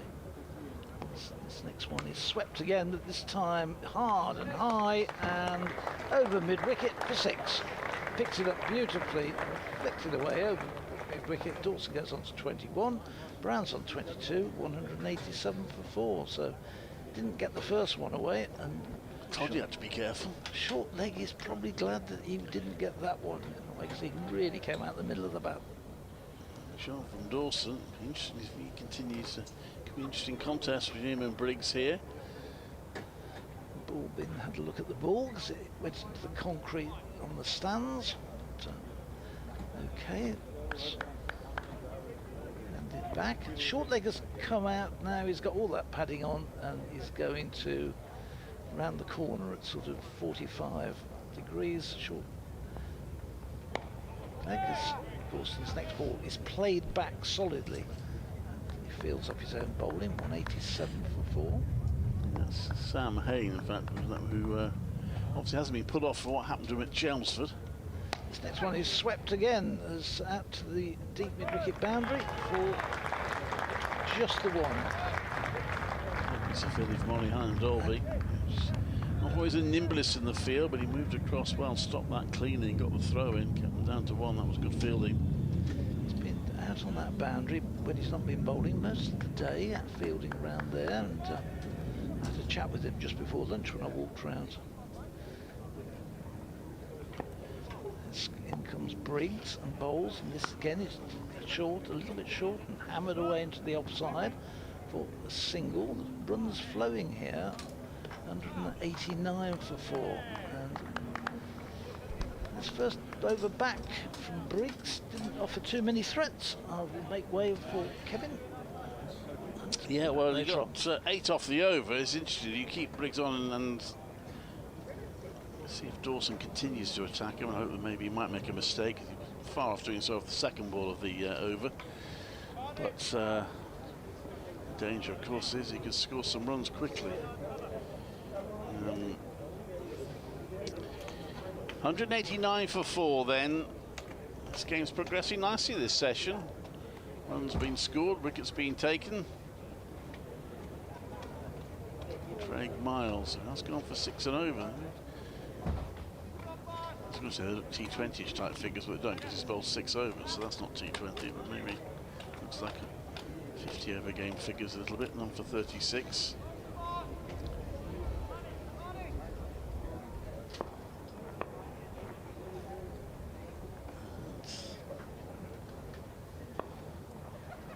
Miles to bowl to Brown, just prods that. Dawson's keen to get at that end, but there's no chance of a run there. Okay, Kevin. Yeah, good partnership, isn't it, really?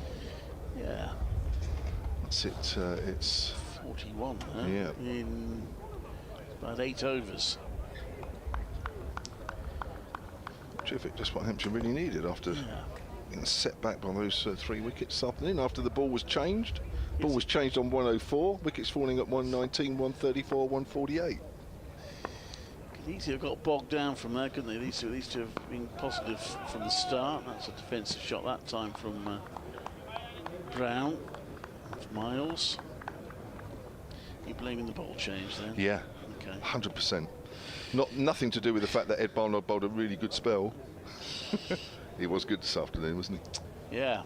It's 2 for 30 from 6, which suggests that he was going for a few runs, but he just got the ball just to shape. Only one slip in for Craig Miles. He bowls to Brown. Okay. Mayfield needs to start containing these two a bit. That's defended for no run. He's just sort of showing us what we got to come with this wicket, really. I just think a bit more sun on it. I think it's going to be hard work for the bowlers as we go on. Yeah.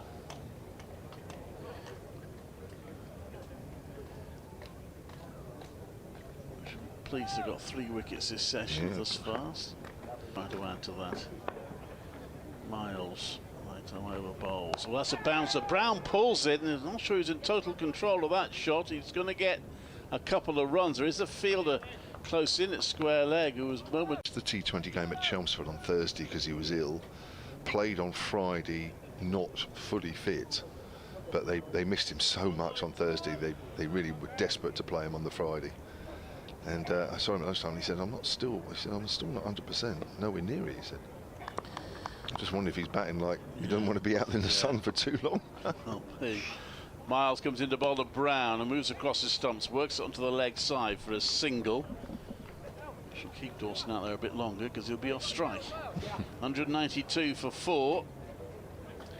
After 53 overs, we've got 11 overs till tea. Yeah, it's interesting to see Dawson play Danny Briggs the way he did because, of course, they were teammates at Hampshire for quite a while. One of the reasons why Danny Briggs had to move to Sussex because they were both left-arm spinners. And Dorby's just jogged off the field. I don't know whether he's going to get some bowling boots on or take his bowling boots off or whatever. Anyway, he's having a little brief break. Breaks all around. The batters are having a drink. Yeah, especially Dawes. Probably rehydrating more than most the way he's feeling. Hot lemon drink, perhaps. Yes. Now this is interesting because obviously Briggs is going to continue because he's got the ball in his hand, but Alex Davis is carefully setting the field on the leg side. Clearly wants to get it right, and I mean at the moment the batters are on top of Briggs, but it only takes one missed shot, and Alex Davis wants to make sure that his fielders are in the right position to maximise any half chance. Just a deep backward square leg is the only one out on that short boundary side. On the back foot there is Brown, pushes out into the gap on the offside and moves on to 27. 193 for 4. Hampshire having been 148 for 4 literally 40 minutes ago, or just over 8 overs as Clive was saying. James Vince for 9, the last wicket that fell. Perhaps it's time for Alex Davis said to the umpires, okay, thanks for that ball, we've had enough of that one now. Yeah, well, I was going to say, this partnership keeps going, I'm sure they will. Alex Davis having another chat with Danny Briggs about that leg side field. The mid-wicket is pushed a little further back. Let's see if Dawson goes for his shots here again. I mean, to be honest, the miss hit is still 6 because we are quite a long way over to the right. But there's 2 fielders on the boundary now, just in front of square and behind square. Briggs is round the wicket. Dawson's on the back foot, cuts that away. Fine, that's racing away, and that'll be 4. Danny Briggs is having to bowl outside off stump, I guess, to try and negate what Dawson was trying to do, whipping him away on the leg side. But I think Dawson's wise to that now, and that wasn't that short. Dawson just quickly on the back foot there and just hitting that away. 197 for 4. Dawson moves on to 27. Briggs again bowls. Dawson prods forward. Good little tussle between these two. As I said, they would have been there as much as they were good friends and good teammates. There was only one space for one left-arm spinner in the Hampshire side. Dawson pushes forward, goes up towards mid-off. No real spin at all here for Danny Briggs, so he's having to work hard here. He's having to try and outthink the batter. Briggs has been good at that over the years. It's driven back to him.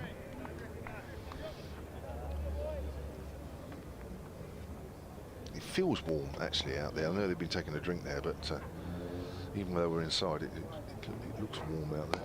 Dawson opens the face of the bat and drives out towards extra cover where it's fielded. And that's Craig Miles doing the fielding there. 197 for 4 here at Edgbaston. Sunny Edgbaston currently. So 5 off that over. 4 down to third. We'll have another wicket. Warwickshire before the close. No, not before the close. Like another one before the close, but another one before tea. Craig Miles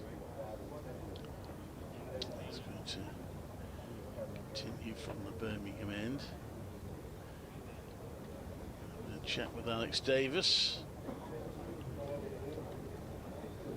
One slip. 2 fielders out in the deep on the leg side of the miscued hook shot, and the one at square leg is about 3/4 of the way back of that long boundary. The one at long leg is closer to the rope, but not all the way back.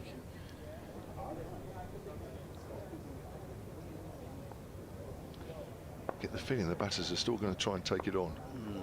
Miles comes into bowl. That's defended. I suppose there's a lot of space out there if they can direct it correctly. It'll be all right, but it's a bit of a risk. Anyway, that was defended. 197 for 4.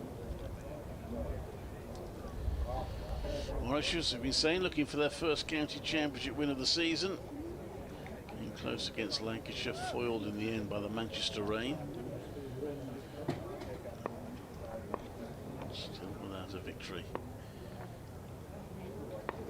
Miles, the ball to Brown. Turns that round as pads, but it'll be cut off. No run there. Sam Hain doing the fielding. He's had a good T20 blast so far. Sam Hain, 3.5 centuries. Going to take that form into the championship. He's had a stop-start championship. Missed the early part of the season for personal reasons, and then when he did get back, he got clocked on the head, fielding at short leg at Chelmsford, and was forced to take a concussion break, which he didn't want to. He felt he was all right, but the protocols demanded that he did. That's a short delivery, which Brown easily evades. And that didn't exactly race off the wicket, did it? No. Height, more than anything, stopped Ben Brown playing a shot to that, but ball almost dying on Burgess. Again, is that a sign of things to come on this wicket? Live ball by ball cricket on BBC Online, BBC Sounds, at BBC CWI, BBC Radio WM, BBC Solent. In comes Miles, and that short and it's pulled. It was a controlled pull shot though. Won't go. Oh, it will go all the way. It's a, well, no, yeah, it will. Jacob Bethel of all people diving over that ball and letting it go through him. Brings it 200 up.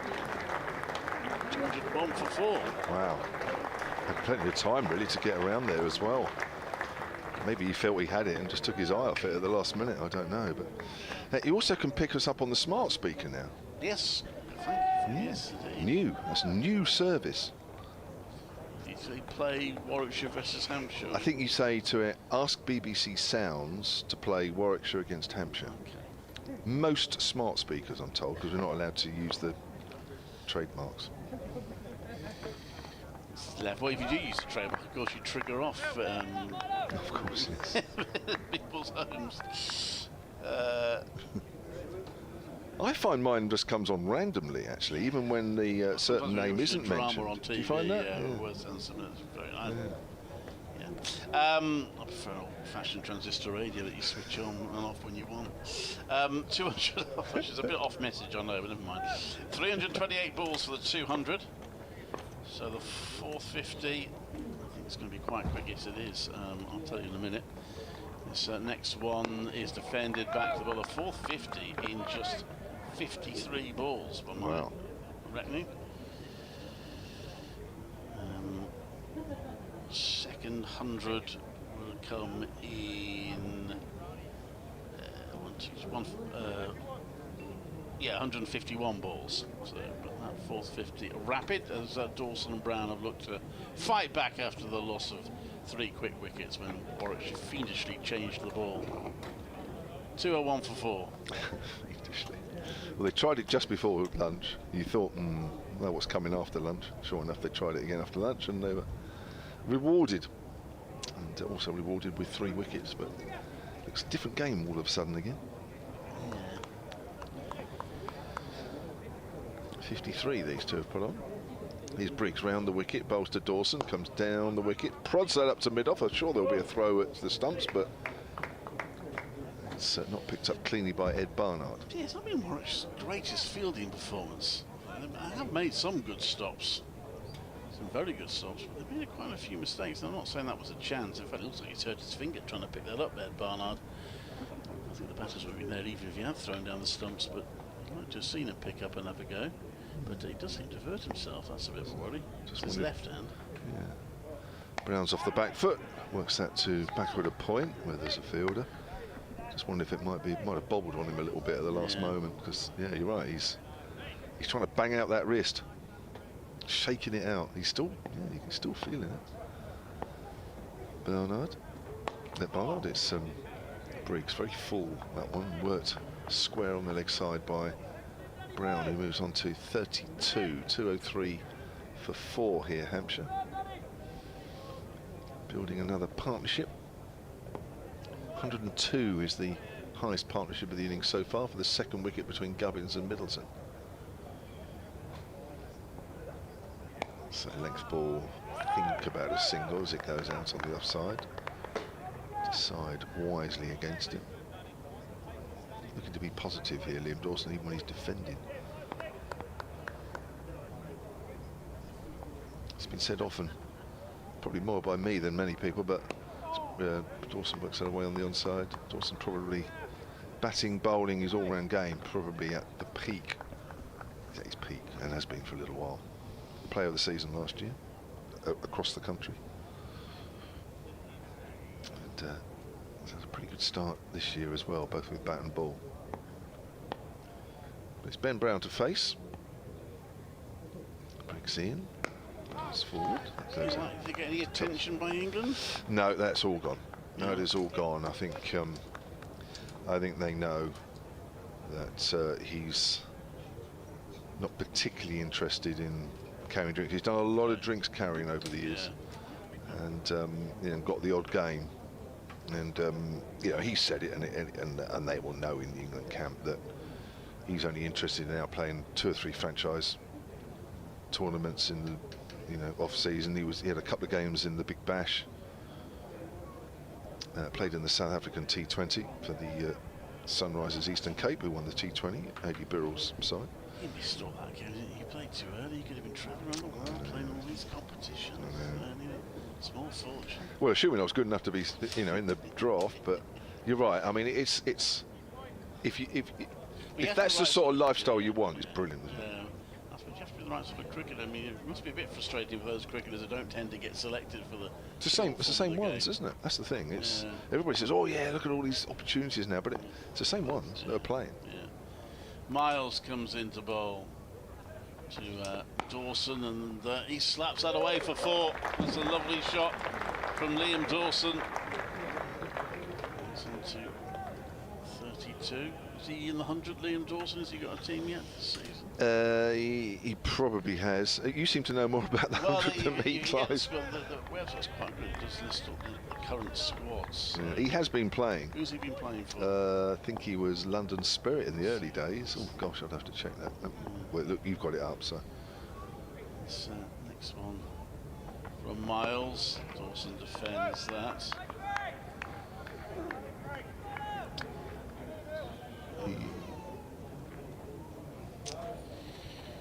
Yeah, he's in London Spirit squad for this season, along with Richard Gleeson.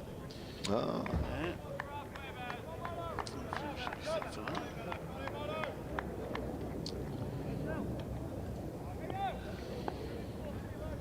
Makes you wonder why he's not playing for the Southern Brave. I've never asked that question, actually. Yeah, I mean, it's like Alex Davis, where he ends up down. But he is, that's pulled, and that will be 1 run. Dawson, there was a fielder in the deep.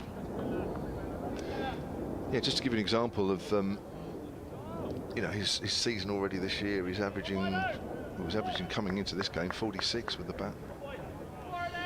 I mean, bowling wise, sorry, very quickly, 27 wickets at 25, so steady. Sorry. Just in terms of the teams, I mean, I was talking to Marie Kelly about that because she plays for the Northern Superchargers. She said, well, I could have gone into the draft for this season, but I was offered a contract with the Northern Superchargers. Enjoy playing there, so why not carry on? Familiar team. That is edged. I think he's caught down the leg side, Brown. Very good take by Michael Burgess. And Brown will consider himself a little unlucky. Just got a faint nick on that. You could hear it from up here. And Burgess takes a really good diving catch. And Miles, maybe with an element of good fortune, has got his first wicket. It's 209 for 5. Yeah, a little bit lucky, but even so,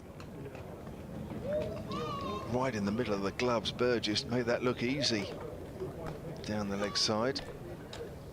Ben Brown just coming across his stumps there, just a fraction, but nevertheless, and that's another promising partnership which has been broken by Warwickshire. That's I think I'll make that 61. I know your maths is really good. You'll check that. But partnership, yeah. 61 partnership. Yeah. In where are we now? 57th over. It's not.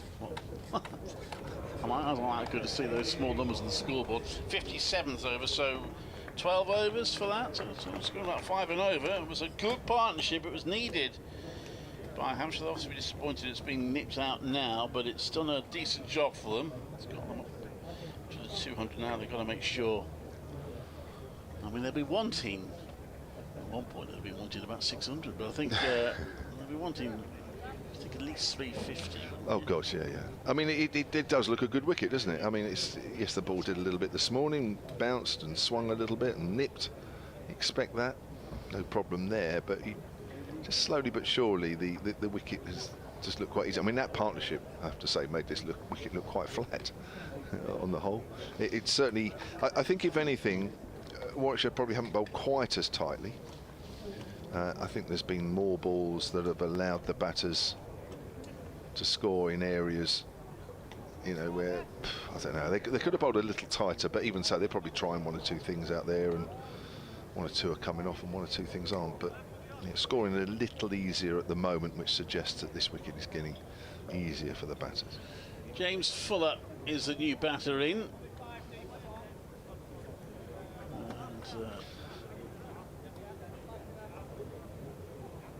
And Miles to bowl to him.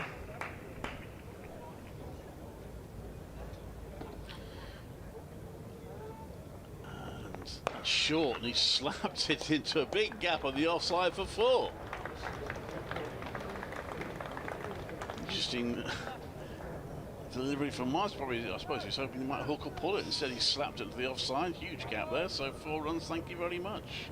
Yeah, interesting start from Miles. Interesting one from Fuller, really. Still in T20 mode there. Don't hang around. Mind you, the ball was there to be hit. Not the best ball. The intent was right. The execution was wrong. I mean, the field set, on the leg side for the short ball still. I think again, Fuller won't hold back. Miles into Fuller, who is caught at backward point. Now, very well taken catch by Will Rhodes, but a loose shot by Fuller. Pushed his bat at it, trying to get it over the top on the onside, but Rhodes leapt high and grabbed it. And 2 wickets and 3 balls from Craig Miles. Not sure how he's got them, but he's got them. And it's 213 for 6. Yeah, that's a little closer that time to Fuller. He couldn't keep it down. But he's gone through with the shot anyway. And he's quite a strong boy, Fuller, so the ball has kept going. And that's not a great shot, really. Well, it's my T20 mode. I mean, he scored a 200 strike rate there, 200% strike rate. Out second ball for 4. Losing wickets in clusters again, Hampshire. Yeah, that's right, isn't it? Though 3 wickets went down for 29. Now 2 wickets have gone down for 4. Oh, that's nice to hear. Really warm applause for Keith Barker. Quite a few years ago now since he left here, but very popular player in his time at Warwickshire. And still greatly appreciated by the Warwickshire members. 2018 was his last year. Yeah. I've always assumed, I never asked him, because 13 is a slightly odd number for a cricketer to choose, but I've always assumed he's got the 1 and 3 as close together as possible to make it a B. That's my theory as to why he's not always been number 13. It's a good theory. What number was he here? Can you remember that? He was 13, he yeah. was. I think he was. Memory. As you say, it's a long time ago. But, yeah. That was the last ball of the over. I think that's the 3rd wicket to go to the last ball of an over now. Dangerous delivery, though. Number 6. So Barker will be at the non-striker's end. Yeah, it's nice after all that time, isn't it, to still be remembered like that. I must admit, I wondered what all the applause was for initially. Do you still get that applause when you walk in? No, I normally get some abuse. So, Danny Briggs to bowl to Liam Dawson. Still 2 men on that leg side boundary. Dawson's on the back foot, that's wide of off stump. Cut away. Fielded at backward a point. I mentioned earlier just what Dawson's batting, but I mentioned Keith Barker's stats are very similar for Hampshire as what they were at Warwickshire, which is, good news for Hampshire, because you're buying a player. There's that sort of player missing there, trying to cut that away. You're buying a player that on what he did for Warwickshire. You don't want to then suddenly find that somewhere along the line that's fallen away. Just with the bat, because he's going to be batting shortly. Dawson's playing defensively there. So he played Barker for you guys 113 first-class matches with the bat, averaged 28. Hampshire, this is his 53rd. As Dawson pushes forward, he averages 28. It's interesting because he sort of came and went with the bat with Warwickshire. I've got the impression sometimes you wonder whether he just worked so much on his bowling that he almost neglected his batting. Yeah. He's obviously a capable batter. He is, and you'll have seen innings where you thought, wow, ideal man coming down in the lower middle order. We've had the same. But he's primarily known as a bowler, isn't he, really? But he is, he's an all-rounder, of course he is. But yeah, I can understand maybe where he sort of just maybe fell away a little bit with that. But yeah, interesting stats. As Dawson pushes forward, goes out square on the offside. 13 for 6 then. Dawson's 33. 5 wickets have fallen this afternoon, which is good from a Warwickshire point of view, not so from Hampshire's, as it's cut away by Dawson, well fielded at backward a point. Dawson looks disappointed he couldn't find the gap there. End of the over. Rattled through that one's a maiden for Danny Briggs. He's pleased to got that through. So 213 for 6, so 6 overs to go till tea. You've got to rush to the museum at tea, Phil. Well, I'll do one more over, and then you want to take it till tea, a little stint. You're not opening the museum? I'm going to go around. I'm going to go around and open it for you. Yeah. He's got some other people working for him now. No, he's got He's got his subcontractors. Yeah, he's too big now to work in the museum. So Craig Miles, a ball from the Birmingham end to Keith Barker. I wonder if he'll get quite the same applause if he's 200 not out at the end of the innings. Anyway, Miles comes in the ball to him.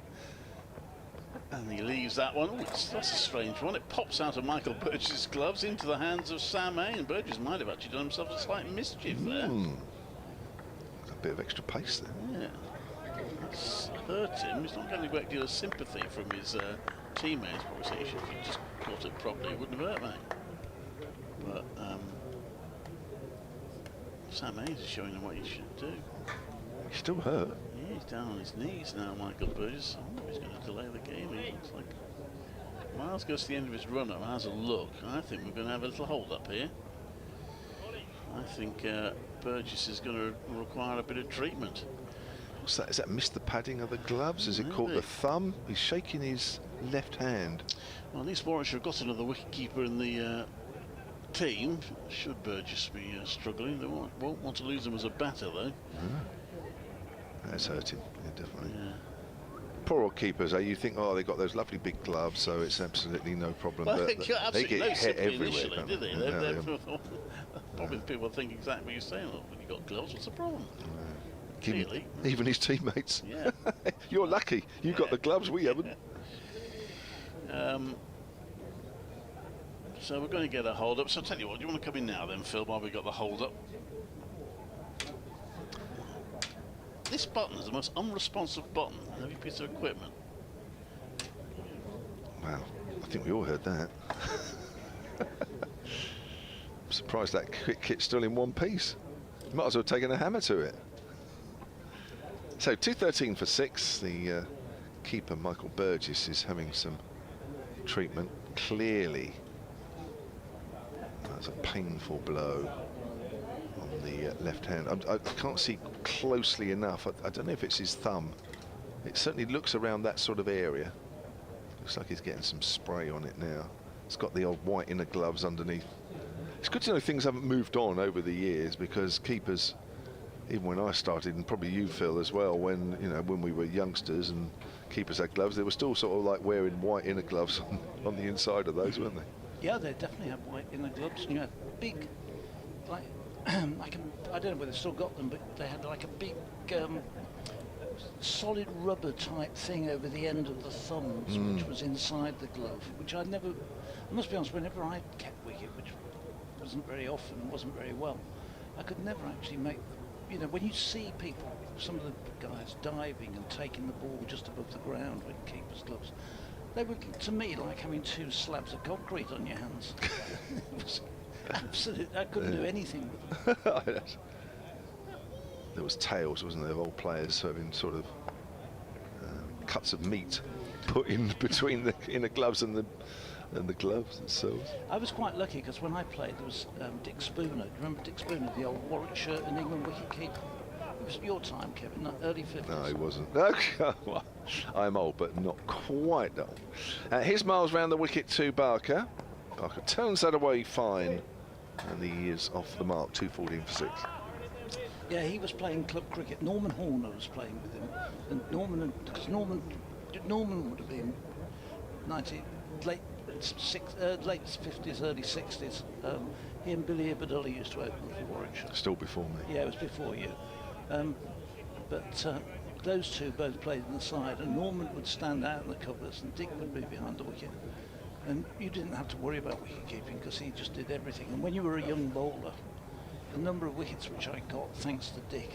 And really? They conned the batsmen out, and it was all sorts of things they were doing. Miles over the wicket to Dawson. Length ball. Dawson clips that away for a single. It was on to 34, 2:15 for 6. I played against Ubadullah's son. Is it Kazim Abdullah? Kazim, yeah.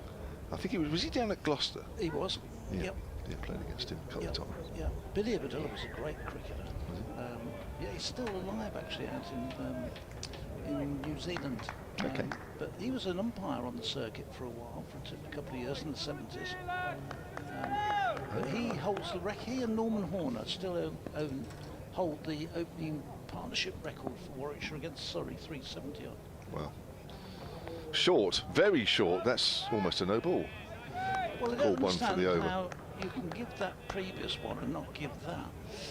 Well, actually, I've just watched it on the replay. It looked worse because actually the ball swung in the air as it went past Barker. Swung quite a lot, actually. Also, the difference is that Barker's, I would suggest, considerably taller than Ben Brown. Yes, there is a difference. Yes. Yeah, although we can't compare them because Ben Brown is out, but you're right. Here's Miles again. Clipped away square on the leg side by Barker. Oh, misfield. Oh, it's almost going to the rope. My word.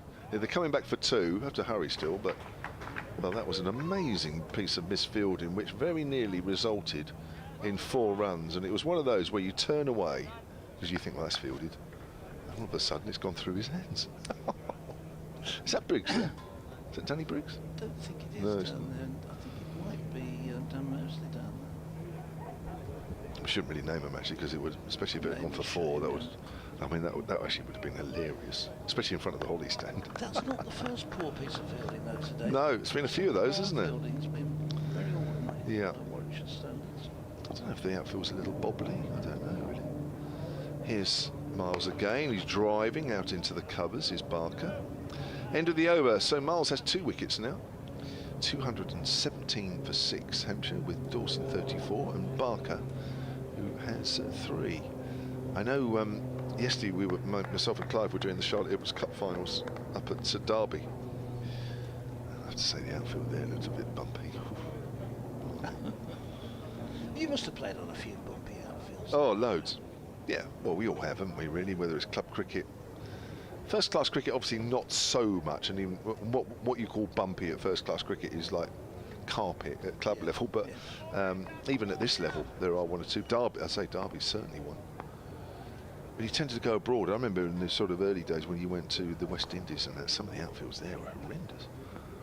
It was Briggs, by the way, that man who's now first ball been used over. He's punched away into the offside by Dawson. 218 for 6. Dawson moves on to 35. It's to Barker. I remember the first, I'm name dropping here and I don't mean to, but I remember the first few times that I played at the Kensington Oval in Barbados, in Bridgetown. Hampshire had some pre-season trips there, mainly because Malcolm Marshall and what have you. Oh yes, of course, yeah. And you think, oh yeah, great, we're on a test ground here. And I tell you what, you didn't want the ball coming to you at pace in the outfield. You think, this is a test ground, really?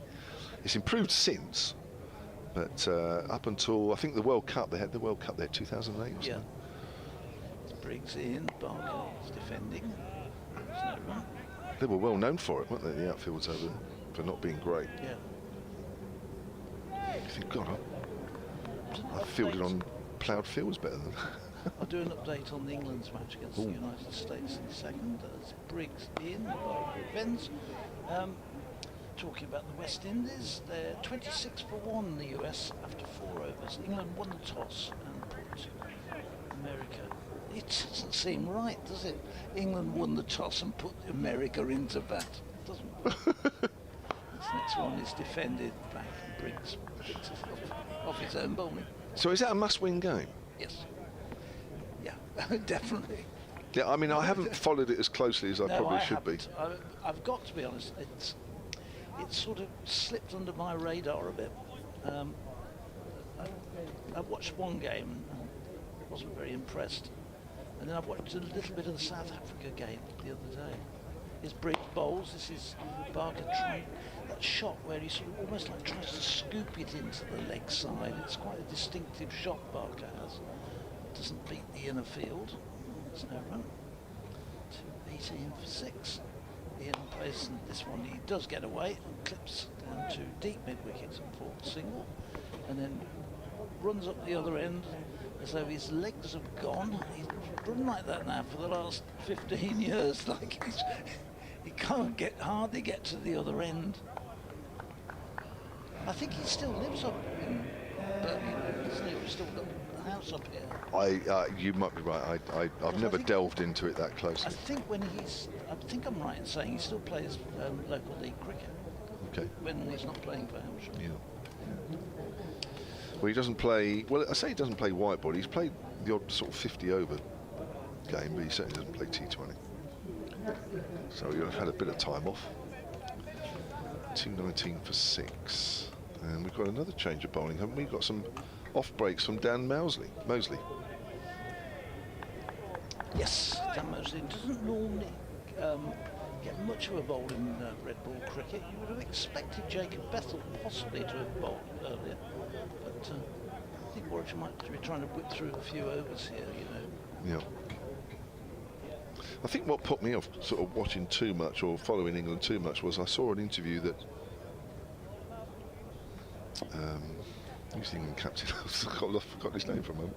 That's outside off stump and left The of England captain, Joss Butler. Joss Butler, that's the one. Yeah. See, that's how much I'm following it. Gotta say. And I think it was just before the tournament. He gave an interview to BBC TMS, and he couldn't have sounded more like he wanted to be anywhere else than there. And I just thought, it's a bit sad, really. I was pushed out towards mid-wicket. I'm told he's quite a nice guy. I mean, I've never met the guy, never spoken to him, never whatever, but I'm told by people that know him that he's actually all right. But that interview just came over so bad. As he bowls, that's flicked away by Barker. As you'd expect on that short boundary side, there's a man there. Barker moves on to 5, 220 for 6 at Hampshire. They've not had the session they would have hoped for, having gone into lunch at 104 for 1. Warwickshire would have said, well, let's get, gosh, we get 3 or 4 wickets this afternoon. We've done well. They've picked up 5. Yeah, and so 2 bowling points as well, which probably at lunch weren't even figuring in their thought. Agreed. Hampshire was set for a large first innings total. They still could. These two could just do it. Both of them very, very capable batsmen. Yeah, and there's still Felix Orkin to come yet, who's opened the batting on many occasions. Comes in Mosley, and that's flicked away on the leg side by Dawson. So you've got 3 proper batters, and as I say, an opening batter still to come. So there is some batting, but they don't really want to be making too many mistakes now. I do the scorecard, and when you do the opening day scorecard, you're obviously doing a bit of a punt on whoever's playing. Oh, it's gone big, big, big here, has Barker, and you probably heard that smacking to the advertising boards over mid-on. Well, he's just been poking and prodding like he does, and then all of a sudden that bat goes back and comes forward at speed. And that's a great shot. 227 for 6. Yeah, that's got hold of that one, no messing with that, and he's a big, powerful man, Keith Barker. Very. So if he hits the ball, it stays hit. It's a deep mid-on now. He's only hit 1 shot. Quicker ball down the leg side, flicked away by Barker. There is a fielder there. That is Chris Wokes, and Barker will keep the strike. 228 for 6. Well, I don't think England, United States have just had a very good 5th over. They've gone, I can't remember what it was when I spoke to you, about 20 odd, wasn't it? Yeah. Up to 39 for 1 after 5. Cool, we bowled that last over then. Who went for it? Reece Topley. He's 1 for 29 off 3. So they're not hanging around. Well, they can obviously play, having beaten Pakistan. I think one of the things which I haven't been hugely impressed with England, if you look at the scores, all the sides they've played, they've struggled a bit to bowl sides generally out. Here's Briggs, who's starting another over. He's in, and Barker works that one. Well, in the end, it squirts away down sort of deep, back behind gully. It's not short third man. Slip goes running around to stop it. Barker was trying to play it into the onside with the leading edge. They thought about the single, but then Dawson said no. Barker again plays forward to this one. Briggs feels off his own bowling. There's only a couple of overs to go till tea, and certainly they don't want to lose a wicket with a silly run out. And Dawson's quite rightly saying to Barker, just no. Barker pads this one away, with the spins away down to the slip area, but ball outside the off stump from Briggs. The dot ball. 228 for 6. He's bowled one a little bit further outside off stump there just to see if there was anything out the rough. Oh. This is one driven by Barker, picking it up a fuller delivery and driven up to Davis, who's at the deepish mid-on, just prowling down below us. Briggs in again, gives it plenty of air. Barker turns it just past short leg. There's no run. Sam Hain in there at short leg. He got hit on the helmet, on the head, and had a concussion injury. Back in there. There's Briggs. And this is short, and Barker was able to just basically walk across, get inside it and turn it away down to fine leg for single. Retains the strike, 229 for 6. We have had 62 overs, 2 overs to go to. And just bowling the spinners just to push through. I'm not too sure whether Mosley's going to go. He is going to get another over. Yeah, Barker's hogging the strike here, isn't he? He's protecting Liam Dawson here. So that's twice, 2 overs now. He's got a single off the last ball. 229 for 6 then. Barker's 13. Dawson is 36. The wickets this afternoon. Gubbins for 44. Middleton for 74. Vince 9. Brown 32. And Fuller for 4. 2 wickets for Barnard, 2 for Craig Miles, 1 for Oliver Hannon-Dolby. Flicked away again by Barker on the leg side. That'll be a single. Dawson will face the next delivery. 230 for 6 now. Barker moves on to 14. Keith Barker, just checking out his age, because he seems to have been playing. 37, is he? 37, he's 38 in October, yeah. Started with you guys in 2009, I believe. Yeah. Turned away square on the leg side for a single. He did. I think he was with Lancashire before, and because he'd played a bit of pro football, and his godfather, I think, is Clive Lloyd, isn't it? Yeah. And that's about as much as I know of Keith. I think I first came across him because I think I'm right in saying when this pavilion was being built, we were all over the far side of the city, weren't we? Yep. And I remember doing some commentary outside one of those boxes.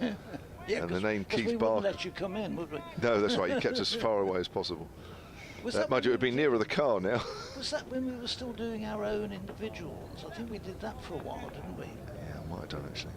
I just remember here and then seeing the name Keith Barker. I only noticed it because he bowled really well that day. I think it was a one-day game. Yeah, pushed back to the bowler, no run.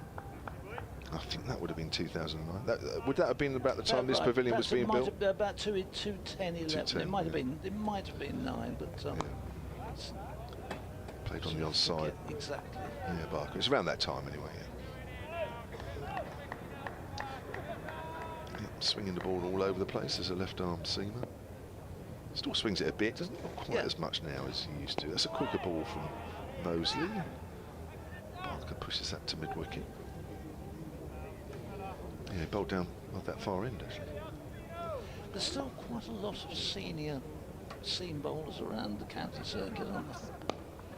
It's pushed back to the bowler and there's no run. Well, yeah, because I mean, at the end of the day, counties will have anybody that stays fit. You know what I mean? It's, as you guys know, there's a lot of seam bowlers around that have a history of injuries. It's just the nature of the job. If you can have a bowler that stays fit for all or most of the season and is a good performer, they're going to be sticking around, aren't they? You see, I didn't quite ever understand, and I still don't really. I understand the theory of why we had the Kookaburra ball for a couple of games, bit start and finish of the season. But then when you look around the county sides, how many of the bowlers who are using the Kookaburra ball just break off as Briggs bowls, and this is cracked away back behind point, just back at a point by Dawson. He'll get a couple of runs, comfortably getting home as the ball is returned. How many of the county seamers are actually ever going to go and play in condition overseas where they're, you look at most of them are on the wind down of their careers. There's very few up and coming young bowlers who were going to get it, who would be considered. And I just don't quite understand the rationale. This one is turned behind square on the onside by Dawson for another single. Well, I guess you've either got to use it in every single game, or none. Or not, yeah. Or you say, right, at under 19 level, or second team level, you play with it. Now you see, under 19 I would agree with, because you're going to learn then. But 38-year-old guy bowling with a ball, and you know, like Warwickshire opening attack, Hannon Dolby, is he going to be going on overseas tours with England? Good as he is, the answer is no. Now, and I have to say the Kookaburra balls we used this year and the games that were played were the most dull games ever. Yeah, and ours were dreadful, dreadful games to watch. Spectator-wise, people just stopped coming on the third and fourth days. This next one from Briggs to Barker is just played back down in front of him. So we've got a couple of balls to go till tea. 2:34 for 6. Briggs in again. Barker waits. Ooh, it's got the outside edge, goes wide of the slip, will run down to the third man boundary. It crosses the rope. Barker gets slightly fortuitous boundary, but it's perfectly safe in the end. It would have gone. Don't think, in fact, in the end it would have quite carried to a second slip, but it was too wide for slip. It was very fine to be able to get across to do anything about. Barker moves on to 18 very quickly. Brings in again and bowls. And Barker, the final ball for tea, cracks this one away to mid-wicket, because it wasn't the final ball for tea, it was the penultimate ball. Getting too excited, Phil. Yeah, the field closes in for Barker. Briggs bowls, and Barker runs it away. It's back deep, back to the point. And Dobby does the fielding. Briggs takes his sunglasses and his cap. And at the end of that second session of the day, Hampshire have moved on to 238 for 6. What's that? 136 runs? What was it? 102 or 104? 104. 104. So 134 runs for the loss of 5 wickets. So perhaps just marginally Warwickshire session. It's,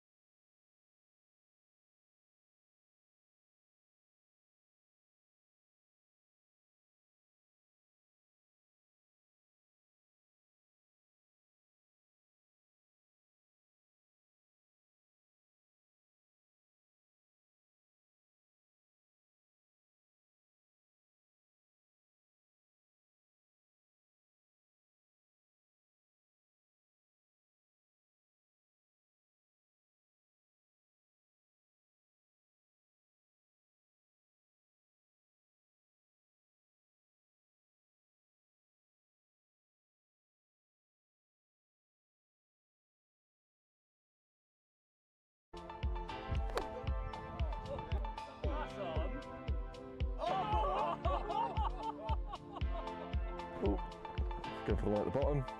There's a D. Take it. I'm just going to try and wipe the T out then, see what happens.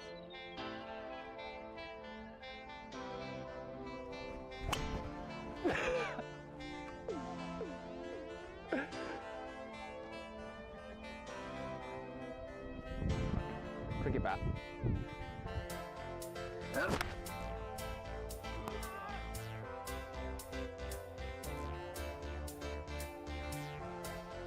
Six. D.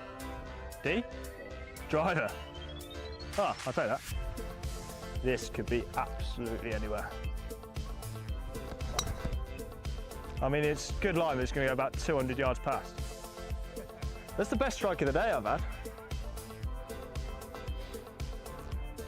Hockey stick. The one I didn't want!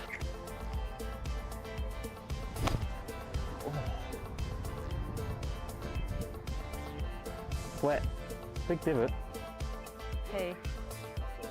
Putter. Oh no. Actually, that's probably my best club. In the hole! Tee, tennis racket. Perfect. Give me another ball. It's a C. Is that what's the C? What's the C? Oh, let's go, let's go. Yeah? Yeah. A bit high.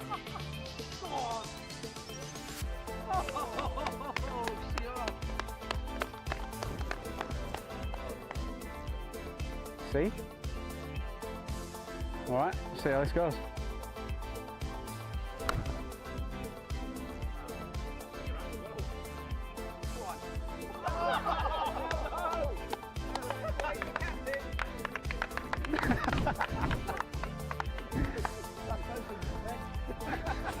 That's embarrassing. Are you doing that? I hope so.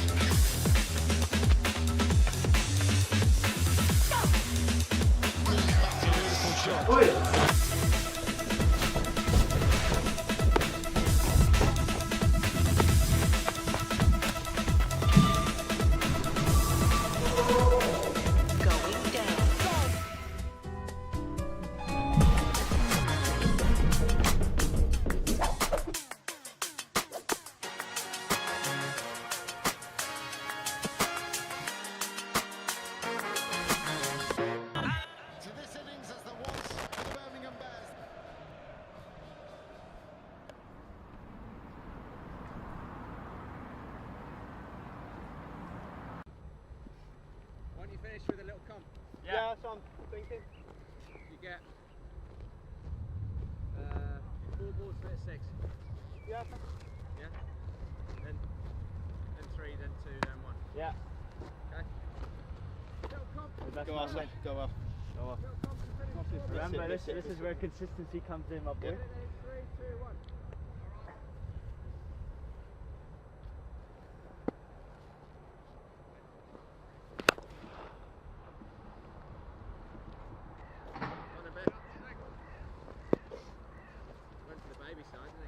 Yeah. Oh. Cliffy! Go, Cliffy! Yeah, played.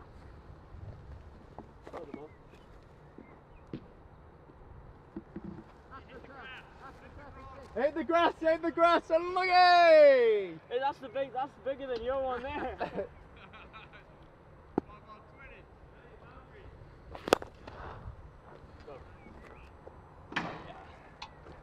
The one before was bigger than that. Yeah.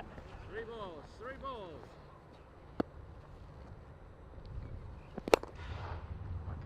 That's right. You always win these comps.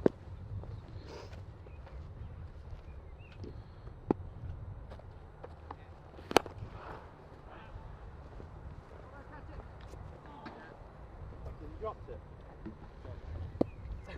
2 balls. 2 balls.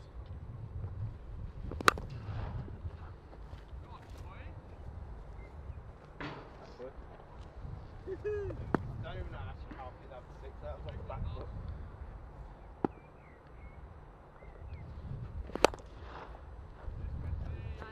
Standard. This is it, 7 deaths. Do we keep going if... Yeah, we go up, go up. Come on, son.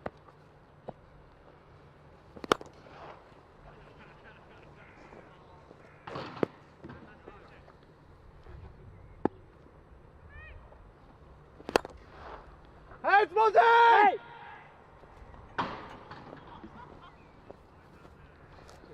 Hey! Turn it on. That's the ones you were dragging as well earlier. Yeah, boy!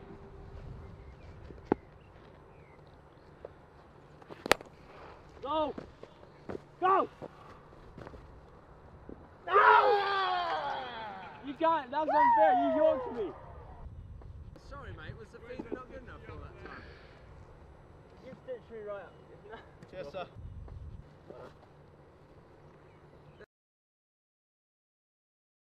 I know how hard it could be fasting whilst playing cricket, but I myself done it in Abu Dhabi in the 30-degree heat wave. It was tough, but it's not quite like that here. But I think that's why this Ramadan League is important and so crucial.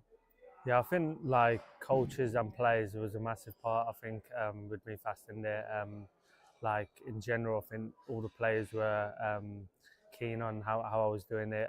Asked a lot of questions, which was nice as they were getting involved and stuff. So that was brilliant. And even like in training, when I've like batted or bowled, fielded, they were just asking if I needed 5 or 10 minutes. I could go just chill, just sit in the shade a bit. So in terms of that, like I couldn't really ask for more, like the support and everything that Warwickshire had given me.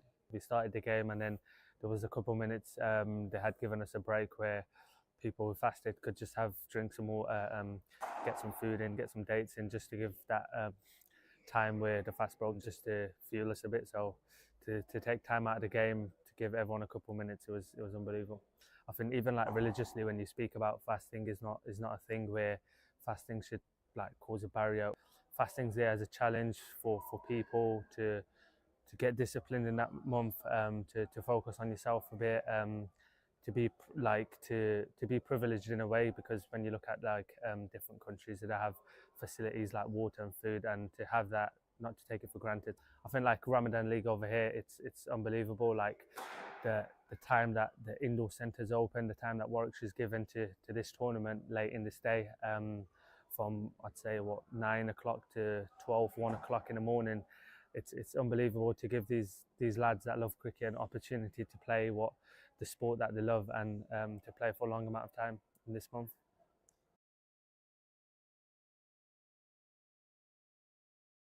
For almost 150 years, we have been Bears. Birmingham Bears have come through, the home team. People swarm onto the field here at Edgbaston. Birmingham batsmen are celebrating. Representing the city, the county. Birmingham is our home. Warwickshire is our land. A land we must defend. You Bears, come on! Easy as you like for Sam Hay.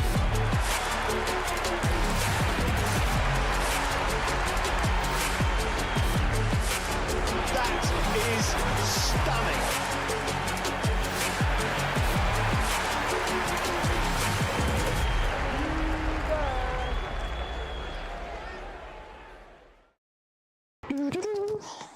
How many hat-tricks you got now? 2. 2. I ain't got one. Ever? You're not even in kids cricket. Well, you just want me to start talking about it, or? I'm the best there is. He can do exactly that. There is simply nothing that the Bears cannot do. Oh, gone. Full straight, a bit of dip in there. Job done. Making sure that every ball was different. I felt like that was probably where I was going to get extra. She was moving around a bit. So, yeah, went back of the hand for the first one.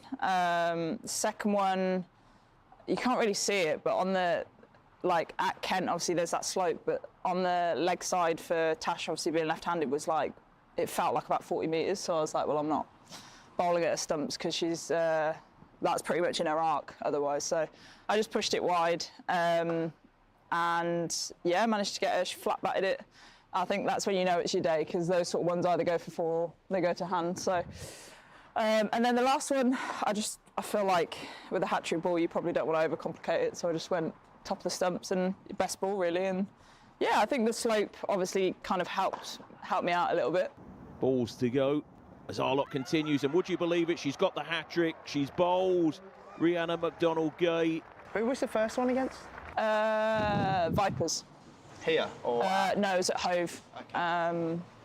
So yeah, I think that's probably out of the 2 of them, I reckon that's my favourite one, because at that point Vipers had not lost a game in any competition, and I think that was the second year of being professional, so I think that probably meant the most because we beat them, so I'd like to contribute to something like that. But it's quite similar with the Stars. So they'd gone unbeaten in the T20s, and obviously we'd lost here to Diamonds the day before. So it was obviously, we wanted to win anyway, and we kind of needed to win. But it was nice to, you know, I always find like getting a hat-trick's nice, but it probably wouldn't have meant a lot if we didn't win the game.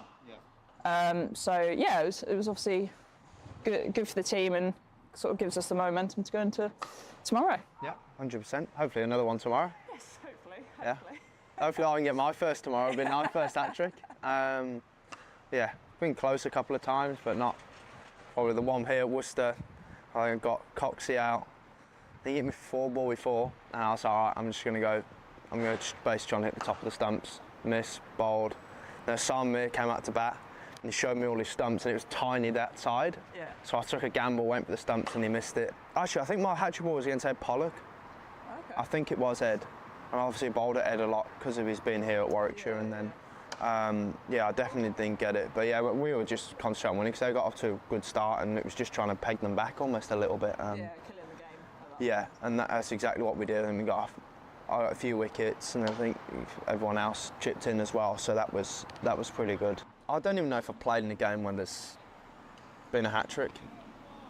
Well, what was interesting with our game yeah, go on. Like, sorry, KG at the other end was on a hat-trick the next over, and I actually said afterwards I'd be interested to know how many games of cricket that had happened where there's 2 hat-tricks happen not only back-to-back but in the same game. Yeah. I'd be fascinated to know, but I don't know. I was involved in a hat-trick last year, wasn't I? Against Northants. Oh, no. Oh, no. So Rhodes's got out, and I'm in the shower at this point. Long story. I'm in the shower. I won't ask. Rhodesy gets out, Rhodesy walks in, and I'm like, oh no. So I need to quickly get ready. First ball, Haney out. Oh, no. Haney is in the dressing room, and I haven't even got my spikes on. And I get out there, 4 balls, like I reckon probably 4 minutes. I reckon I would have been timed, genuinely timed out. Didn't know I was on a hat-trick. Nicked it to 4th slip, out, walked off. Didn't know that was a hat-trick ball. Oh no! I was then sat in the viewing area, and I've got, I'll have a look at my dismissal. That's a pretty good ball. Like, wasn't. I pushed it probably 6th stump. There's no surprise. Like, and then it said Ben Sanderson hat-trick. Oh, and I'm like, nah, it can't be a hat-trick. Watched it back. Rhodes, Hayne, myself, and I was like, didn't even know. I won't be doing that again. Now I have my pads on all the time, just so I don't want to be late again. That was a horrible feeling. Oh. No, it doesn't. Not on camera. Not on camera, it doesn't. The boys in our dress, like our lads know, but it's nothing weird. It was just I was just having a shower. I know you love a celly when you get a wicket. What do you reckon is going to be your go-to if you hopefully do get a hat-trick? I'll probably jump in the crowd, take a booking, and now I don't know. I don't even know. Like some of the stuff, like the celebrations are like it's usually me, Rob, and Bethel more just taking the mickey out of each other more than anything. Like Bethel started doing that when he's taking a catch. Yates is doing the John McGinn with his eyes, and it's usually to be fair, it's more than just a relief of getting a wicket, to be honest. It was, because I've only really been bowling in the T20 stuff probably the last 2 years. I've always bowled, but actually now.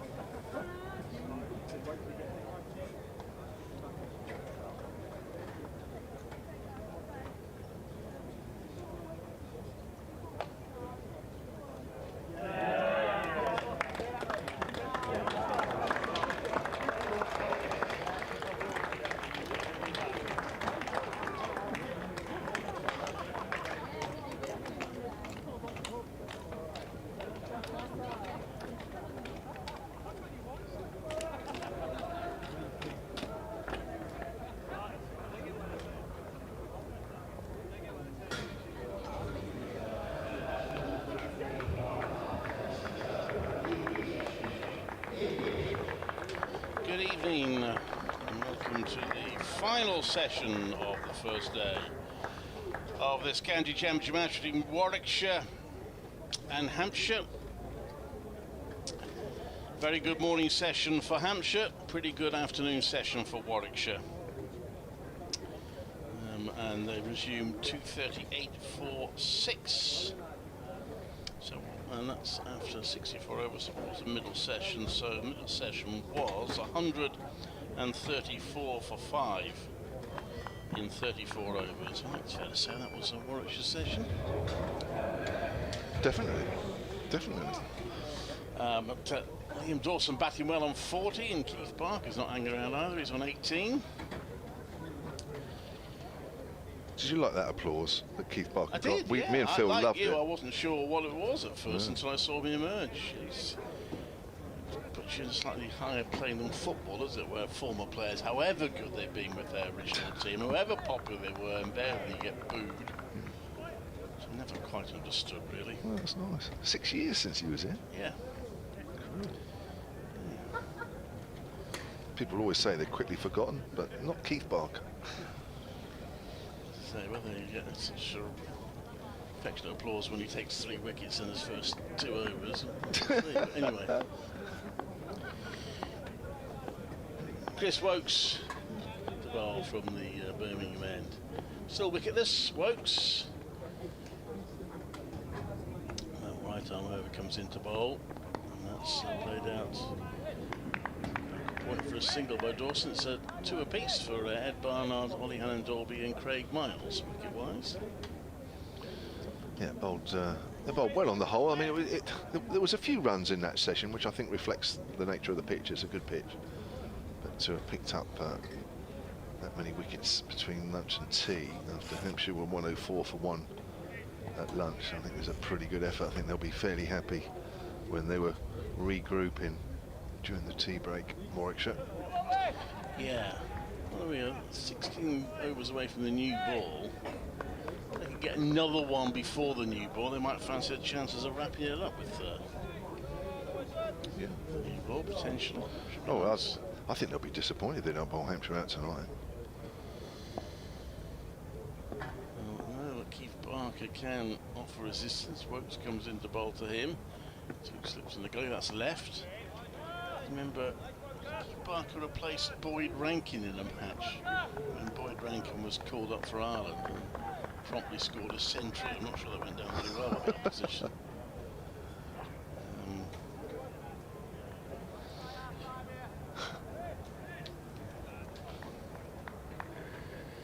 Boyd Rankin the other day, I was lucky to see him again. He was here commemorating the so Wokes comes into bowl, and that's driven down the ground, and that's going to be runs for Barker. He will get 2.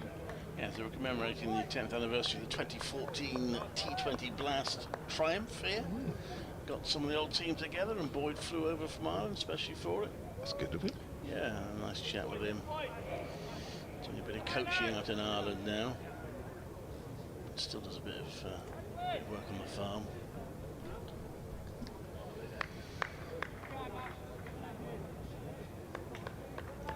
Work on the farm? Well, What, his own farm? Or? Farmer, yeah, well, family farm, I think. Yeah. Wokes comes into bowl to Barker. Ooh, leaves that with no run. He said that when he was here. He said if cricket dried up, he'd just go and work on the farm. Quite enjoys that. So. Nice. 241 for 6. Good leave that from Barker. I'm just watching the replay of that one. That was fairly straight. It didn't come back, fortunately. Or if it did, it was marginal, but he didn't want it to have come back anymore. It's a full so far today. Just one of the morning session. Toby Albert caught behind of Ollie Hannon-Dolby for 5. Nice away swinger. That was 17 for 1. Wokes comes in. That's left. Well taken by Burgess. And a stand of 102 for the 3rd wicket between Nick Gubbins and Fletcher Middleton, but they fell to Ed Barnard. It's 4 Ed Barnard overs. He had Nick Gubbins caught by Will Rhodes.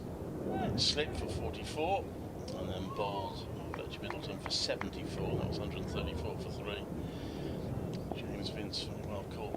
Slip by Sam Hayne of Ollie Hannon-Dolby for 9. In comes Wokes to bowl. Barker plays that down. There's no run.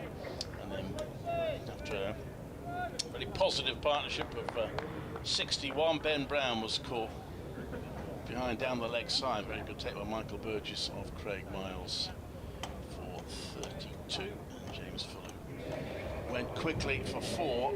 Caught Rose ball Miles. That was 213 for 6. Liam Dawson had that partnership with Brown. Is still there on 41. He's been joined by Keith Barker, who's on 20. These two have added 28 so far for the 7th wicket. I think James Fuller was still in T20 mode, wasn't he, really? Slapped the first ball from Miles.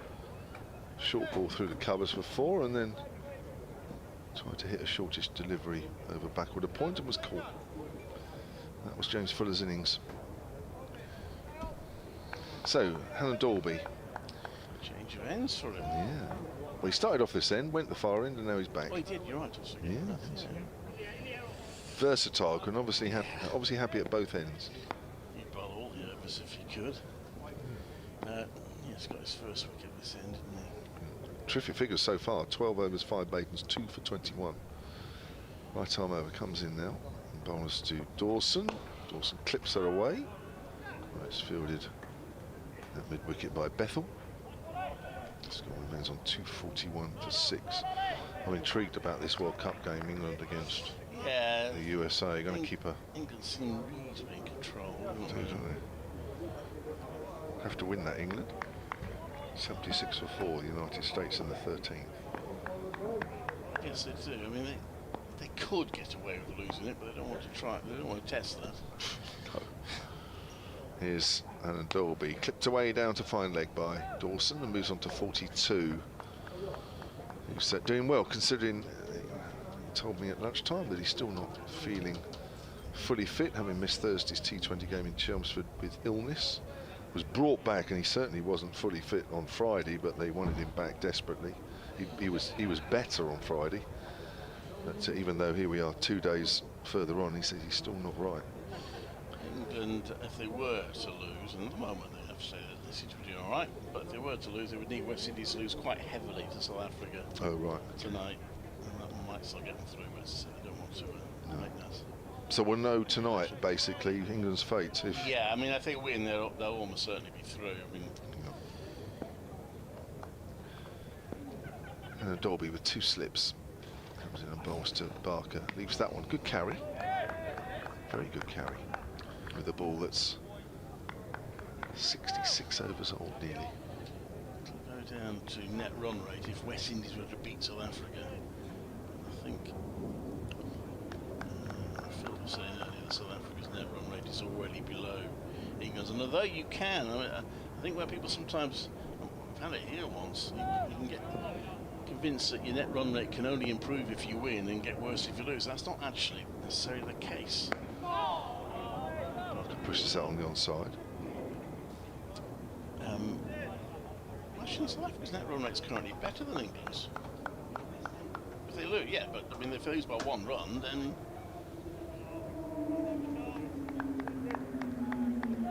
they could still have a better net run rate, couldn't they? So England will want to win reasonably convincingly against the United States if they possibly can, just to take that. That will be unlikely, but not impossible occurrence out of the equation. Barker drives, takes the bottom hand off the bat. Doesn't matter though. It's going for 4 backward a square. 246 for 6. Barker moves on to 24. Actually, Will Phil was in the room. He's not on commentary at the moment, but we were talking about Billy Ibadullah earlier. Dave Allen, Hampshire's honorary archivist, who Phil knows. He hasn't sent his best yet, Dave, by the way. I'm waiting for him to do it. I'm looking at him, but he hasn't. I'm joking. Dave Allen, yes, he says hello. He says, you were talking about him. This incident was interesting. I once asked some of the Hampshire players in the game about it, but none could remember it. Now, this is a passage he sent me. Here's Helen Dalby playing a miss in there, Barker outside the off stump. End of the over, 246 for 4. Ibadullah was the subject of a long-running error in the Wisden records section. He was out-handled the ball at Cortlands in Coventry, you'll know that, Clive, in 1963 when playing for Warwickshire against Hampshire.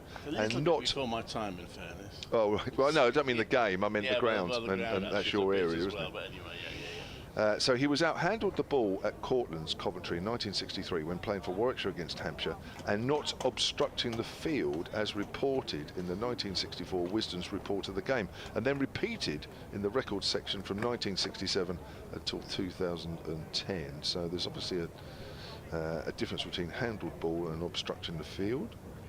Probably doing the same sort of thing anyway, but thank you, Dave.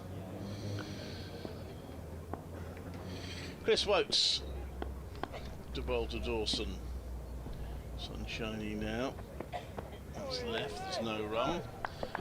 Elsewhere, century for Alex Lees for Durham. They've gone very well at Chelmsford against one of the title contenders. 302 for 3 against Essex. Flat wicket at Chelmsford. Expect will take turn. Or she usually pick about 6 spinners when they go to Chelmsford. In comes Chris Wokes. Right arm over bowls, that's left. They still don't get as many wickets as Simon Harmer does. Kent 219 for 6 against Lancashire. Notts 233 for 7 against Somerset. Surrey 224 for 4 now against Worcestershire. New Road. Northants 205 for 7 against Glamorgan. Middlesex 189 for 5. Sussex 277 for 6, but fancy bowling all day in the hot sunshine at Scarborough without taking wickets, but that's fun, for you, particularly when you're the away team. That's Wokes bowls, and that's driven the mid off. There's no run. Yorkshire 277 without loss against Gloucestershire, with centuries. Finley Beans 144 not out, and Adam Live 118 not out.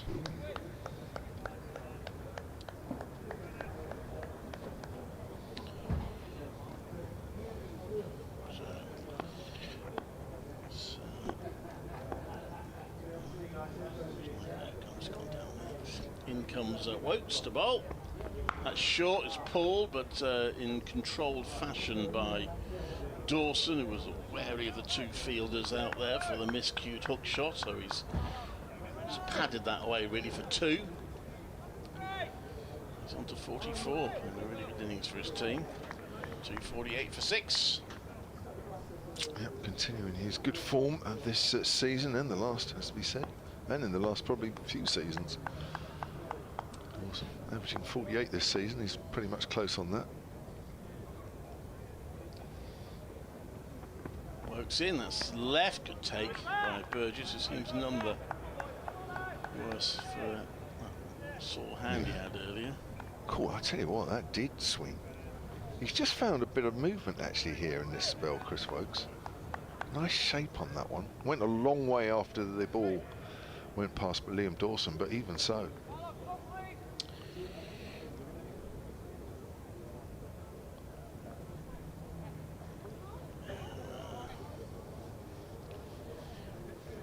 Just having a chat with Alex Davis. Looks like he's going to get an extra slip. That's the back of that last delivery.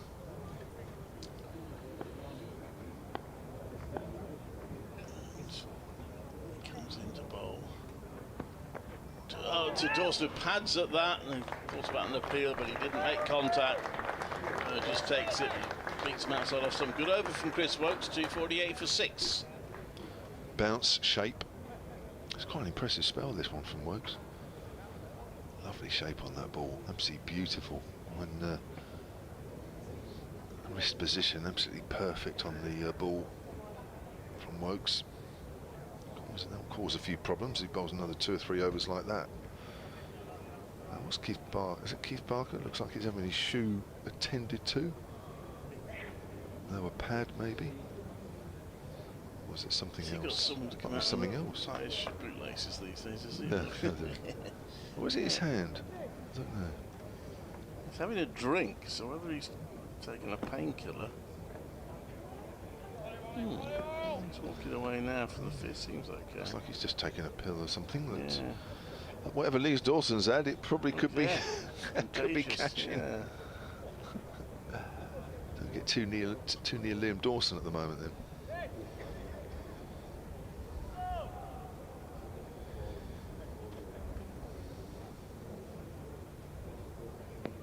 Hannah Dolby then, he was just making his way off the field, just below us. Runs in now. Sunshine out here.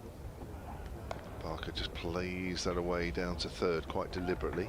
Don't think he's got quite enough on that to let it go all the way to the boundary, but he'll pick up 2.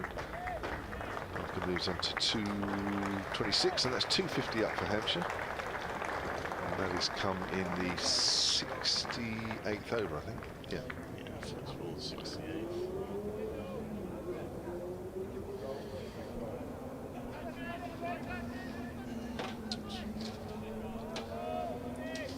So Barker playing a valuable innings already here. 26, Hampshire reeling after those 5 wickets this afternoon. Need a good session here as Barker plays that away on the onside. Need a very good session here really to try and re-establish where they were at lunchtime at 104 for 1, and promising much. So the 250 is coming 408 balls, which means that we said the fourth 50 was really quick, 53 balls, so the fifth 50 took 80 balls. So it's not reasonably brisk, but slow down. Yeah. Barker gets turned round a little bit there, pushing that up to middle. And they did lose 2 wickets for that.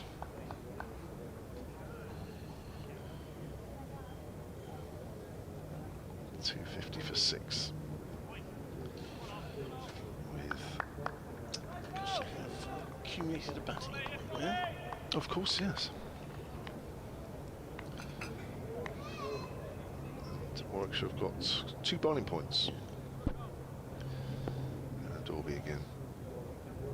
Balls and wide of off stump. Barker's not playing at that one. Dorby hoping that Barker might just have a little fish at that, but it was very wide of off stump. Still bowls reasonably open-chested, Hannon Dorby, or has done throughout his career. Maybe not quite as much as he was a few seasons ago. That might be why his stats have improved over the last few years, but still fairly open. But as he's always had a very good wrist position on the ball, still manages to get that away swing or in swing to Barker. Not so much at the moment with the ball being fairly old. Woke seems to be the one that's really getting some swing. Barker's forward, big gap at point. Almost allowing him the single there. Barker goes on to 27. It's always important with these red balls, have a good wrist position. Keep that seam upright. There's so much different in T20s where they talk about wobble seams and, well, in fact they even do in red ball now so much, red ball now, but also white balls. And it's almost as if it doesn't really matter whether the seam's upright, turning, perpendicular, square, and it seems to matter anymore. But still in red ball there's a technique as that's pushed out on the mid wicket by Dawson. End of the over, 251 for 6. There's no substitute for hitting the ball, hitting the seam, keeping that seam upright and making the red ball work hard for you. I'm sure this thing plugged into his working at the minute, by the way, I've noticed.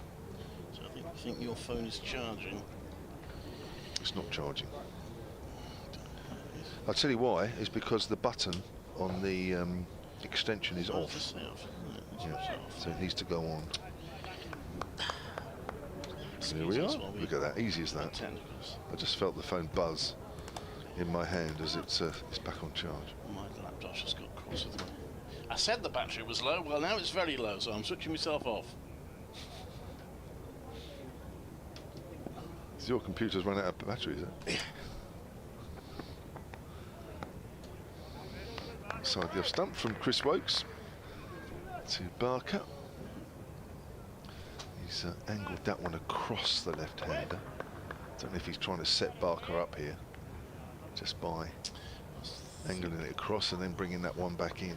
I was trying to think Wokes would be...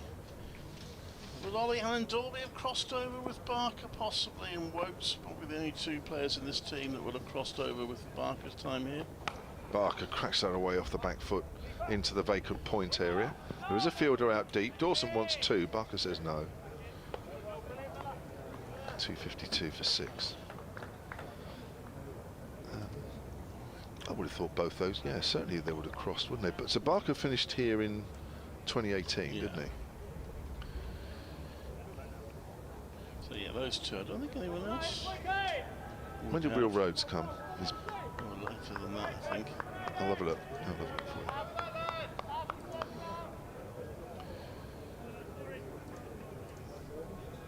you. Oh, so might have crossed over one season then. Will Rhodes. Here's Wokes then to Dawson. Dawson prods forward. And there is Noah. Yeah, 2018, wasn't he? Will Rhodes' first year. Yeah. Having joined from Yorkshire. Yeah, that's right. He did. Was it Essex on loan or something? He did. I think he did have a spell out on loan. Yeah.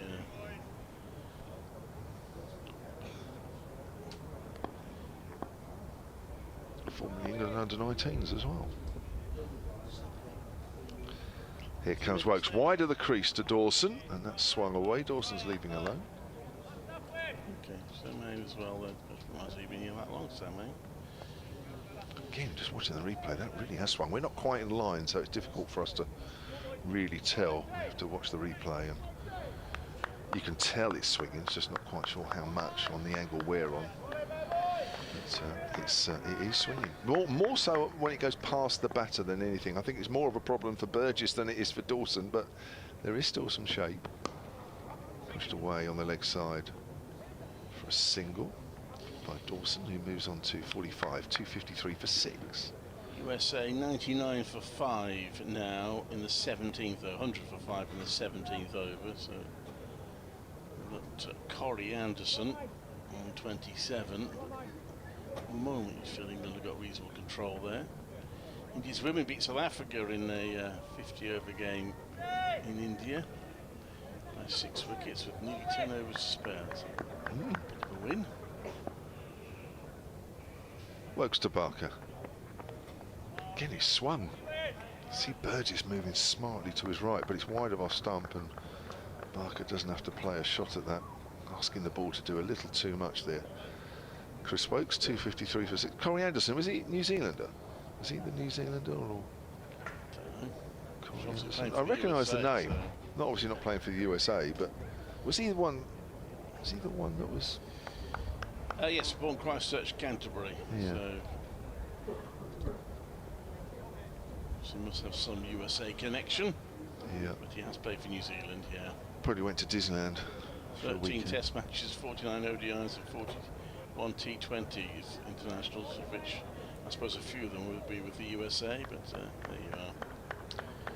And those players has played for more than one country. You had Dougie Brown here. He played for Scotland and England. I remember. In comes Hannon Dolby to bowl, and that's played out to the offside for single. Of course, I mentioned Boyd Rankin earlier, who played for Ireland and also a bit for England. Yeah. 254 for 6.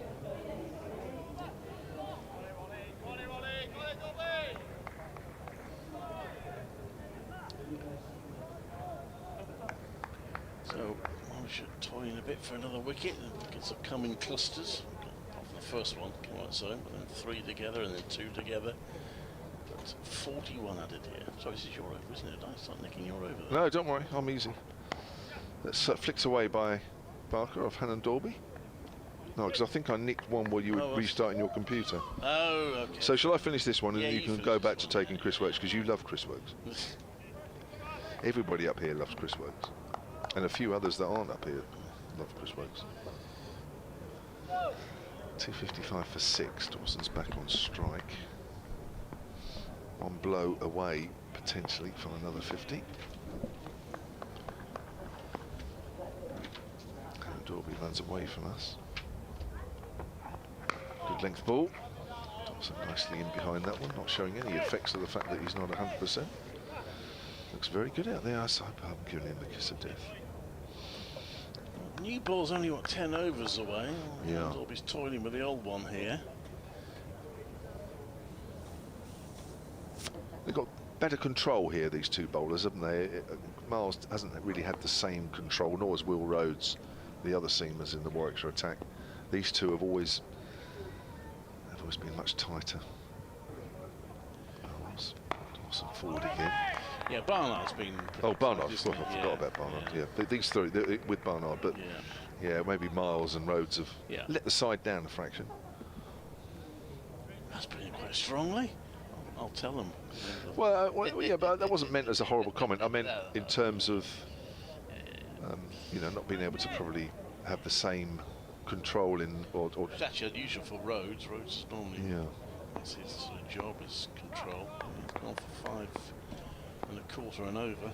yeah, that's what I mean. Yeah, It's, yeah. So Hannah Dorby bowls and it's pushed out square on the offside. Of course, the object when you're bowling seamers is if you're not taking wickets, then you don't really want to be going for too many and over. I mean, Hannah Dorby is just over 2s. Chris Wokes is less. He's just over 2 1/4. You've got Miles going at over 5 1/2. And the 2 spinners, Briggs just under 4 and Mosley's 2 overs 5 1/2 and over. So yeah, as a captain, you know, you want to be able to your bowlers to sort of just keep the game under control. If you go for those figures, then you can't bowl too many overs really. Oh, Dawson's played on, coming forward, just off the inside edge. The ball just clatters into the stumps, and Dawson has gone for 46. 255 now. Hampshire for 7. Pleasing clunk on the stumps, that didn't it? From up here, and Dolby having another good game. That's 3 wickets for him. Got 50 wickets last season. To go some to get that this season because we are halfway through the campaign and he's came into this game on 18. So 2 years and some more today. Just shaped in a fraction actually to Dawson in the last sort of few yards. It's definitely an inside nick on that. Is that another one off the last ball of the over? That's 4 now. It's incentive, isn't it, to get a single off the 5th ball of an over and get away. Felix Organ. I once rocked up to Easton, which is quite close to where I live, to catch about an hour or so of a minor county match. Felix Organ was beaten. For Dorset? Yeah. He's been playing for Dorset recently. Also saw, I remember seeing, first time I saw Ed Pollock, turned up at a Herefordshire match and somebody was hitting the ball into the fields and over the pavilion and all sorts. That's who it was, and it was a chap called Ed Pollock. I think I did mention it to him actually, Charles. He sounded soon after that, so I think full credit for that. Who's agent? Good. So good applause for Hannah Dolby. Takes his place. So then you get a wicket for the last ball of the over, you then do the walk of triumph, get your applause from the locals. You take your position to field for the next over, and we are going to see Ed Barnard in now. Tigers to go to the new ball. They might not need it, of course, if they can get the last 3 quickly, but of course these days, often the 7th, 8th, 9th, well, the 8th, 9th and 10th wickets really hard to get these days. I'm not sure the 10th wicket will be that hard here. Of course, that was I think Warwickshire were quite buoyant when he walked out for the last wicket in that relegation. Decided they haven't got a chance here. Barnard in round the wicket, and that's played to point and get that out of the middle of the bat there. Barker rolled away, there's no run. He's played himself in, so he'll look to for some lower order resistance here. Should have to come up against it. Just stats quickly, because I seem to recall they've had a couple of lower wicket partnerships that have frustrated them. Barnard comes into bowl and he plays that to the gully area. There is no run. So I've got a list of the century partnerships here. Yes, they've conceded a century partnership both for the 7th and 8th wickets this season. Smith and Abbott put on 155 for the 8th wicket for the Surrey at the Oval.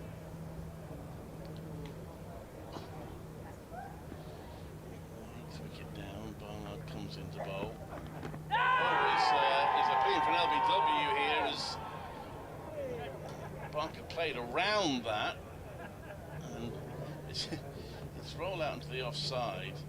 Very loud and passionate appeal for Barnard, but then he seemed to raise his hand almost to apologise to the umpire, so I don't know whether that... That suggests there's an inside edge. Yeah, that may have been it. So otherwise it looked a reasonable shout, actually. Yeah, he's just having a joke with the umpire now, isn't he? Peter Hartley. Warwickshire player briefly comes into bowl. Barker leaves that one. There's no run. He was here as well, was he? Yorkshire and Hampshire. Yorkshire mainly. Was he here? He must have been here after Hampshire, was he? Let's have a look. Okay, I'll leave you to look up. He was here in 1982 before Hampshire started. Yeah. So Barker plays that square for a single. Made his first class debut for Warwickshire against Lancashire in 1982. Then went to Yorkshire. Oh. And then to Hampshire. Oh, do you know, I never knew that. I always thought he was Yorkshire through and through. So he used to, I think he was about the only former Warwickshire player to umpire on the umpires list for a long time. Yeah, before I'd say before he was for a long time, not now. Wow, I never knew that. How many games did he play for Warwickshire then? Shall I have a look I at don't that? think it was very many, but it was only there for... Well... Yeah, I don't think it was very many.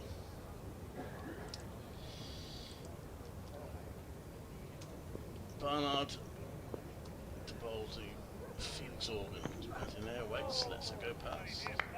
No run.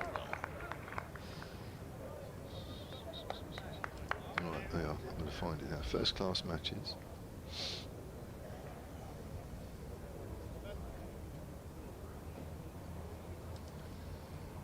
Played 3 games. Yeah, not very often.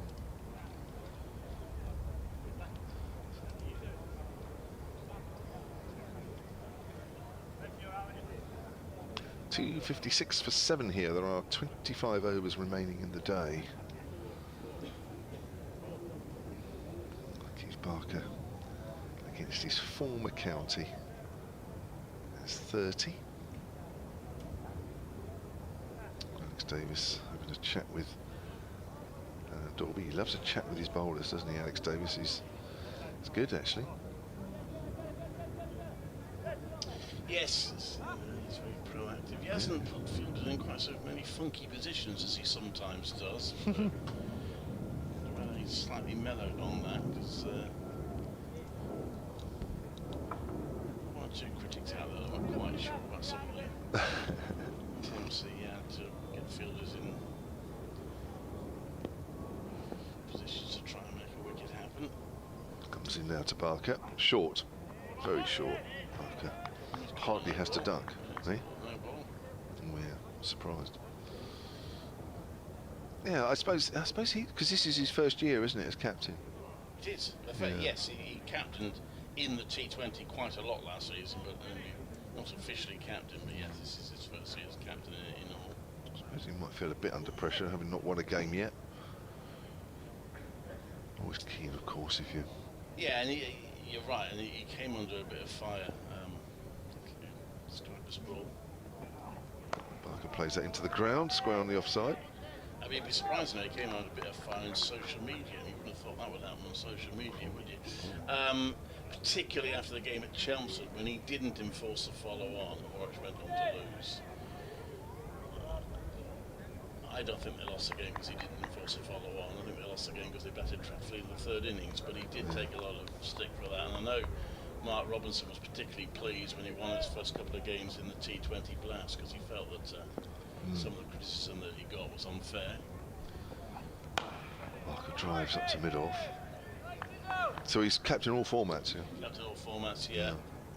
Well, he won't captain the 50 over because he'll be at the Brave 100, but yeah, captain the T20 and the Championship.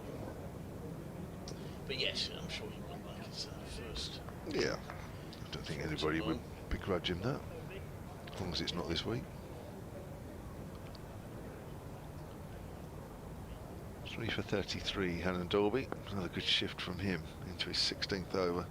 Comes in bowls. Barker flicks that straight at delivery from OHD down to fine leg. Barker moves on to 31, 259 for 7 here. Hampshire having won the toss this morning.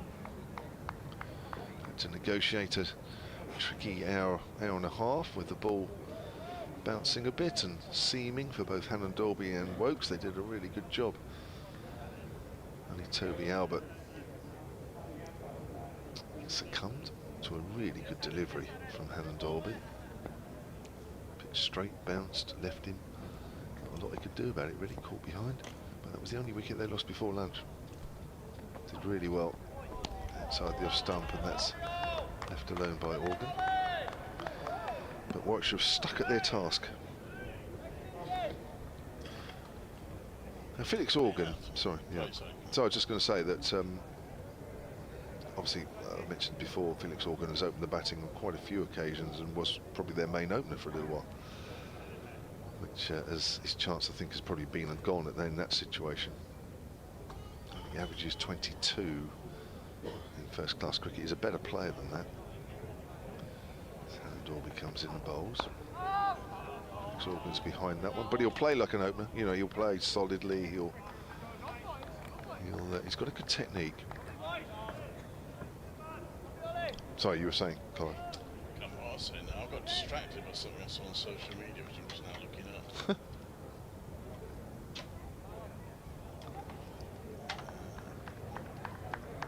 Should just been pushed back at deep backward point. So a short ball coming. They think Organ might have a little slap at that. Oh, they want to. Actually, I tell you what it is, because they're probably going to give him a chance of a single if it's hitting that area. So they'll have a little go at him again next over. It's Hannon Dolby. Full delivery. He's gone for the Yorker and turned around on the leg side by Organ. So he will face the first ball of the next over. And he's off the mark. 260 for 7. Was that in your game? I've just seen a picture on social media, and I didn't miss this happening off the last ball of an innings when a catch was taken off a free hit. Sussex were the batting team, and the fielder forgot that it was a free hit. Oh, last Friday night? Was it Friday night? Yeah. Yeah, and caught it and didn't throw the ball in for the... Was it Friday? Oh, was it? I don't know. I've just seen the pictures of it. I don't know when it was. Maybe I'm not thinking of that. Maybe it isn't that. Anyway, it might not have been Hampshire. There was one, but no, Nisa took a catch on the boundary, I think it was, and just sort of he knew it wasn't, but he didn't throw the ball in. Well, he did in the end. Barnard into bowl, and Organ, that's a lovely shot from Felix Organ. Drives that through the covers for 4. That's a splendid way to get your first boundary. He's on to 5, 264 for 7. Should we bring Phil in, give you a little break, Kevin, for half an hour or so, and then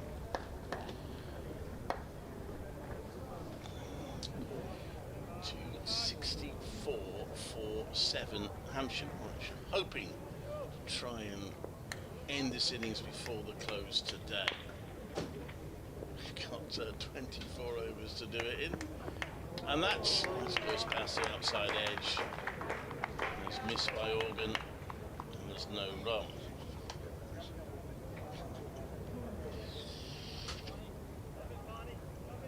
Pleasant sunshine now. Just a few clouds in the sky.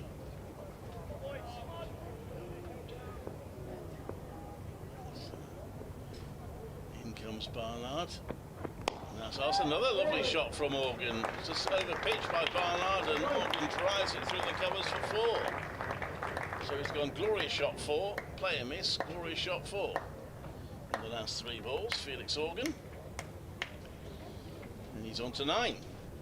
2 really good shots. Well, I've shuffled it. I was saying to Kevin earlier, I've shuffled him down the scorecard. I had him much higher than the batting order, and he's turned up. I've had to keep changing him on revising the scorecard. Barnard into bowl to him. That one, he runs down to 3rd for his 3rd boundary of the over. It was a deliberate shot, and pushing Hampshire on now. Barnard, who had real control in his first spell, then took a couple of wickets in his second. We're just taking a bit of stick at this one. United States all out for 115. They've lasted just under 19 overs. 4 wickets for Chris, 4 for 10 of 2.5 overs for Chris Jordan. So next one from Barnard, and again he opens the face of the bat and runs it down to third. This one's a fielder there, so you only get one.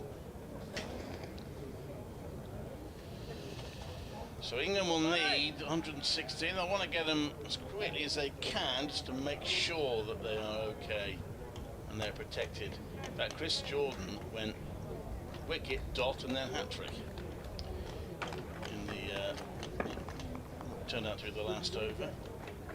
It was a pretty good effort. So England should make it to the semi-finals, you'd think. Barnard round the wicket.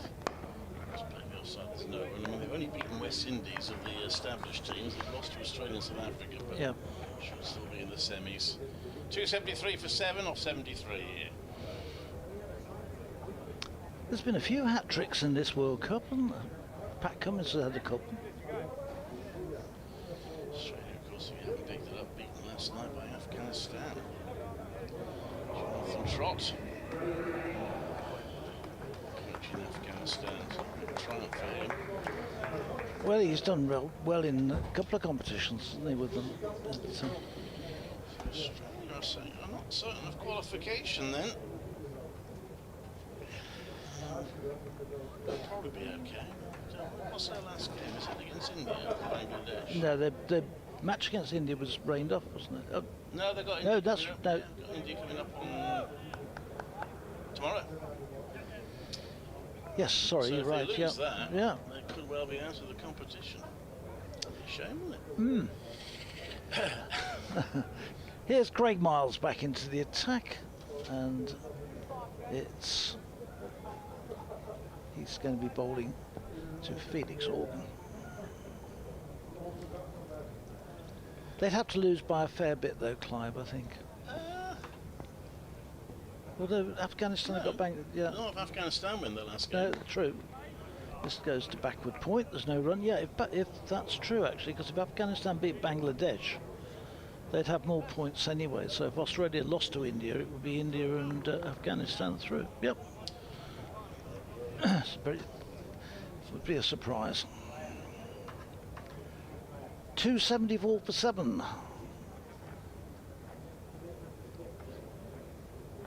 There was a single there in the end because I think it was an overthrow which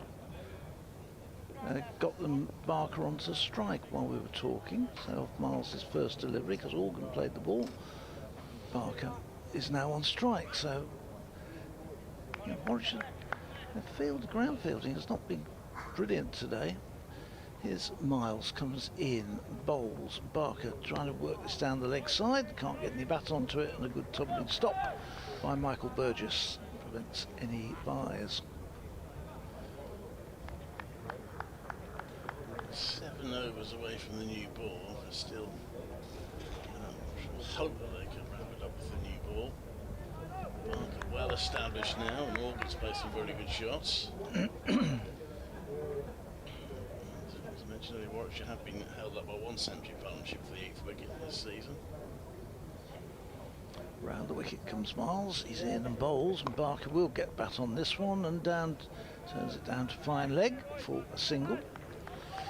He's on to 32, so he's exceeded his average of 28. He's now in, going to push it upwards, and Warwickshire will hope that he's not going to get one of his big innings here. He's done it before against Warwickshire since he moved to Hampshire.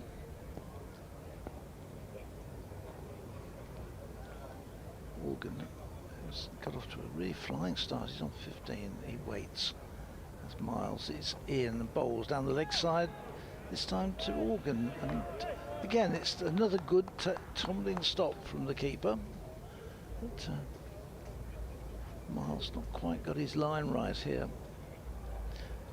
And this is bowling for leg side strangles. He did get one, didn't Yeah. he, earlier, but maybe just the left-hand right-hand combination has thrown him a bit here.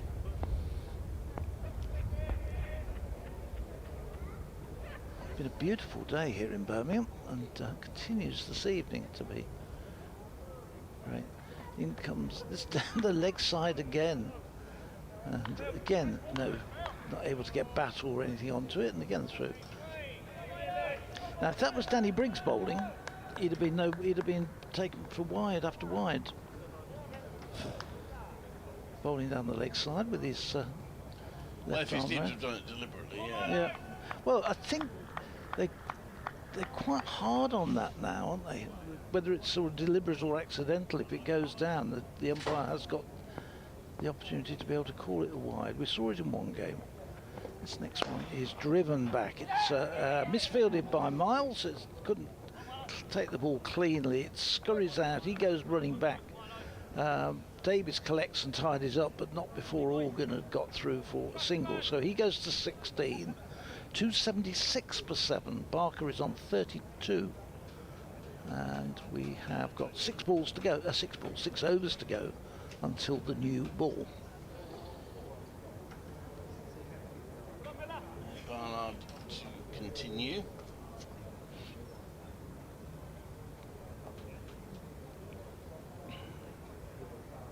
Hampshire won the toss, so probably should do bowl them out inside day one. They'll be pretty happy.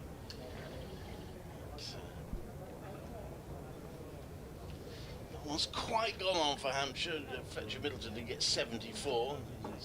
44 Nick Evans, 32 Ben Brown, 46 Liam Dawson. They've lapped the century so far. Barnard comes into bowl to Organ. And lets that one go, slightly belatedly, successfully. Burgess takes it as no run. Durham now 365 for 4 in the 81st over. Durham actually with a team that got maximum batting points. Monotonous regularity last season, whereas most teams struggled to do it all season. Admittedly, that was in the second division, but they're certainly charging towards maximum batting points to get 450 inside 110 overs to do that. Barnard comes into bowl, and he had a little nibble at that one, Organ. And we'd be relieved that he didn't make contact to take it by Burgess. Yeah, just nipping at it as it went past, and quite fortunate to get away with that one. Gloucestershire finally taking a wicket. Finley Bean's gone for 164. Yorkshire 307 for 1 at Scarborough. Nothing about Yorkshire in the second division. We don't get No, we had 2 or 3 times we were up there. Barnard into bowl, and that's played out into the offside for a single, so I suppose that was one consolation. If Warwickshire were to be relegated, assuming Yorkshire aren't promoted, you might just get a trip to Scarborough, who knows. But suggesting that's going to happen. It's I enjoyed it when we went. I think first time I went up there, we were parked outside. Yeah. Was it 1 year they got absolutely? Oh yeah. Barnard round the wicket, comes into bowl to Barker, who has a nibble at that as well. It's better over from Barnard this, and both batters have a little nibble at one outside off stump and missing. I think we got beaten the 1 year inside 3 days. Yeah. And we that night had got the Dickie Bird quiz, which the team was supposed to, 4 of us were supposed to be taking part. And I had to persuade Dan Weir, who was commentating, to stay to do it. This one he pushes out to the offside, Barker to get a single. And in the end, we borrowed 2 of the Yorkshire players, because all the Warwickshire players had gone home. We had 2 of the Yorkshire players to make our team up for the charity quiz. Should start in this match in 7th place, the 10-team league. Bottom 2 go down. 38 points off top of the table, and just 13 points clear of the bottom two. That's driven by Organ to mid-off. He's gone for a quick singles, decisive running. A direct hit from a long way out would have been interesting, but Davis couldn't quite achieve it. Hampshire in 4th place. They are only 8 points ahead of Warwickshire in 7th, though. It is a very congested mid-table. They are 30 points behind leaders Surrey, who, of course, Hampshire rather opened up the championship. Surrey had appeared to be racing away with until Hampshire soundly beat them in the last game. And we started this round of matches exactly halfway through the season in terms of the championship. We're now more than halfway through the T20 Plus, aren't we? Because we've had 8 out of 14 games in that. Warwickshire sitting top of the North Division at the moment, or the Birmingham Bears are rather. There's Miles in and bowls, and this is clipped away nicely through mid-wicket, over pitched onto leg stump, and Organ says thank you very much indeed, pushes it away through mid-wicket, down to the fence. He moves to 22 and Hampshire on to 283 for 7. Made some good strokes, Felix Organ. He looks a very good number 9, doesn't he? Let's get that sinking feeling again. Finishing teams off has been an issue for the last couple of seasons, really, for Warwickshire. Yes, really strong positions have melted away, and they've been chasing a lot more runs than you first thought it was going to be. Here's Miles in again. Organ drives nicely. Dolby goes across, and a good piece of fielding. Just for a second, he gets up rather gingerly. Just the sort of size you don't want to see a man that size diving across like that, and just stretching the knee and the leg, his right leg. I think he's okay, but at 6'8", and Warwickshire's main strike bowler, then just heart in mouth for a second, but he didn't lose his white sun hat either, so it seems all right. Well, Mars is losing a slit. I feel they're going quite close at mid-wicket.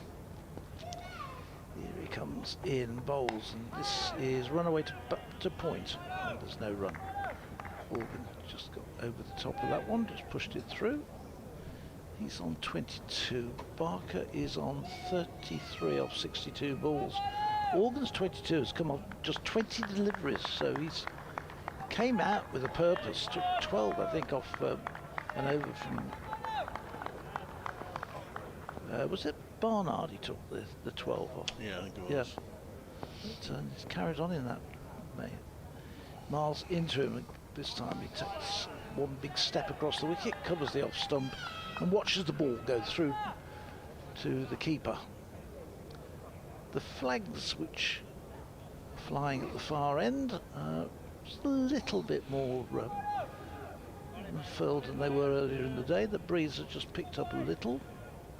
But it is a beautiful evening. It's forecast for the week is pretty good. As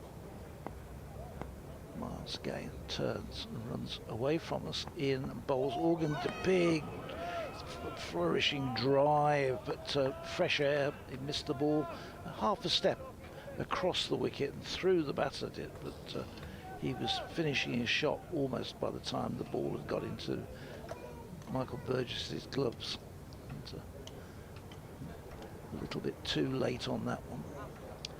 So it says 283 for 7.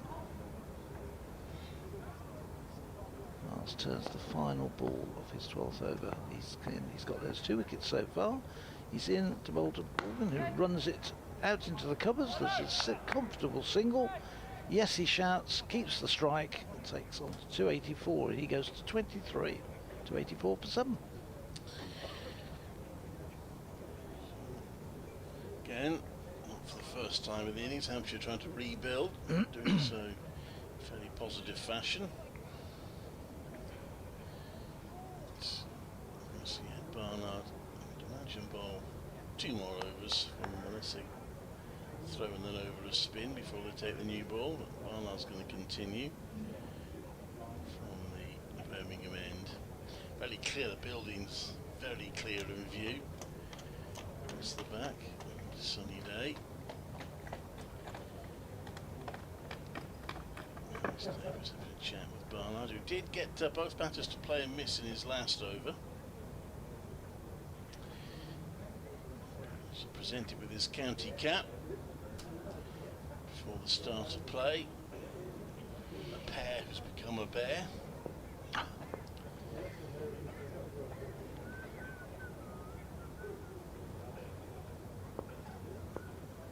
comes the ball to slips in place. And that's edged down by Organ and fielded. Second slip on the bounce by Sam Hain.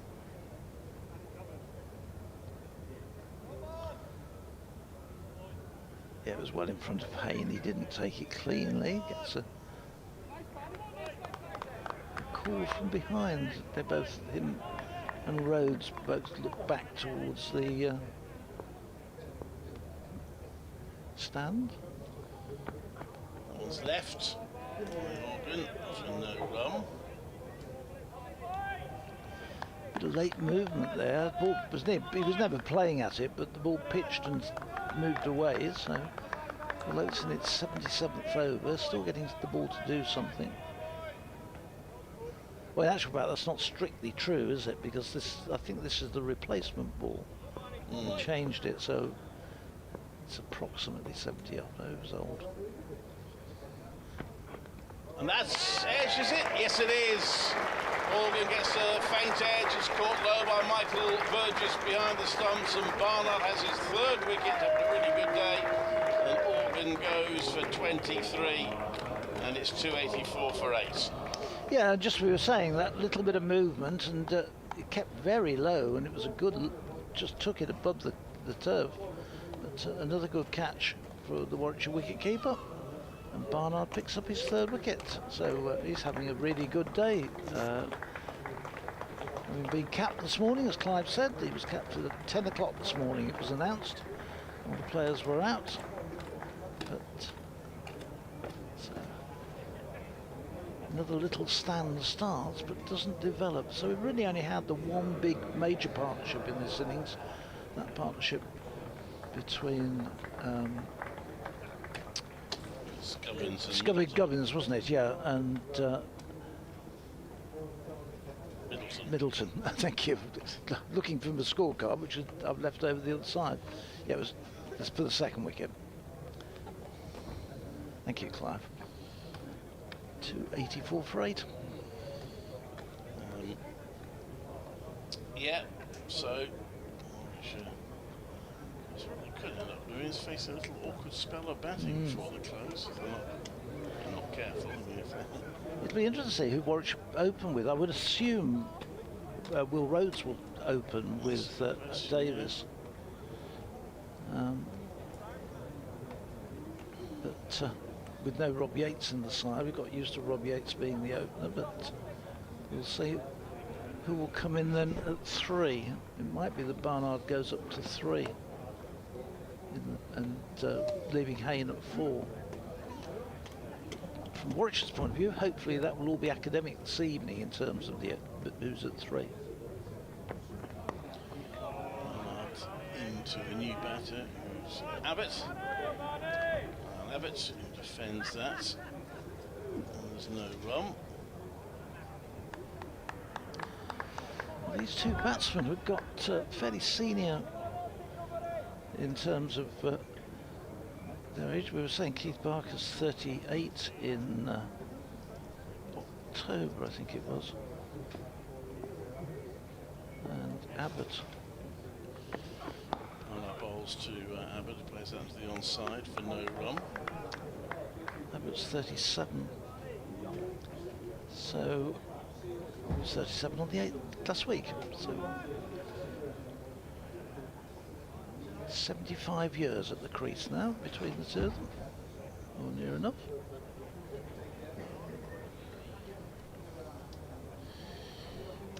Both still very, very capable cricketers. Miles gets through. Abbott just looks to drive at that. That's an edge. Into his pads. Fluffing clunk in the back. So good over from Ed Barnard. 3 for 58 for him. 284 for 8 is the Hampshire total. Which we're at one point 119 for 1. But ambitions are getting higher there. Since then, Warwickshire have taken wickets fairly regularly. Ed Barnard, who broke into the Birmingham Bears T20 side last week, batted really well, coming in early on. One or two questions: how come he never made the side earlier in the season? But helped Birmingham to a good win against Northampton. And then not quite so good against Worcester, but was part of another winning side. A long hold up here. Oliver Hannon-Dolby is having a chat with Craig Miles. They're waiting while Sam Hain has some protective gear, a helmet brought out for him to field at short leg for Keith Barker. So that's the hold up. We're 77 overs gone. We've got 19 remaining, 3 overs to the second new ball. Clubs of counters. We're going to take these 2 wickets and these 3 balls, save the price of a new ball.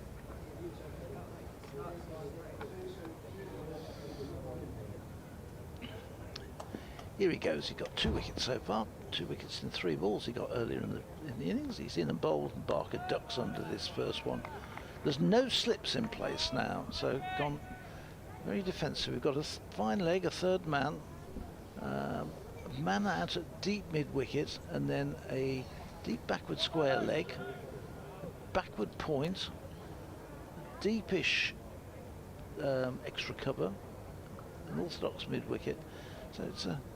I don't think we've got anybody out on the cover boundary. No, we haven't. As Miles continues, he's in round the wicket, bowls, and again that goes flying past Barker's nose and through to the keeper. So Barker just leans back, watches it, and then goes for a little stroll round. Miles has a little word with Steve O'Shaughnessy as he walks back. Barker wasn't going to play that one, get anything onto it.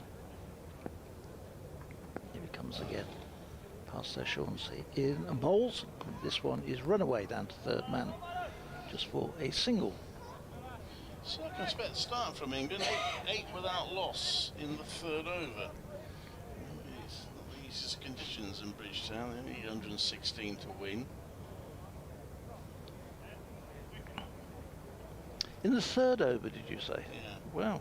Early in the third over, to be fair. Had 13 balls in total.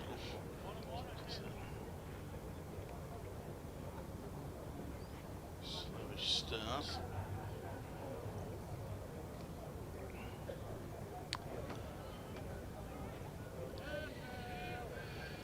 Two slips back in place for Abbott as Miles comes in to bowl to him. He's in, he bowls, Miles down the leg side again. Abbott can't get anything onto that. And once again, Burgess has to go tumbling across to do the tidying up.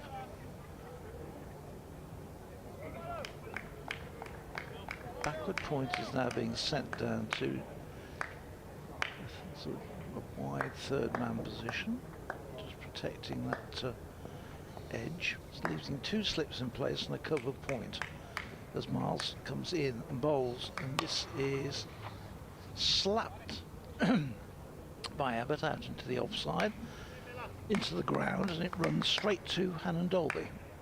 There's no run.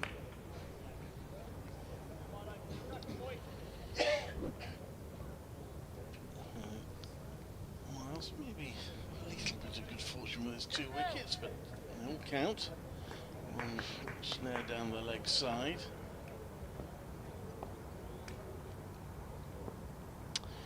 In again, Abbott waits, plays this one solidly and defensively, out into up to Chris Wokes. The end of another over ticks by. 70 28 overs gone, so just a couple of overs from the new ball being available. And Abbott yet to get off the mark. Barker's on 34. Yes. Now Barnard's going to bowl, I suspect will be the last over of his spell from the Birmingham end. Warwickshire 2 wickets away from wrapping up this Hampshire innings. Bowling a team out inside the day is not something they've done too often this season. Pleased if they can manage that.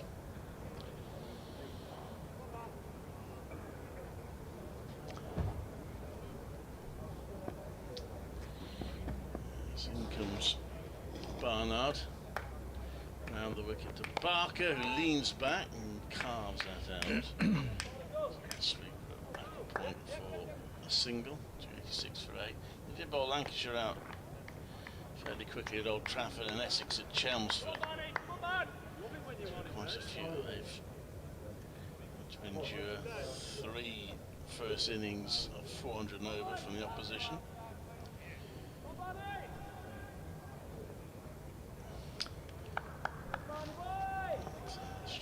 Teams out in the second innings as well. Still no wins for Warwickshire in the county championship this season.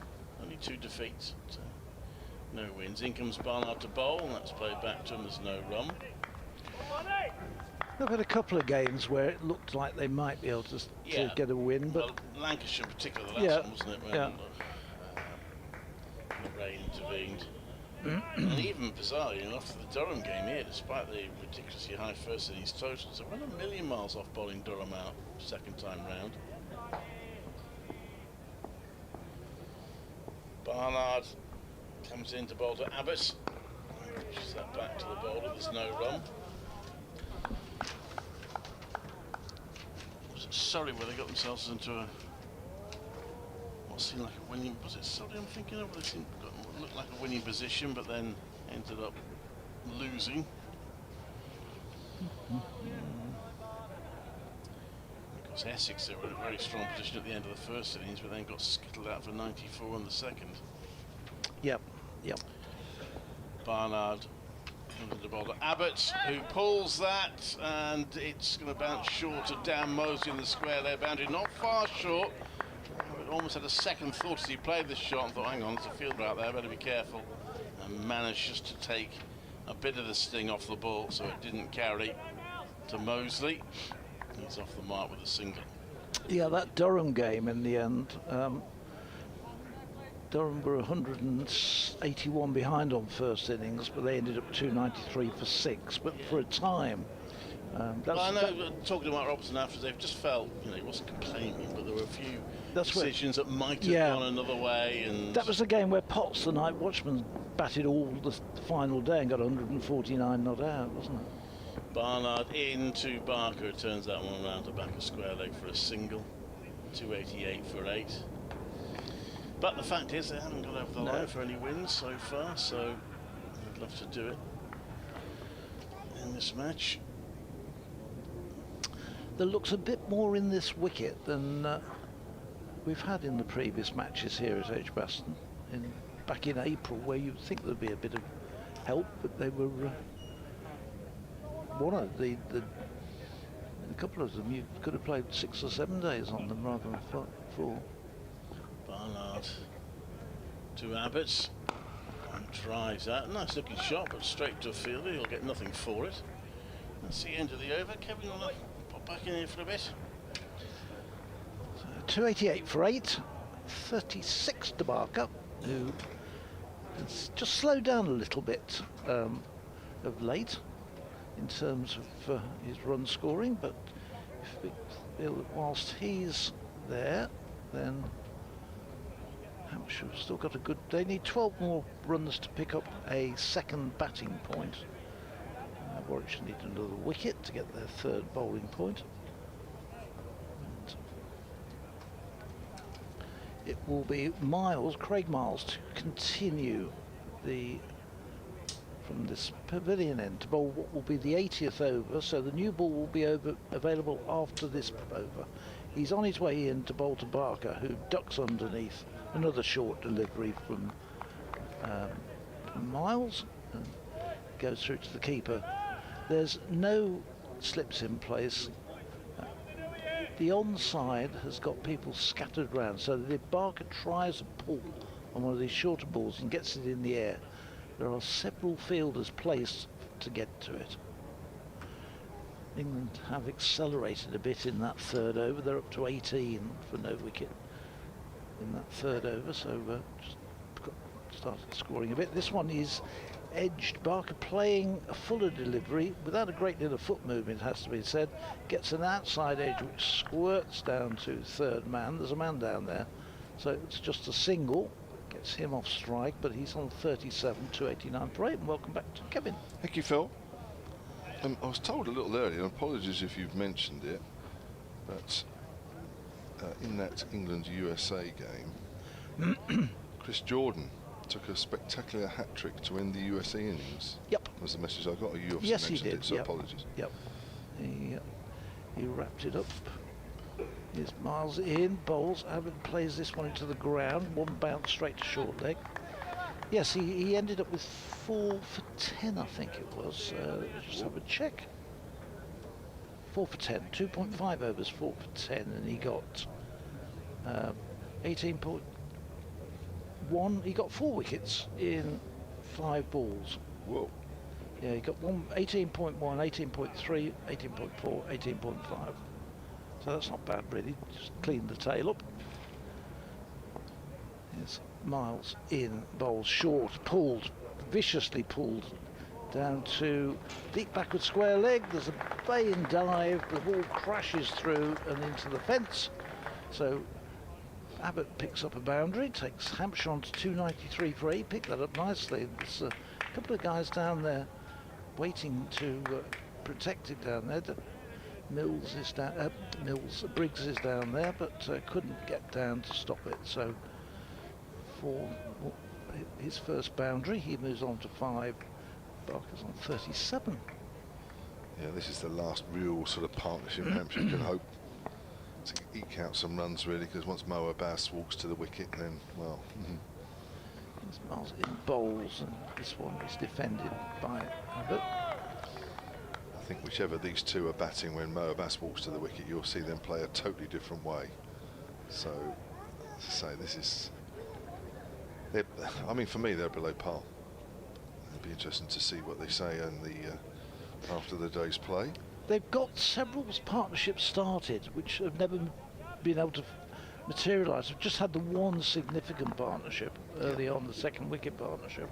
But apart from that, look as though they're going to get going. Here's the next one is runaway behind backward point. They'll get they're going to think about 2. Barker thinks about 2, and probably could have made it with the throw coming back to him, which was I would say out of 10 for accuracy, about 4 out of 10, and I'm being generous. So that wouldn't have put him under any threat at all. It's the end of Miles' over. The new ball has been brought out, so assume that yeah, it looks Warwickshire are going to take that straight away, and I would imagine it's going to be Chris Wokes who's going to take it. Yes, it is.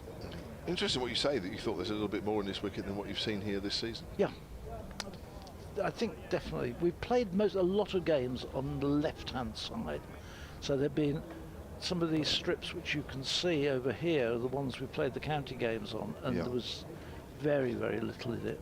Is that a flatter? Is that generally the flatter side of the ground? No, I would have said that generally where we are now is flatter, has been flatter.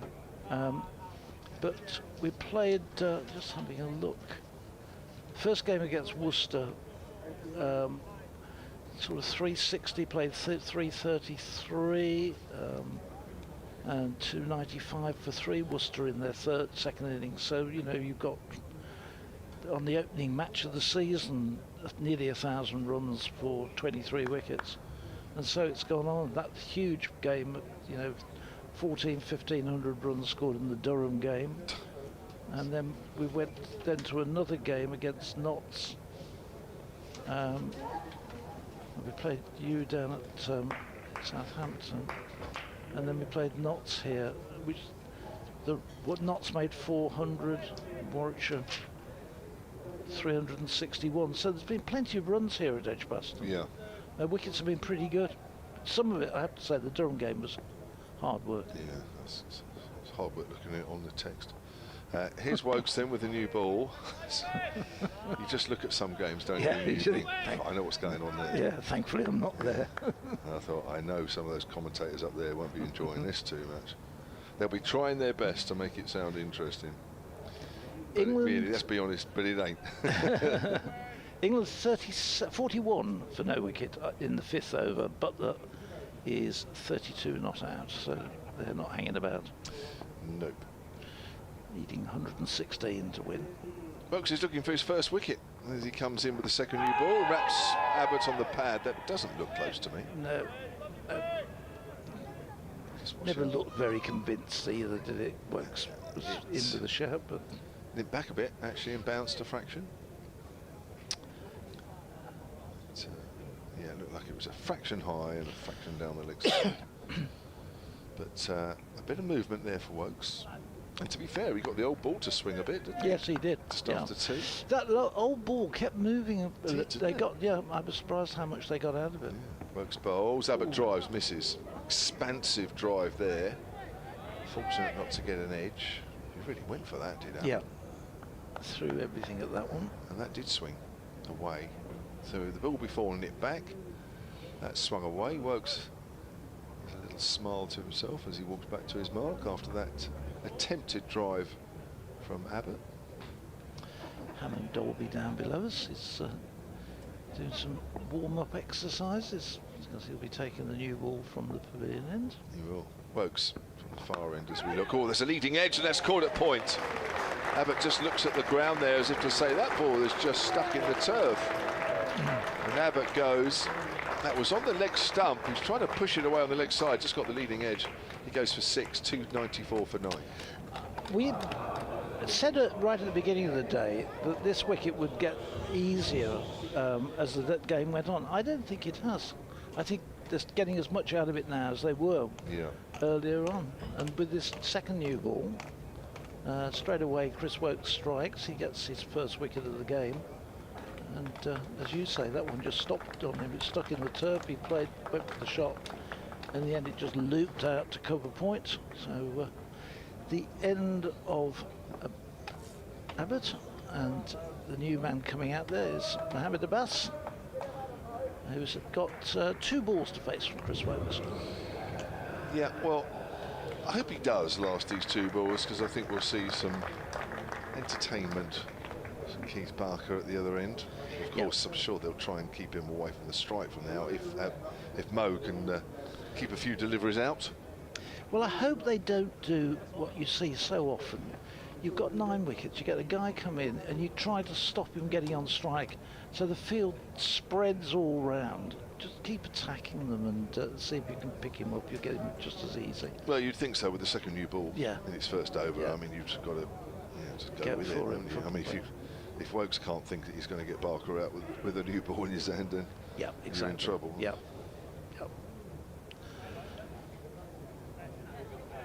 The crowd has thinned out a little bit at the far end. It's been, I think a fair few of them have gone away today, Kevin, with some suntans. Let's hope they've not overdone it, sat out at that Birmingham end, because it's really been hot in the sun. It's been nice, isn't it? Shall have to water my hanging baskets tonight. Will you? Yeah. I've got about 15 or 16 of them. So. Have you got that many? Is it me? I can't remember. Wokes bowls and it's turned away on the leg side by Abbas. I think there'll be a leg by. So Barker is going to face. What did he know? Is an inside edge onto the pad, or is there? No, he signalled a leg by. It was hopping. Just noticed. It was a minimum of signal. Yeah, but hardly hopping around there on one leg. And do you know what? 15 hanging baskets in my garden, and you wouldn't see the garden. So you must have a very, very big garden. No, it's just that we've got I put them all round the summer house. And Have you? Yeah. And hot, cold running water into the summer house? no, but my friend of ours has. He's got summer house. Is beautiful. Yeah. It's better than the house, actually. No, ours doesn't have that. Right, here's Wokes to Barker. Barker cuts it away, and there'll be runs now. They're going to run 2, actually. They'll have to hurry if they want 3. He's going to go for 3. Oh my gosh! Oh please, hurry up, hurry up, hurry up! Oh, he's got there should be 3. It was more comfortable than I thought. I just worried there a little bit. Don't really think there should have been 3. Having said that, Hannon Dolby was down there. We'll just give him an excuse on that one. But he's going to be coming on. He's probably thinking, I want a chance of a wicket, so I actually won't go too mad with a bit of fielding. He's actually not coming into the attack, I've just noticed. He's going to leave Craig Miles on to bowl to Keith Barker. So I thought automatically that Hannon Dolby would take the new ball, but he's not. Miles is going to continue to bowl to Barker. Bit of extra pace, maybe? Well, I don't know, but I think Hannon Dolby thought he was getting the new ball, judging by all the warm-up and run-ups he'd done. Oh, and Alex Davis is coming over to him. Hannon Dolby said, what's going on here then, Skip? He's telling him, just giving him a reason, which is fair enough. He might not agree with it, but he's telling him, He's, to be fair to Alex Davis, he has gone over and said to him, clearly, I guess. That piece of fielding, Ollie, you don't deserve the ball. That's right, yeah. It kept it down to 2, you're on. So Barker waits. 2 runs needed for another batting point, and just 1 wicket remaining. Here's Miles, comes round the wicket to bowl. Barker defends into the onside, and Hannon Dolby comes charging in, picks the ball up and looks at it and thinks, I could be using this myself. So yeah, I'm trying to think of a reason, really. I mean, he hits the deck a little harder, Miles, doesn't he? Yeah, he's perhaps loosened up at this stage of the afternoon. He's been in this spell. He hasn't bowled badly, but at the same time, he hasn't looked particularly threatening in this spell from the pavilion end. However, in he comes and bowls, and this is up in the air. It's going to land down. Barker played it, as he does quite often, with one hand, and the ball flies up in the air, and everybody thinks that'll go to hand, but there's so many fields been put out. The only person who got any chance of getting to it was the wicket keeper, and he got to make probably 15 yards, and in the end it just dropped down harmlessly behind the batsman and got away with it. Yes. Plays an awful lot of shots one-handed, doesn't he, Keith Barker? Yes.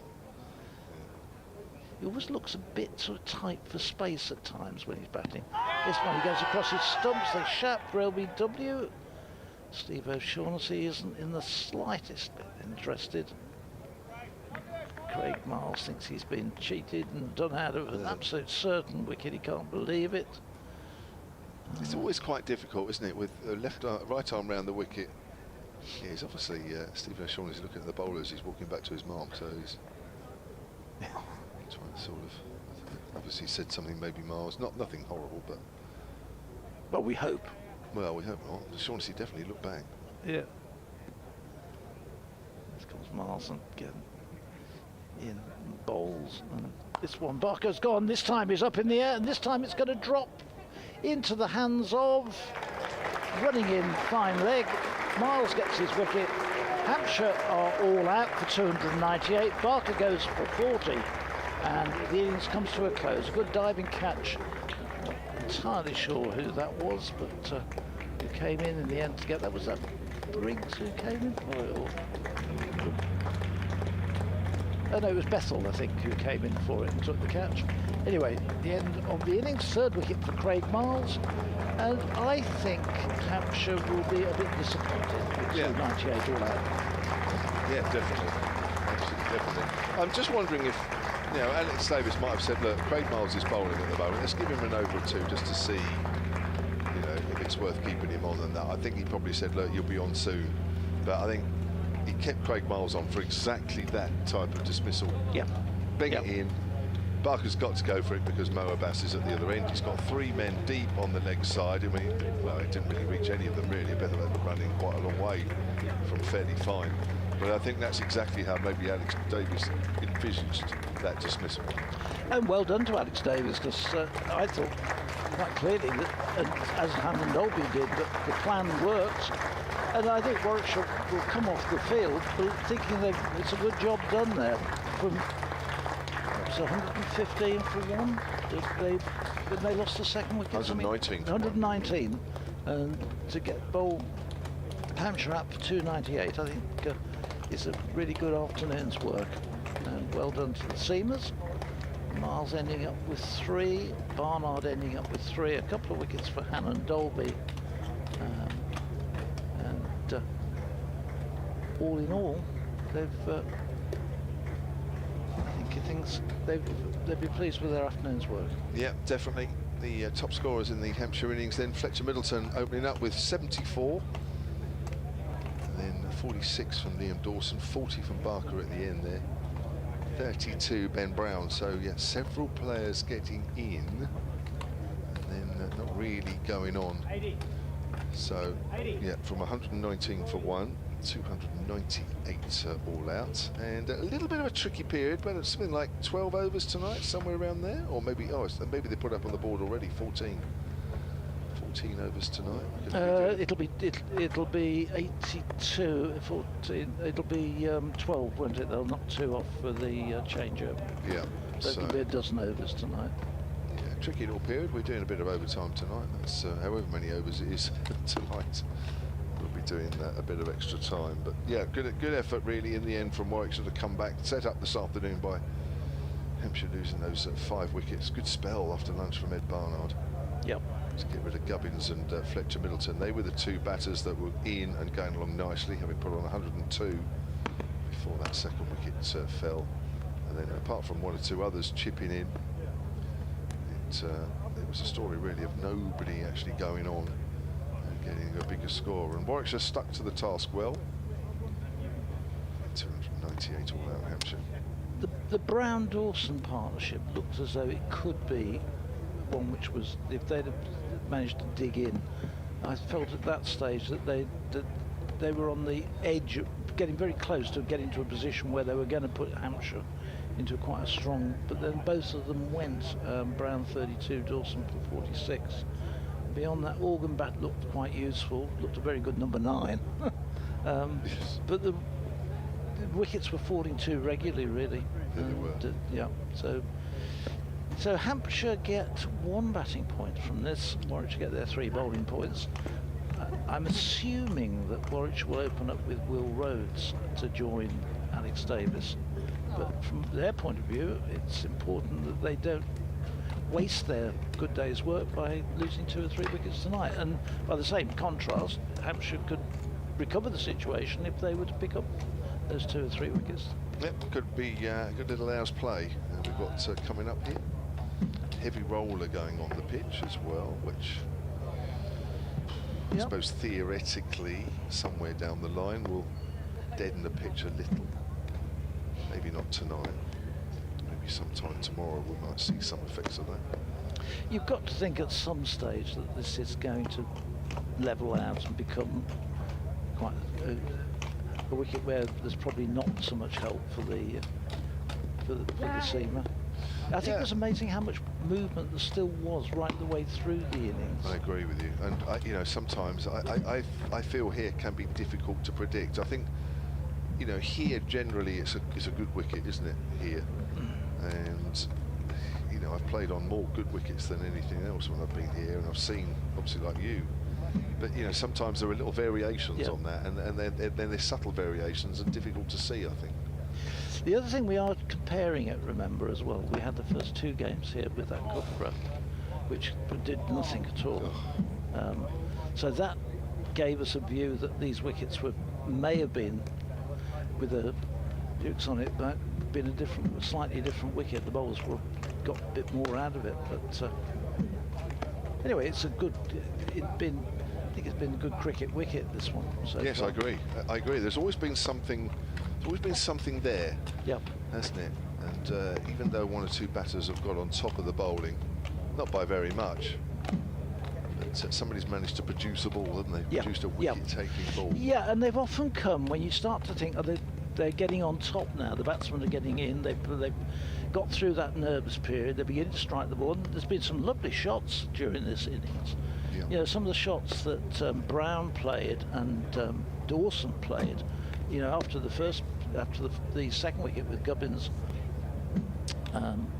because he was going all along, I thought, really well until he got caught by Rhodes off Barnard. But Middleton, I thought, batted well.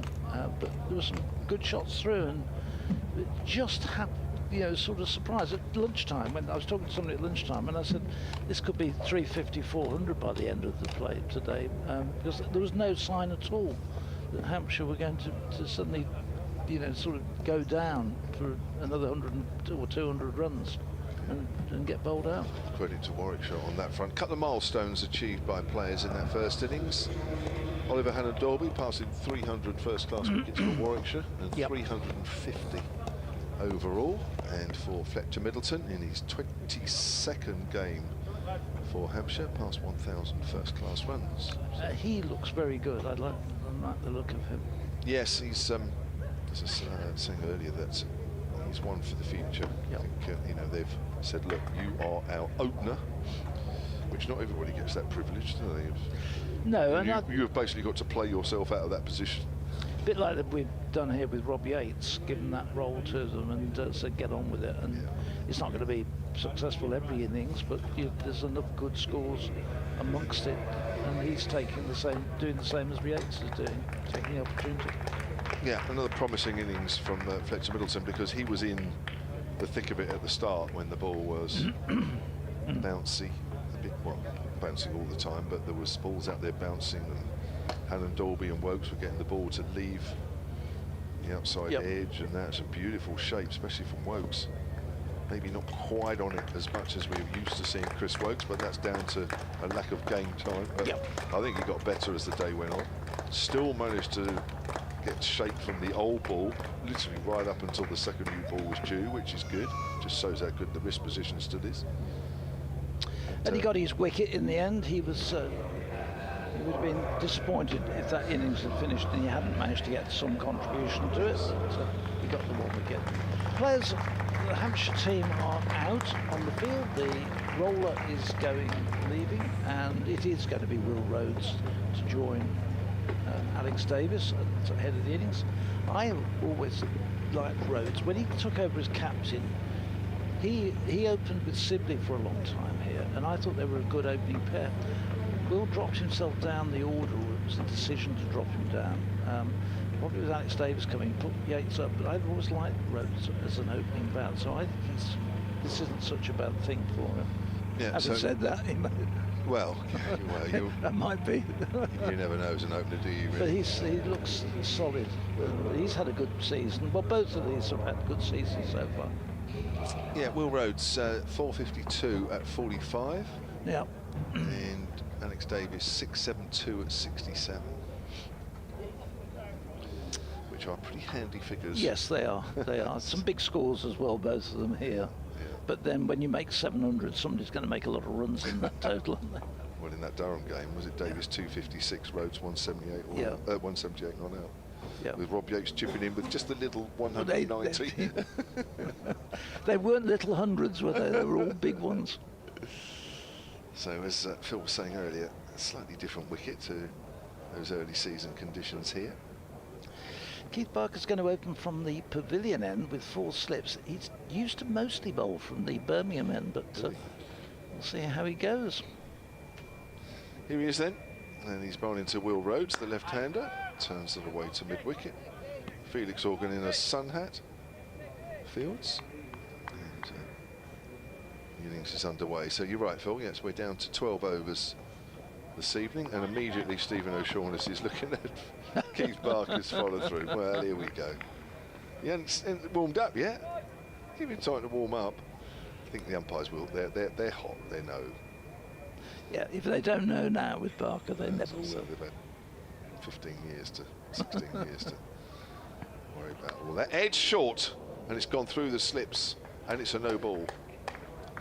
So in a way, I'm glad it didn't carry, and I'm glad it wasn't caught. But I'm not glad it went for 4. And it's gone for 4, which is Kevin's not so happy about that one. No ball from Barker, 6 without loss. It was, having played the shot, it wasn't the most convincing looking shot from Rhodes. Squirted off the outside. The only thing which I'd say in his favour, he didn't get aerial. It sort of bounced along the floor and squirted through. Barker again then, over the wicket. Bowls. Rhodes gets a leading edge there, and that's gone quickly wide through the gully area for 4. There's a couple of good balls from Barker. And there wasn't a lot of swing from that. I think Rhodes has just shut the face of the bat a little as he was trying to play it away on the leg side. It was as much to do with the reason where the ball ended up. Probably just shaped straight a fraction, not much. Probably didn't need much actually to do what it did. 10 without loss. Well, that's a fast start. We've only had 2 legitimate balls. We had a game the other night where we were 0 for 14 after 1. Really? Yeah. No ball hit for 6. Free ball hit for 6. 14. Barker to Rhodes and Bowles, and Rhodes gets a bit of better bat on that one. It goes to backward a point. Hassan, was it Hassan Ali? I think it was. Yeah, he bowled the first ball, called no ball, was banged over the fence. His free ball then was banged over the fence, and he looked at the board. 0 for 14 after 1. Wow. He went for 28, I think it was. Really? Oh dear. Yeah, and then got a... It was not a great night for him. Barker again to Rhodes. That's left alone. Barker's just looks as though he is getting just the ball to straighten. There's not any real swing, although that last one probably did a little bit more. It's not a great amount of swing. Keith Barker walks back as though he's got all the time in the world, doesn't he? There's no rush, it's all in his own time. Doesn't waste any energy at all. To Rhodes again. Bowles. Rhodes plays that into the ground square on the offside.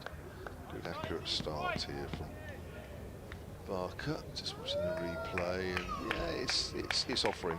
The ball's offering. Yeah, it's quite interesting you say that, and you obviously talk a lot about Keith Barker, and I know he was very popular here. And whenever I speak to him at the end of a day's play, he'll say, "Oh, I'm absolutely knackered." Abs, and he says it in a way you think, God, I feel tight now. Here he is. Bowles left alone outside the off stump. Well, it might have gone for 10 runs, but it was actually a pretty decent over. Yeah, it was a good over. Yeah. People would be looking at the scoreboard thinking, well, that's a rubbish first over. Needs to get into rhythm, but that last ball shaped away a bit. It's a tidy start. That first one sort of could have easily have just been stopped, and it's going to be Mohammed Abbas from the Birmingham end. Just doing a little warm-up run-in. He'll be bowling to Alex Davis. So we've got 11 overs remaining in the day. The sun has gone in. A little bit of cloud over to our left, nothing to worry about. It's and the light is still good. The sun's shining over on the one side of the city and across to our left, so plenty of sunshine still about. Yep. You staying in town, are you, Kevin? I am right in town by the canal basin. Ah, okay. Yeah, mailbox. Be nice there, some nice stroll down there. Yeah, it's beautiful. Cafes and restaurants and pubs. Not that I'll be going into it. No, of course not. You'll be doing your homework for tomorrow. Ooh, this one is turned by Alex Davis, just behind square on the onside.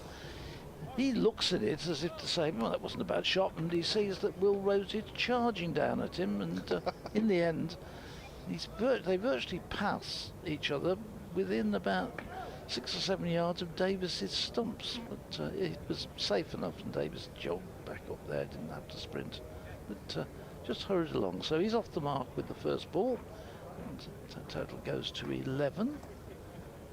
Rhodes marks out the former skipper and the current skipper at the wicket. There's Bass comes in, charges in past umpire Hartley, and Rhodes watches it go through to Ben Brown behind the stumps. 10 wickets this season for Moa Bass, averaging 29 apiece. Obviously, the first game against Durham, nobody played. But bowled him bat, and then he missed the last game as he was rested. So a little bit down on the number of wickets, but you have to remember he hasn't played 2 of the games so far. Good bowler though, isn't he? Really is. He's in and bowls, and Rhodes again watches this one go at a little bit of bounce, and, just getting up, but outside the off stump, and again no shot off it. Yeah, he's been a terrific import for us. There's no doubt about that over the last 3 seasons. Just probably hasn't quite been at his very best this season yet. He doesn't play. Does he play in the T20? Oh gosh, no. He goes back to Pakistan when he's been back for a little while. No. He comes, bowls. This is turned away by Rhodes through mid-wicket, down to the fence, just straight onto the leg stump, and Rhodes quickly into position, and that was a nice shot from Rhodes. That was a much better shot, much more convincing shot. He gets his 3rd boundary, and he goes on to 12. Warwickshire on to 15, and in reply to Hampshire's 298. I shall be leaving you in a minute and bring Clive back in here at the end of the over. I shall see you tomorrow. For sure, that'll be good. Here's a Bass in round the wicket now to Rhodes, who pushes this one down to point, and there's no run. But, thought about the single, but it was never really on. Don't want to give anything away, silly run-outs or anything. I'm not surprised you're going a little early, because to water all those hanging baskets, you're going to need an hour when you get home. Well, I'd like to think that we're going to get some help, but I get no help there. I sort of do them, and that's about the end. They get looked at, and that's it. This one beats Rhodes outside the off stump. It's the end of the over, end of me, and see you tomorrow. Look forward to it, Phil. It's a good delivery there from Abbas, just pitched and straightened a fraction. That 4 runs on the leg side was a bit of a gift. Far too straight. In fact, the ball was probably on leg stump at the very best. It was probably a little bit just outside of leg stump. Easy shot there for Rhodes to turn that away on the leg side. So 15 without loss, a fast start, Clive Eakin. It is. Not entirely a solid one, but if they can get to the close without losing a wicket, they'll be very happy. It's been a very good day for them. We're watching about the 83rd over the day. We're not going to watch as many overs as we did yesterday. I've just been told by Joe, who is listening and watching, he's a big Hampshire supporter, always down at the ground. England have chased their target in 9.4 overs. They have. I've spotted that. With no wickets falling. He's tried to pull that away on the leg side. Alex Davis and misses, and have secured a semi-final slot. Have I just stolen your thunder there, Clive? Sorry about that. It's all right. They have indeed, so there you go. I mean, with the exception of West Sydney, still haven't beaten anyone out there, but still they're in the semi-finals, so that's all you can ask. And Australia might not be. All that talk about England right at the start of the tournament. Barker bowls, Davis is forward, Barker fields. It's followed through, holding out his left hand. So it's never quite as much swing for Barker when he comes around the wicket. Durham 443 for 4 now against Essex. Ollie Robinson 145. And Chelmsford crowd won't be enjoying that too much. No. Though it's entertaining. Barker again to Davis. Left alone.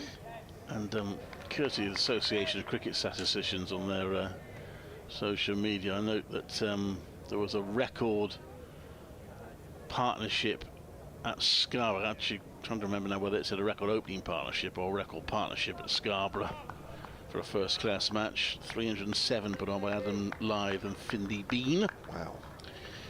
They have rallied a bit, Gloucestershire, you know. They have got 3 wickets. Yorkshire 348 for 3. Barker again. Davis is forward, always looking for a single is Alex Davis, even when it's going straight to the fielder in the covers. Always alert.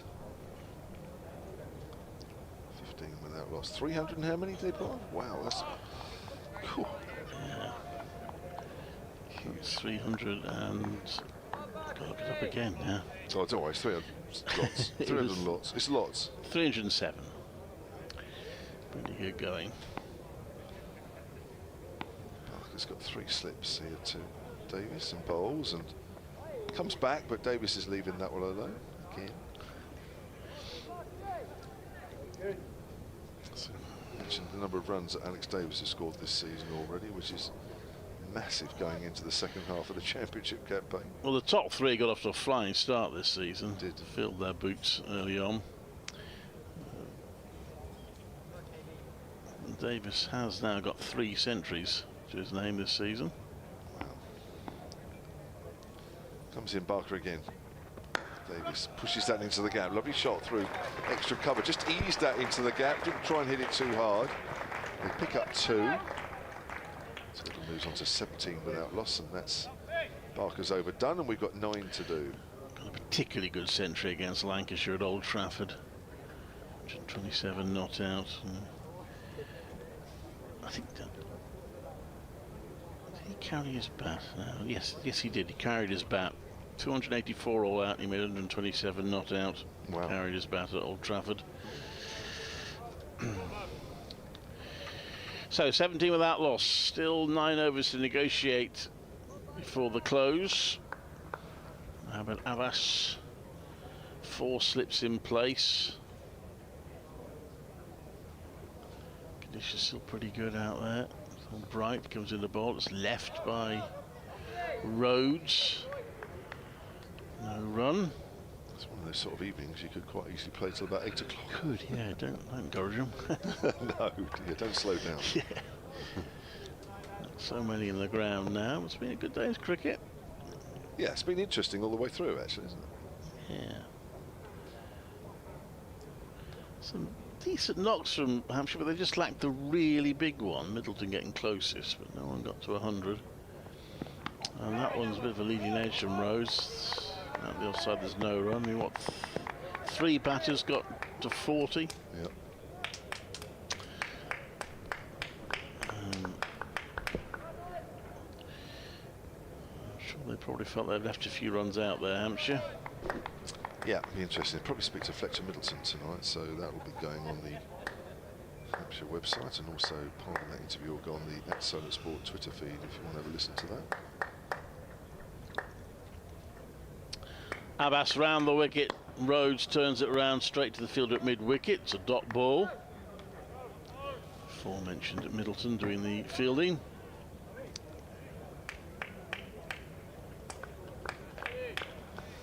So the match has moved at a reasonable pace there. What is it, 315 runs? It's still got 8 overs to go. 10 wickets so far. Somebody's doing a bit of soul clapping somewhere. Somebody's got a loud clap. In comes Abbas. And Rose is stretching for that a little bit. Ends up working it out to the leg side where Keith Barker nimbly across, the former Rochdale striker.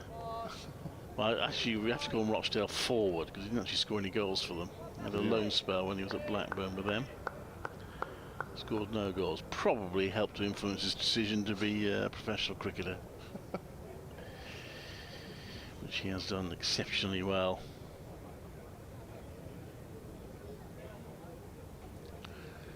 In comes Abbas round the wicket to bowl to Rhodes, who drives that. That's a lovely shot through the covers for 4. Terrific shot from Will Rhodes. Moves on to 16-21 without loss. Powerfully hit that, wasn't it? One thing we've learnt on this pitch, don't pitch it too far up, especially with the new ball, because it comes on nicely. So Rhodes started well. He's on to 16. He's got 1 century this season. No longer has the burden of captaincy to worry about. Concentrating on his own batting. Abbas bowls to him. He's left. Not played a huge amount of cricket lately, just a couple of second 11 T20 matches since the blast started. 21 without loss after 4 overs, Warwickshire. And another 8 to do this evening. Parker, 2 overs for 12. First over went for 10, but it was more off the edge than anywhere else. So slightly ruined his early figures. They have closed now at Chelmsford with Durham 445 for 4. Alex Lees made 113, Ollie Robertson 146, not out. Good day for them. Here's Barker staying round the wicket to Alex Davis. Again, it's wide of off stump. Simon Harbour's figures interesting. Bowled 32 overs, 1 for 131. Perhaps they haven't quite got the preparation of that pitch right for it. Or maybe they have for the second half of the game. Maybe. Yeah. Just to see what he does later in the game, but yeah, right, that's not a good start. There's Barker.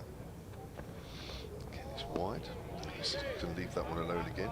Lancashire did bowl Kent out for 244 today at Canterbury. Nathan Lyon took 3 wickets there. Lancashire 25 for 1 in reply. He's still at Lancashire, is he, Nathan Lyon? Yeah. Is he playing? He's not playing T20 for them, is he? I don't think so, no. He has to pick and choose, but he can't play every game, can he? He can't play every championship match. He has the limit. Yeah. That's all a bit bizarre to me, but there we are. That's the... He must be due to go home soon, isn't he? Probably. Davis is left alone again outside your stump. Not making Davis play here, Keith Barker. Close of play at Trembridge. Nottinghamshire 326 for 8 against Somerset. Ollie Stone 74 not out. Formerly of this parish, of course. 4 wickets for Casey Aldridge. He's an improving player, Casey Aldridge. There's Barker again. That's straighter. That makes Davis play. Works that up to mid-on. And Northampton been bowled out in the 2nd division for 279 by Glamorgan.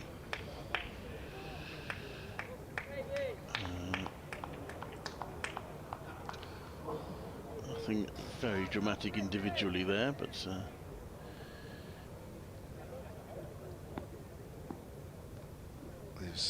I've just looked up the Nathan Lyon situation.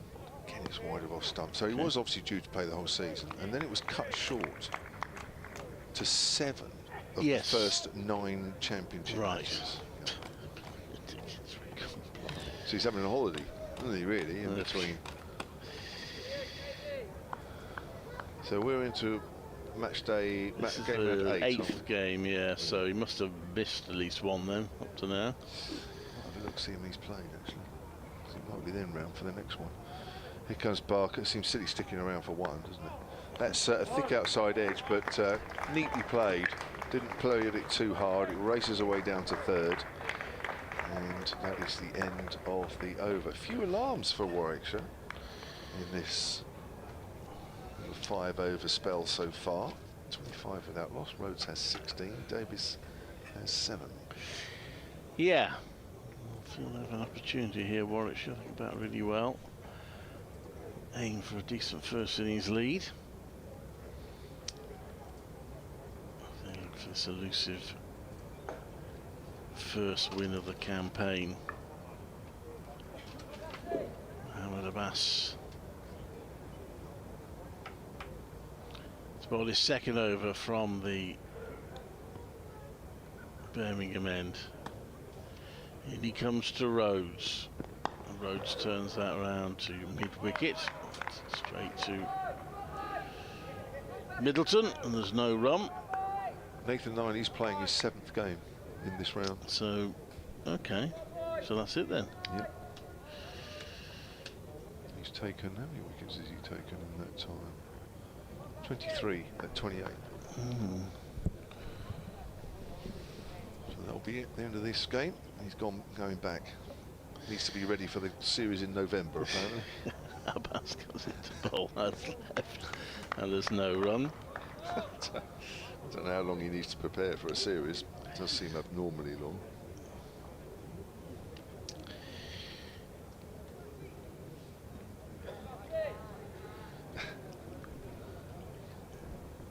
$25 without loss.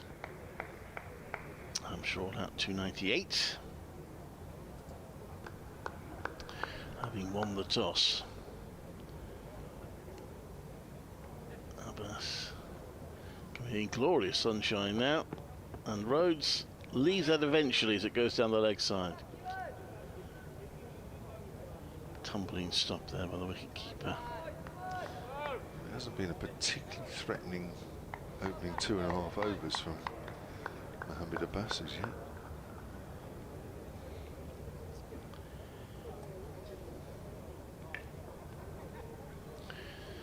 No. Rhodes taps the surface. That one is wide of off stump. Shapes away, but it started wide. No need for Rhodes to worry about that one. This has really been Mo Abbas this season. Really, you can see him working the ball. That, you know, that's definitely, he's got the wrist going down the left-hand side of the ball, so the ball's angling in and then it straightens, but it's starting too wide. He's got a couple too many down the leg side when he's tried to bowl the other one. It's okay, but it's not quite tight enough at the moment. Round the wicket he comes. Rhodes leaves that one again. Side off. It was a tighter line that time, but still comfortable leave for Rhodes. Yeah, the ball's offering, but it's, the batters don't need to play at those.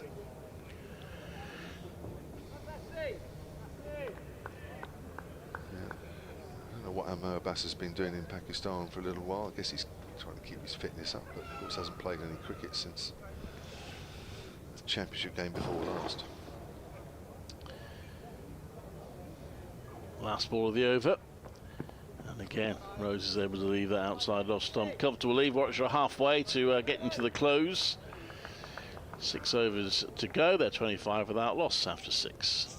Yeah, I mean, I think for me that over summed up Mo's season so far. Just been so used to him bowling such a tight line, and just the subtle variations with the ball has made him very difficult over the last 2 or 3 years. But just the width that he bowls in now is just a little wider, and probably not enough balls that the batters are playing at. I think going to win, by the way. We only had the hat trick from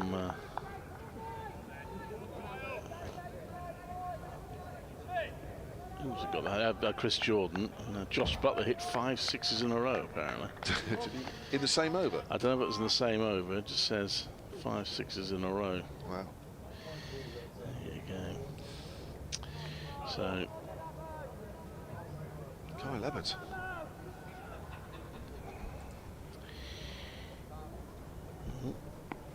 She got 3 overs. Was it me? Sorry. That's an edge. First delivery, and that's gone down to 4. It's all on the ground. Good opening delivery there from Kyle Abbott. Apologies. And Alex Davis, with that boundary, moves on to 11. I was just looking at Kyle Abbott's figures for this season. A bit like Mo Abbas, really, a bit down. 16 wickets at 29 apiece, when you think that his career, he takes his wickets at 20. That's overall, wherever he's playing. But, he really struggled early on the season with the flat wickets at the Utilita Bowl and the lifeless Kookaburra balls. Suffered like most bowlers, really. I shouldn't just single him out, but he is starting to sort of get back into a wicket-taking shape. He runs in well. You can see at the moment he's running in well. That's driven up towards mid-off. I don't think there's been any problem with his bowling. He's looked on it, but just the stats early season were not great. And of course, it takes time then to come back from those. Just chuckling as I'm just looking down the excellent County Championship live page on the BBC website, and it's got a one-line quote from BBC Essex's David Brett after Durham made 445 for 4. Without a doubt, it's been Durham's day. Well, I think that's fair analysis. It's a good job he was there then to give us that's a cutaway into the ground at third point. We wouldn't have known that unless David Brett had been there. I can't. I've got a degree in stating the bleeding obvious, as they say in Monty Python. But yeah, we shouldn't take the mick really. But it's quite funny. And even funnier that the guys on the text feed felt the need to actually print it. Well, there might have been slight tongue-in-cheek, I suspect. 29 without loss then in reply to Hampshire's 298 all out as Abbott runs away from us and bowls to the right-hander Alex Davis. Flicked away on the leg side, that'll be 4. That's a good shot, that one. And Abbott got that one wrong a bit. It was very much leg stump. Yeah, sorry, just straight down the leg side. It's been good for Warwickshire because as well as so far surviving, they've put some runs on the board as well. And apart from that first over from Barker, Will Rhodes edged a couple, didn't he, that went for 4. For me, I'm not sure the 2 openers have been put under enough pressure yet. They're small margins, but could have been better. Here comes Abbott, bowls, and Davis pushes forward up to mid-wicket. Take a single. He moves on to 16. 34 without loss. We've got 5 overs left to do in the day. Well, we've already seen Hampshire pair who made a double. Oh, sorry, it's one more ball. Sorry, Hampshire pair made a double century partnership in the game of Southampton, then making a century partnership here. Well, these two actually did make a century partnership at Southampton, Davis and Rhodes. They put on 174. They actually had 2 century partnerships, one of them a double century. Okay. Both for the second wicket, because Rhodes just doesn't open when Yates is playing. But so they have had 2 good partnerships this season. Yeah, good players, aren't they? Outside the off stump, and Abbott's got his hands on his head. Obviously quite close to the off stump. Just watching the replay here. To Will Rhodes, and Abbott bowls, and that is quite close actually. On the angle, and it just shaped back a fraction as well. You could say that was a good leave to the end of over. 34 without loss. Yes, I don't quite buy the argument there's only 2 types of leave. Because I think you leave one that very nearly hits, you might want to think again. But yeah, got away with it.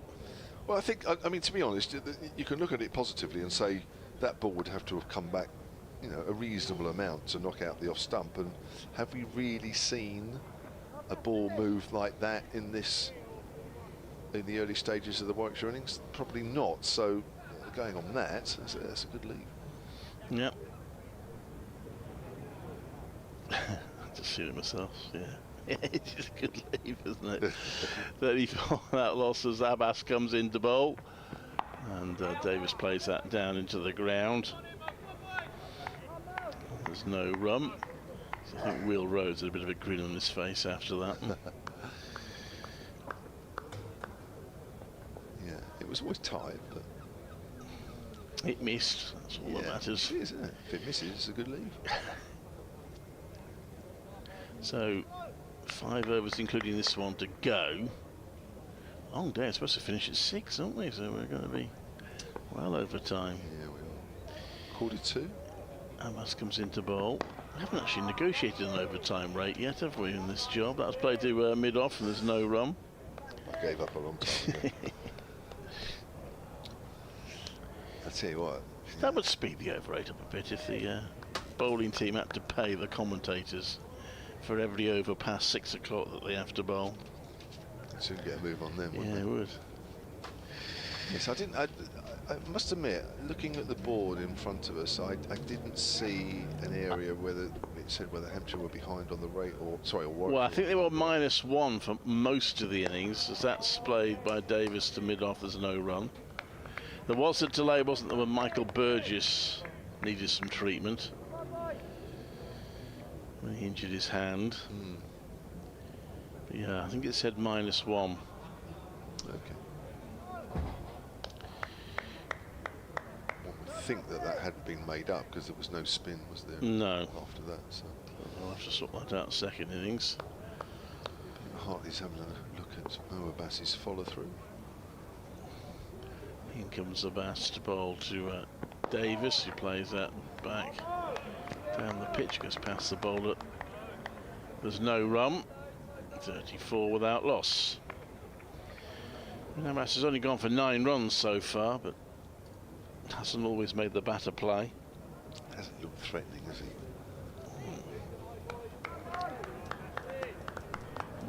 They can just nick one out before the close and make them feel a good deal better. Otherwise, they'll be a little bit disappointed with the day, Hampshire, I think. Abbas done over bowls. Davis leaves. He's taking another wicket keeper. Tighter lead, but still fine. Hartley's having another look at that follow through. This time a little bit. He's actually telling to Mo, saying to him, "Look, you've got to get off, mate." Look as if he's looking to his square leg umpire, so I'm not sure yet if it's an official warning. He's just been. Oh, there you can see. He's actually telling him you've got to get off by about 2 inches. Doesn't sound a lot. That's just thing for the bowler to worry about, but he has Davis tucked up there. Davis playing forward, hitting the midriff. The ball rolls away. So he looks a bit uncomfortable there. 34 without loss. He's looking again, is Peter Hartley. Yeah. 34 without loss after 4 overs left in the day. Well, that actually was a very good ball because that speared in its last couple of yards when it arrived at Davis. That, for me, was the most dynamic ball he's bowled so far. It was a wicket delivery. Actually, Davis did well. A few more of those, Mo Abbas, but he's probably got his follow-through to worry about at the moment. Kyle Abbott's ready. He didn't waste much time to start running in for this next over. Round the wicket to Will Rhodes, who's forward. Goes up to Felix Organ at mid-on. Good company. Most matches are still in progress at the moment. Only 3 out of the 9 have reached stumps. There's not been too many overs of spin around the country. No. Unlike when we play with the Kookaburra. When there's so much spin just because the players can get off.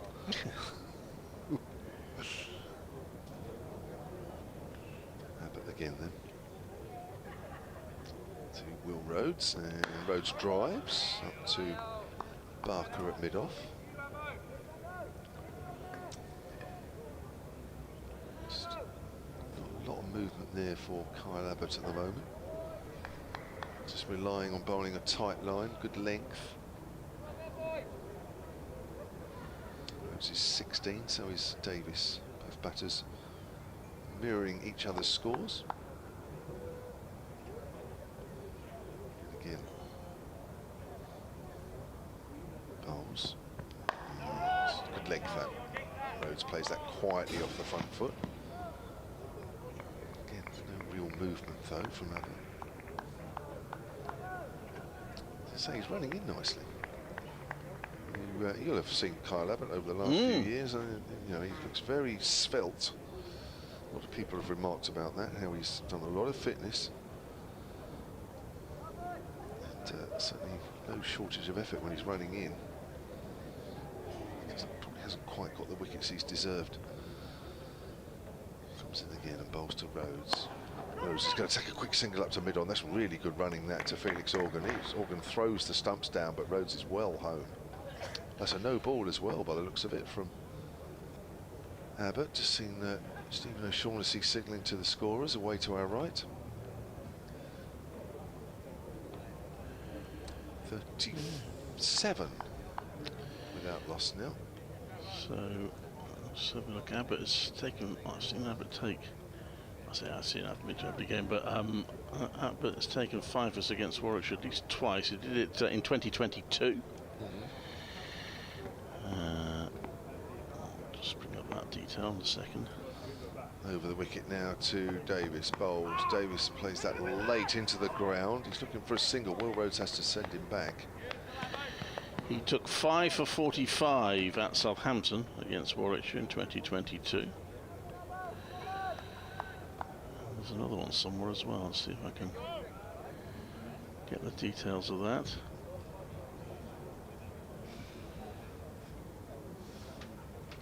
He's been a prolific wicket taker for Hampshire over the last few seasons. Comes in again.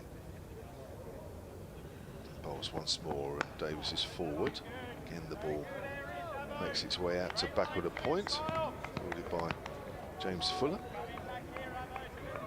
So 2 lots of 5 for against Warwickshire. At least, my records, I think, go back to about 2018. I've been keeping tabs. Yeah, 5 for 78 in 2019. That was also at Southampton.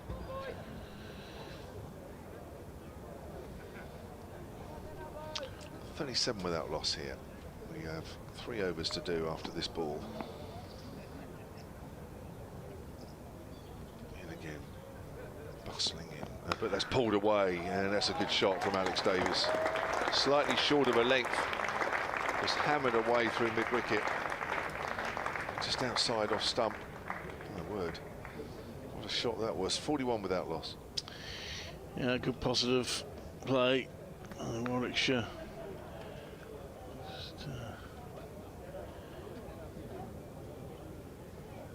Sometimes see that when you come into bat near the end of the day, that's going to be a tester for you, but I suppose you can also see it as an opportunity, which is what they've seemingly done here. Umpires are having a chat. I don't think there's any issues with, I'm sure there's no issues with the light. Floodlights haven't come on. Don't think we need them. Keith Barker's going to come back in. He's already bowled 3 overs for 16, so he's going to bowl. Should be 2 more before the close. Yeah.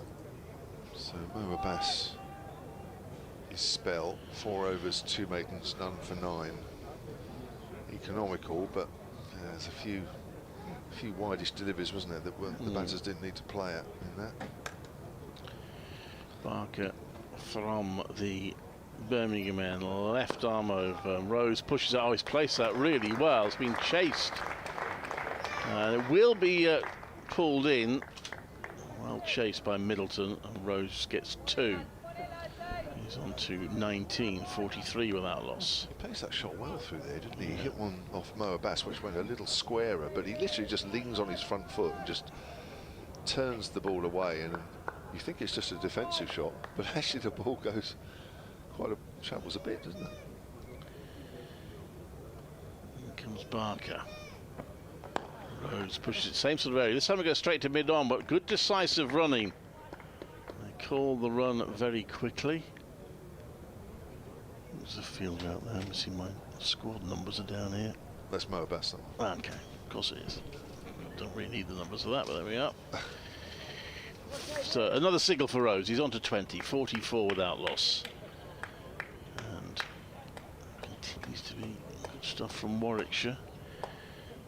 This is turning into quite a good little session for them. This 12 over spell. I know there's still, what is there, 16 balls left, but I imagine Craig Miles is padded up to be a night watcher now if they do lose a wicket.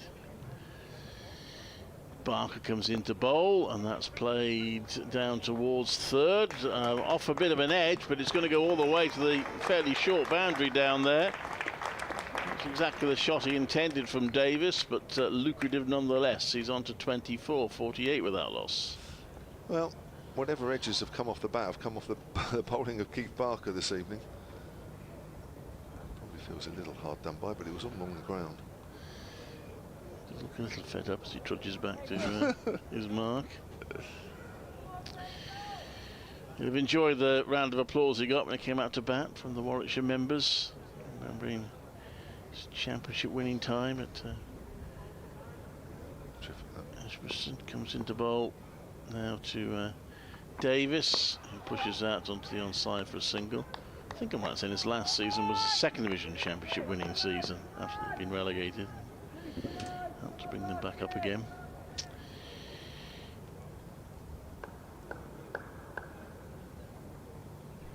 He not so upset. He used to, I presume he doesn't do it anymore because he actually got stopped from doing it while he was with Warwickshire, but he used to have little gestures when he came running in. He comes into bowl and he's appealing for an LBW. They like it, but the umpire doesn't. Now it's hit Davis on the thigh pad, but Davis suffers from the fact that he's not as tall as other players, so sometimes can be given LBW even when it hits him there, but this occasion not. Hurt him a bit. Yeah, he used to, particularly if a wicket hadn't fallen for a while, he'd run in and sort of stick his hand out like that for no apparent reason, and Knotts actually started complaining one year. Really? Yeah, went up to the top brass and they said he couldn't do it anymore. But does he ever do the zigzag runs he used to do? Yeah. Barker comes into bowl, and that's driven to mid-off. There's no run.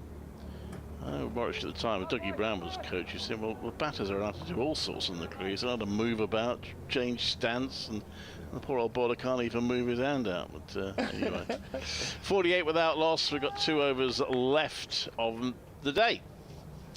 Yeah, he doesn't do it often now, actually, but he's done it this season. I'm just trying to think where the most obvious one I can think of. I think Knotts, I remember him doing it 2 games ago. He probably did it to them. Well, he's only played 2 games anyway, so probably did it against Surrey, though they didn't need to, really. They were so on top that no need for any antics. Well, 12 balls left for Hampshire to try and do something here, because Warwickshire have, apart from a few edges, which actually have been all along the ground, even when there has been an edge, Warwickshire have had it all their own way here. Into Will Rhodes, and Rhodes drives, and that's called back with a point. Just pushed at that one a little, Rhodes. It was off a thick outside edge, and that is a really good catch. I think that's Fletcher Middleton there, and Rhodes goes for 20. Abbott's picked up the first wicket. Yeah, that'll be a big disappointment for Will Rhodes. He'd batted well, and that was a little loose. And that will make Hampshire feel a lot better. It also does mean a new batter. If that's 1 more over, then at least no new batter would have to have come out. So we're in the penultimate over of the day. So I'm going to guess we may well see Craig Miles, although so close to the end of the day. Do they risk not having a night watcher? And he has to survive 5 balls, whatever it is, potentially. No, they're bringing Danny Briggs actually out to do the ideal night watchman, Danny Briggs. Got a good technique, isn't he, even though he bats low down. Yeah, he's a decent batter.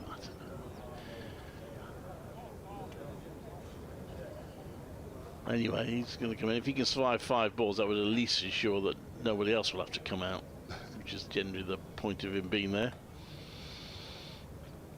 He used to do night watchman for Hampshire as well. I'm sure he did it at Sussex for a while. He can bat, that's the thing. He has done it for Warwickshire. I think Craig Miles is quite a regular one, but yeah, Danny Briggs is a little ahead of him. So they've got 1. Can they nick another one before the close? They've got 11 balls to do it. That would make it look a lot more even the day. It would, yeah. Hampshire just needed that a little. It would have been a disappointing 12 over spell had they gone back into the pavilion at the end of the day with Warwickshire none down. Scoring at a reasonable rate as well. So Danny Briggs to face Kyle Abbott bowls, and Briggs gets a short one. Good short one. Briggs plays it well. So Middleton took the catch, well, I don't know if you mentioned that. So. I said it, but I wasn't 100% sure. Okay, yeah, that's been confirmed. 11 wickets have fallen the day. Now, we haven't seen that at Edgbaston too often this season. Durham game, it was about 3 days, wasn't it? Yes, that's right. I've always said county cricket needs to be entertaining. Yes, it needs to. There needs to be a nice balance between proper wickets, you know, ball not doing too much, but it needs to be entertaining. And this has today. Briggs plays off a thick outside edge. The ball again goes along the ground and it goes down towards 3rd. It will be picked up just inside the rope. I think we've seen a few 3s down that end of the ground today. There's another one. Briggs played that all right, didn't push at that one. 50 up for Warwickshire, 51 for 1.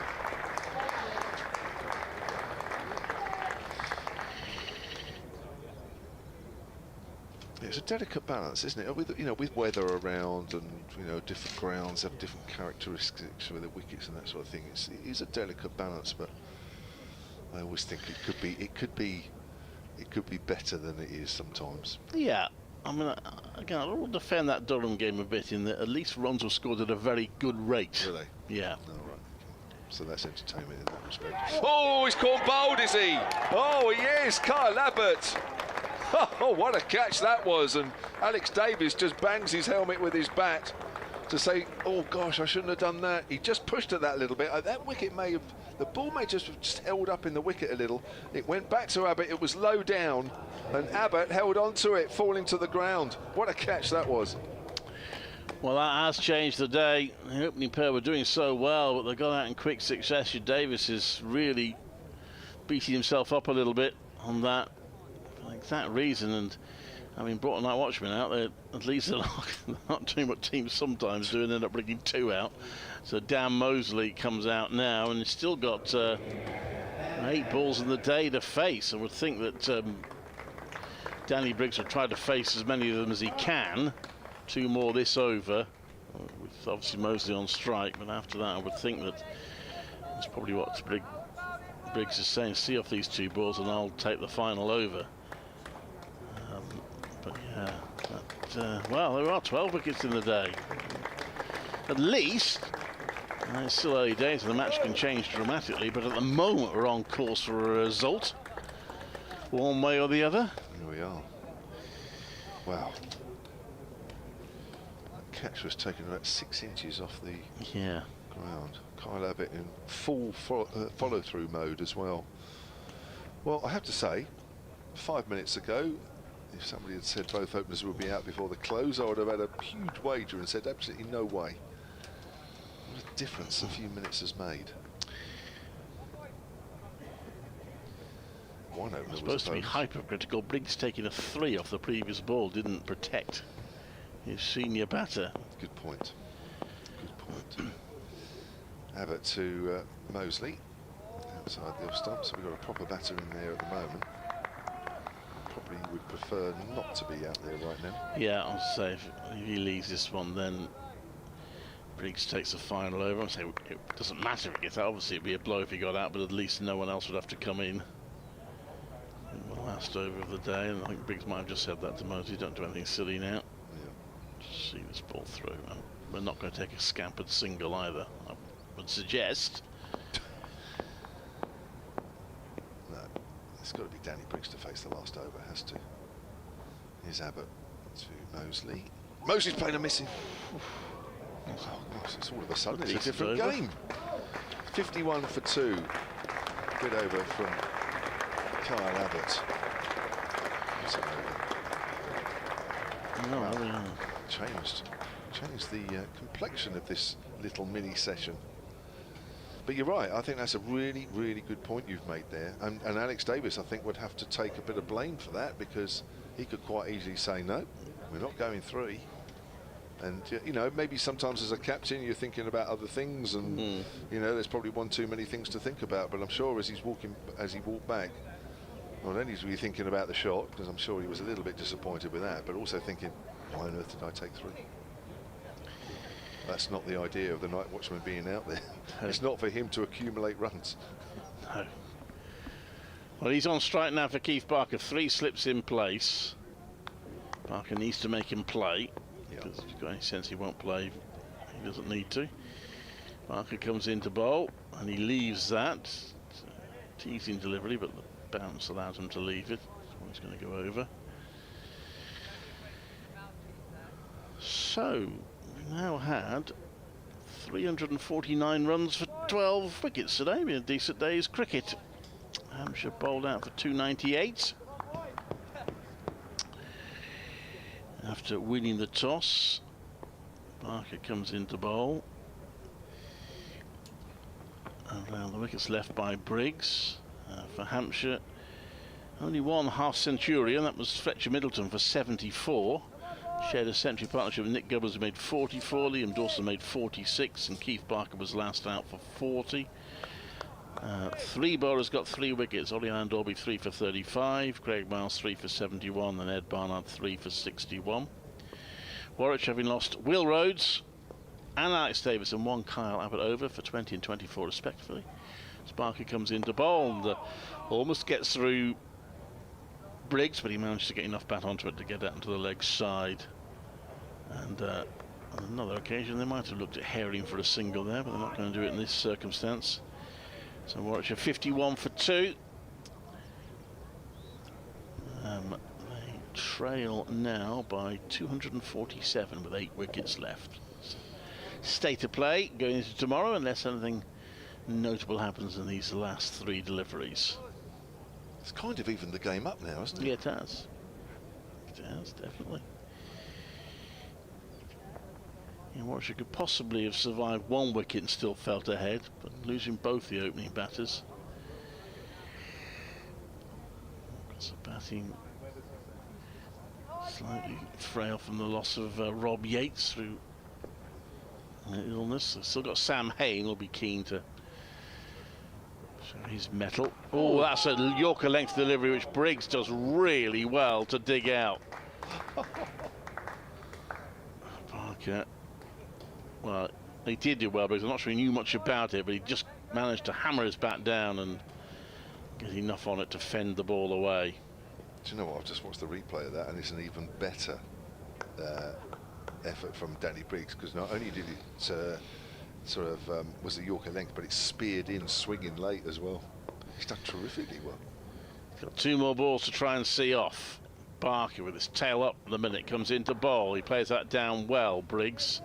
Last ball of the day in glorious sunshine. We could go on, quite easy go on if we wanted to. But I think we've had enough entertainment for one day. Be back tomorrow at 11 with this match very nicely poised after day 1. A couple of fielders coming close now. Damien Briggs, last ball, might be more persuaded to have a go at the last ball of the day, but his main job was to keep it out. Barker comes into bowl and he gets his bat out of the way, and it goes through to the wicketkeeper, and Warwickshire will close on 51 for 2. Danny Briggs on 3. Dan Mosley just facing the 2 balls has yet to score, and Kyle Abbott 2 for 19 for Hampshire. So there we are. Nicely poised, Kevin, and yeah, it's been an entertaining day, and let's hope that the next couple of days or so, or even if we go into day 4, is equally as entertaining. And I think if they are, I think we could be in for a cracking game. Thank you very much as ever for listening. I think there are still 1 or 2 games in progress. If you want to find another match to listen to,